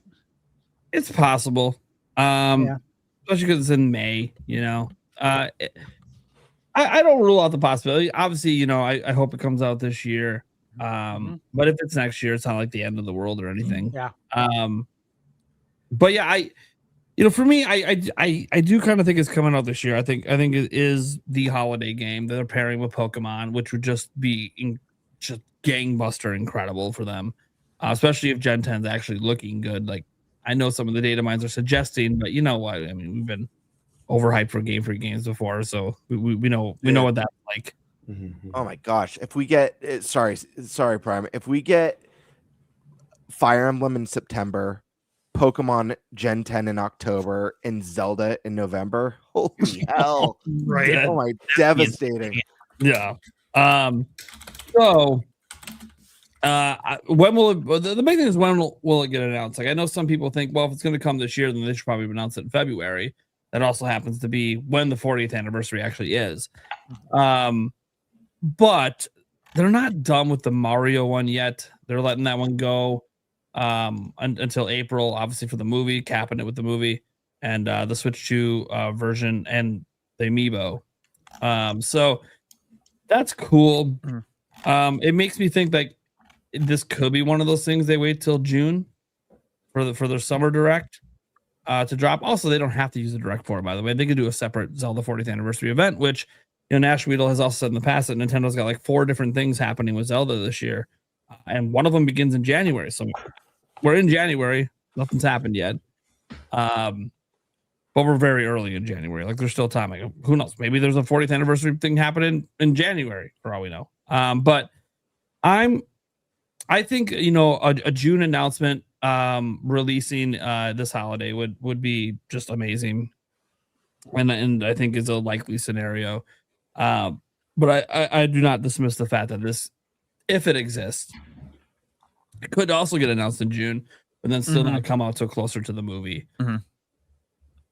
Especially if there's some thematic similarities between some of what's going on. I think the movie is going to be completely original, to be clear. I don't think it's going to be based on any of the Zelda game stories, but there's going to be lots and lots of references, of course. And if there's some heavy Ocarina of Time references, it could make sense to have that game come out around the same time as the movie. I hope it's based on the 1989 cartoon. I love that. Absolutely. Excuse me, princess. I love it. I actually love that cartoon. You guys know you can watch that cartoon entirely 100% free over on Dailymotion. Look up a Zelda Informer account I no longer have access to, but used to be mine. I uploaded the entire cartoon there illegally.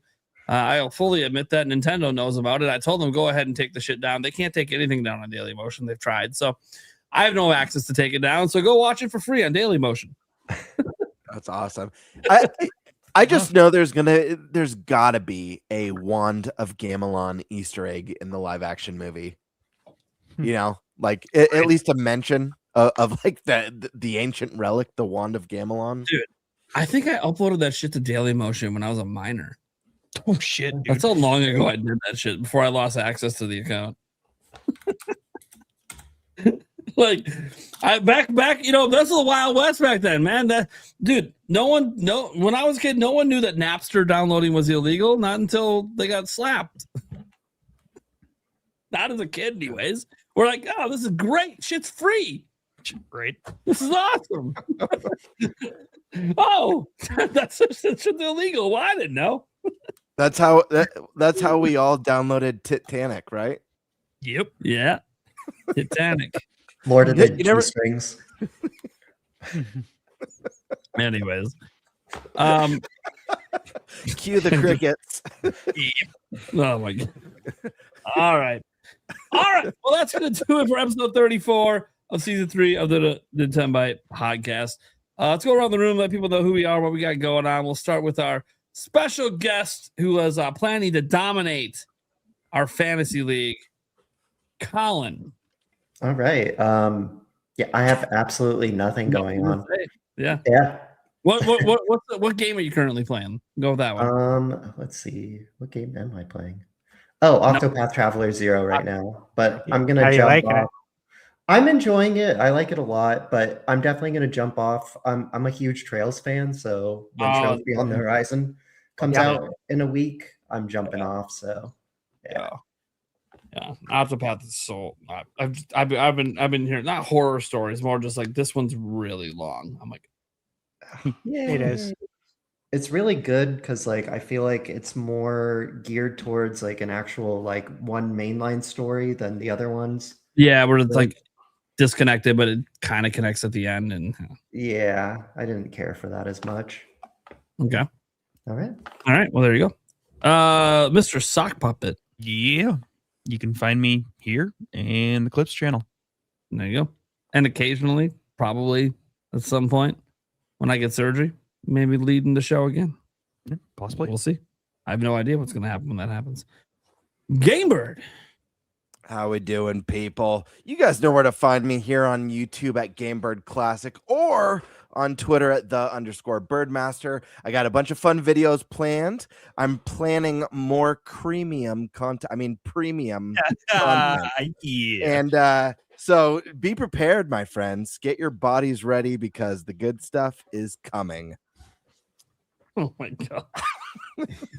Takes me What? back to the vlog from PAX.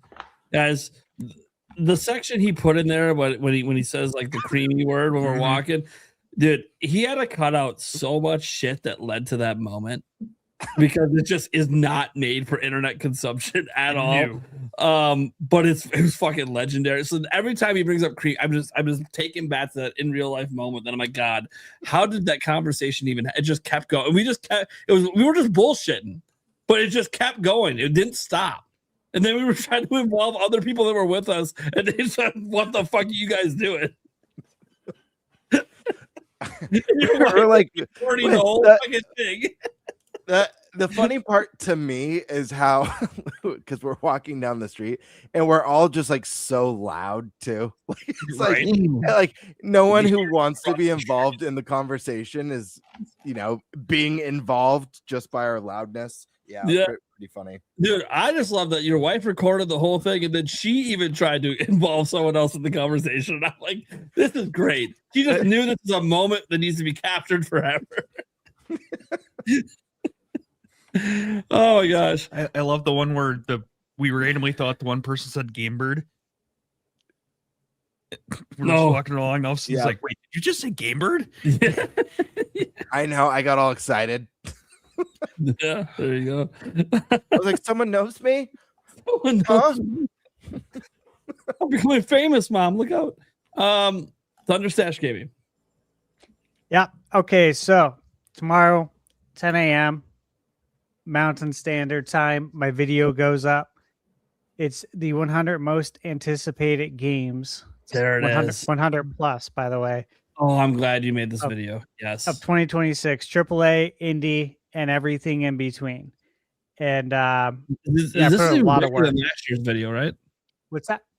There's more games in this than last year's, isn't it? Considerably. Yeah. Let's say And there's also, I have another year under my belt of learning how to edit and do everything. So I hope think this the didn't take quality you- is considerably better too. Yeah, I know the last one that you did for last year took you forever. I hope this one was a little bit quicker. It was quicker. It was definitely more efficient, and I hand edited all of the footage for every single game. So I didn't just take a trailer and plug it into the timeline. Like I took multiple trailers, I got all the best actual gameplay clips and put them together in one cohesive, like custom trailer, basically. So you guys can actually see meaningful gameplay instead of bullshit cutscenes that don't tell you anything about if you're going to like this game or not. So yeah, it was a lot of work, but I'm glad it's done and scheduled now. Yeah, man. I'm excited to watch it. Mm-hmm. Even though I'll know about at least half the games in it, there's always some gems in there that were off my radar for a bit that I just forgot because there's just so many events. Yeah, there's stuff in there that wasn't on my radar like at all, and it's just through different types of research finding stuff. So I can legit say there's things on there that I did not know. So I'm hoping those same things are like games you guys don't know. So it should be a lot of fun. And then have you guys heard of Code Violet for PS5? I heard about it during the show because the moment you said something, yeah, I looked. Yeah, well, I'm working. I'm actually allowed to say I'm working on it, but yeah, I figured you wouldn't bring it up if you weren't allowed to say it. Yeah, I double checked. You know this game? I can't say anything about it, But I'm working on it. but I'm working on it. I can't say anything about it, but I'm allowed to say I'm reviewing it. So Yeah. um, I like when NDAs say that. We're like, you're allowed to at least say you're working on the review. yeah, I like that too, because I don't take pleasure in being really mysterious like that. Plus, it's also just like it also lets people know that like, hey, if that's a game you were thinking about, I do have a review coming. Mhm. You know, and that's nice for the fan base to know that because you're not IGN where they review everything. You're, hey, we don't know what you're reviewing. Yep. Especially when you get the codes early, anyways. We don't know. So like, I think even for people that want to know your reviews, they want to know what you're working on. And I think one thing I've noticed over the last couple of years is as you've started out obviously growing and starting to get early access, which is great. You also can't talk as much about what you're actually working on. Mhm. No, I can't. It sucks. I mean, it's That the too. trade-offs worth it, obviously, but yeah, it kind of sucks. I wish I could promote it a little bit more up front, but yeah, Code Violet, and then I'll be reviewing for anyone who's interested in this game. I am gonna say I'll be reviewing for sure Mio Memories in Orbit. This is a game that I've been excited for like I think 2 years. That's why I picked it. It's should be really good. You're gonna inflate the Switch 2. score, or Yeah, I don't give games numbers. I'm just kidding. Yeah, he doesn't do numbers. Ironically, we're in a fantasy league about numbers, and This game's a 15 out of 10. Yeah. Hey, maybe it'll be like the ball X Pit of this year, man. Ball X Pit took a lot of people shockingly last year. No, The game No, ended no. up being incredible. So Thunder know. Stash doesn't give games ratings, but Stash Thunder does. That'd be so effed up if I did that. all right. We had one more super chat to get in before I sign out here. Fisherman Mike says, I've got one question waiting on my mind. Once Prime watches the Zelda next year, I'm guessing the movie, will he remember the ending of the movie or forget it like he did that time of Ocarina of Time? God damn. You know, the funny thing about that is that you're not going to know for years if I remember the ending of the movie because I won't be able to talk about it because of spoilers. So Yeah, I it guess could I take got years. 3 years. I got like 3 years to try to memorize that ending before I could actually say anything about it. Is that like? Because here's the thing, I'm damned if I do and damned if I don't. Like I want to talk about it, but then every time I do, it's like 6 months later. Like spoil it for me. Dude, the fucking movie's been out for 6 months. What the fuck are we doing? I'll buy you a movie ticket. Go watch it. Like I just love that they called it the Zelda. what are we doing? Gonna go watch the Zelda. I hope That's we the get a tentative title. Yep. I hope we get a popcorn bucket. Right. Oh, you- dude, I that'd be hope there's like awesome. some collectible. Yeah, stuff. like I've man. never bought one. I've seen like some of the popcorn buckets that have come out for other movies. I'm like, oh, that's really cool. You know, like, I mean, it's just going to take up space. I'm not going to use that. I only eat popcorn at the theater. But if they come out with something for Zelda, Well, you know, I'll it's a get it. bucket. You can use it for anything that you could use a bucket for. like carrying specifically water for or something, popcorn. or like watering plants, Sure. Yeah, you can do that. like, you know, you could trick-or-treating. build an You could you could build an trick-or-treat. extra big, you know, trail mix bucket. It's always at the ready. Ah, there you go.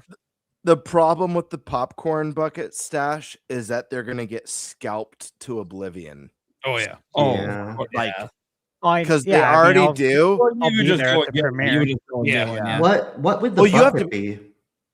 Hopefully, something really I random. want a tingle bucket. No, that'd be yeah. sick. Straight up. I'd be all about that, dude. That'd be awesome. I was thinking about that too. Like, what would the bucket be? Especially if it had like a little mini balloon pump on it, you can pump up the red balloons. It just Well, they comes- usually do. They usually do like at least two buckets for a big movie release. So there'll probably be two options. I've always loved it because I've actually thought about this before. You know the creature likes in Zelda, like Yeah. those weird tubes that suck Yeah. your shit. Yeah, I always thought. Yeah, they one of steal those your shield.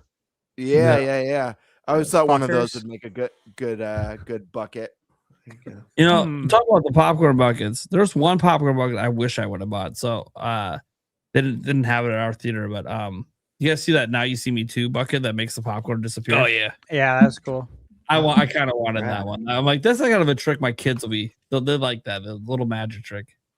Yeah, that was really But cool. they didn't have it at our theater. I would have probably bought one. But yeah, I don't buy the popcorn bucket. Like the only popcorn bucket I usually buy is like our theater. Most theaters do this. You buy the one for a year, Yeah, and then you pay like $5 instead of paying the fucking $15 for your large. that's the way to go. Yeah, you should use that all year. And I got buckets like every year, last 10 years, right, rolling around my house. Then my kids use it now, so like, whatever, you fuck around with the buckets. I don't care. Yeah, I might do that this year. I got to look Yeah, at what's coming I love out. going to movies. Yulia has been highly encouraging me to go to a movie just because I'm so stressed out, and that's usually one of the ways I de-stress is just get away from my normal life and just go to a movie. It's fun. You should do that. There's always I'm- something that I'll watch. I don't know I'm if pretty- I don't know if those passes are worth it. Those monthly like passes where you get like free movies. Depends on how I've often been you want to thinking- go. Those I've been almost thinking about- bankrupted theaters. I think they stopped doing the monthly pass. I think. Well, yeah, there are still deals. Like I know AMC just came out with the popcorn pass, and then like a week later, okay. their stocks plummeted. But I'm not even joking. Their stock like plummeted afterwards. But yeah, I've been thinking I'd like to.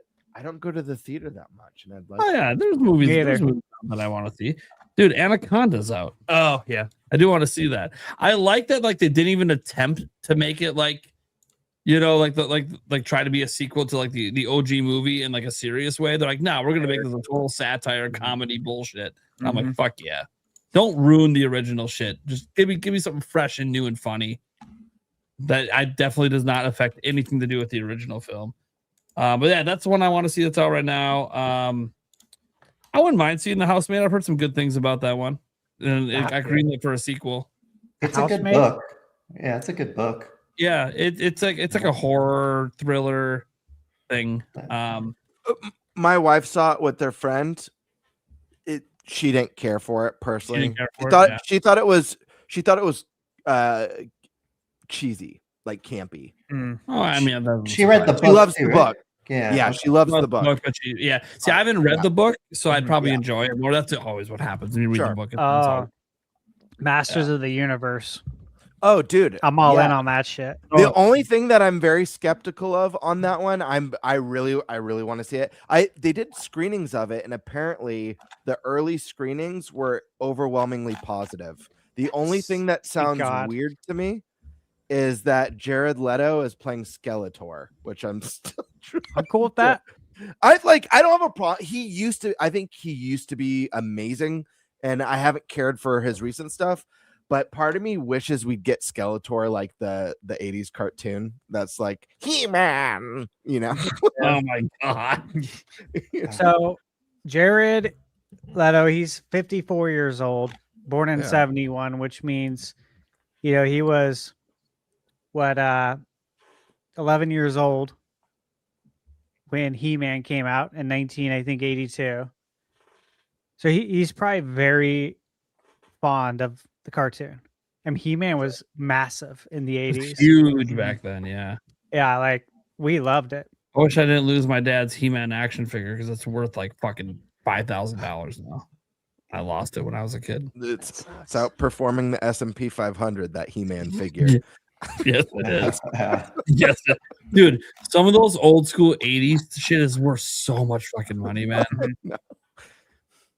Dude, my dad had like this like Darth Vader Star Wars thing that had like all the characters, and it used to be completely full when he was a kid. He's like, dude, Nate, I wish I would have kept that thing. It's worth like $1 million today. I'm like, Jesus Christ. Didn't I give you my Mario thermos and lunchbox, Cameron? But when you're a kid, you're just thinking of playing with the toys. You're not thinking about Yeah. collecting shit usually when you're a kid. Yeah. So you kind of fuck everything up, but like, dude, even like what some of the old school, like even 90s, some of the 1990s, like McDonald's toys, what they go for today. Yeah. Oh I yeah, have- like the transforming chicken nuggets and stuff. Remember that stuff? Yeah. Are you guys I- going to get in on the 30th anniversary McDonald's stuff for Pokemon? Have you seen the Happy Meals? I haven't seen no. it yet. Here's the thing. Here's the problem. Because it's crazy. Pokemon, they're sold out day one. Yep. And Yeah. I just hate it. I just 'Cause, feel like, bad for the watch it, McDonald's workers. And like the only way I can get it is if I I'm know. literally there the second it opens, the day it releases. Otherwise, my kids can't get it. It'll be Yeah. sold out. No, you have to camp out at Roll McDonald's. through and buy like fucking 30 fucking meals. I'm like, just stop. Oh, so I only saw like the boxes they were coming in, the Happy Meal box, because they look really nice. There's going to be Pokemon cards with these Happy Meals. This is Oh gonna yeah, be so nuts. this is gonna be I'm not even not getting in. involved. I'm not going to get in on that shit. No thanks. I mean, if I happen to go through, my kids get a Happy Meal and they get a card, sweet. Be like, do you guys care about that card? I'll hold on to it. Keep it for you. It's your card. You can have it when you're older. It might be worth something someday. I don't think I'd wait in a long line to eat McDonald's.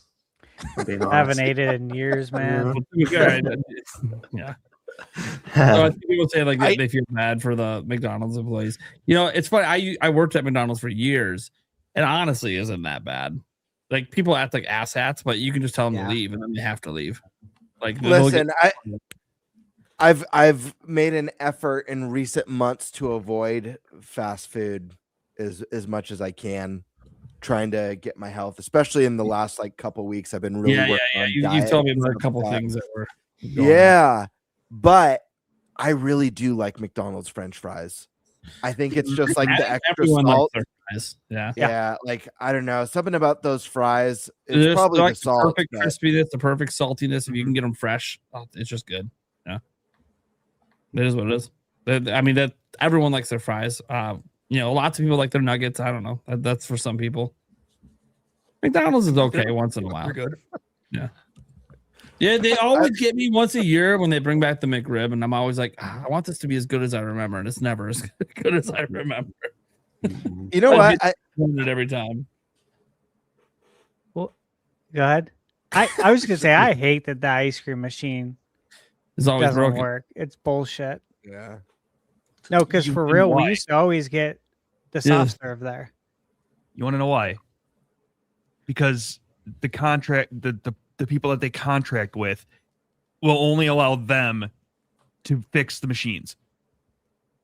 They can't fix them themselves. They have to use the people that contract them. Even if it's an easy fix and they know how to do it, if they do it, they lose their warranty protection on it for parts. All right. But and we had also the same thing at Islands though.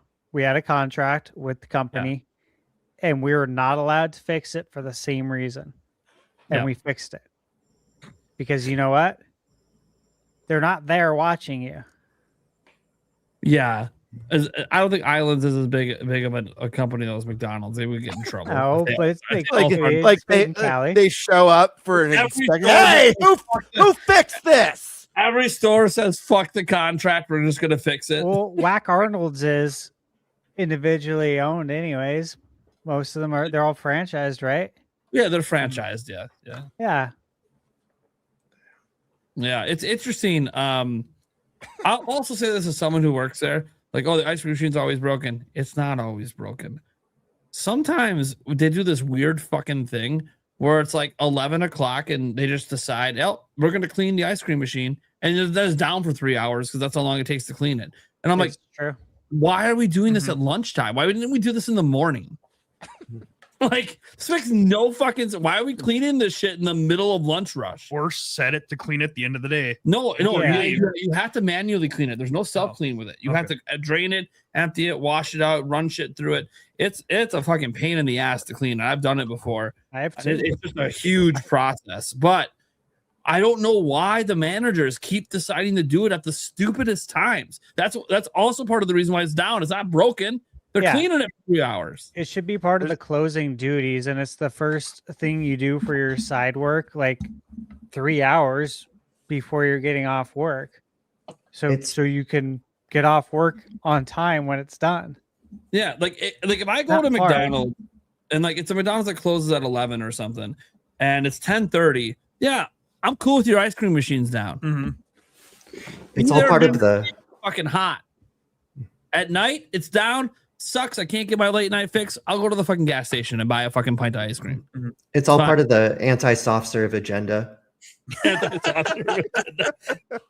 Yes. Dude, I don't know. My McDonald's, it was actually managed pretty well. I just never I literally asked, like, why are we doing?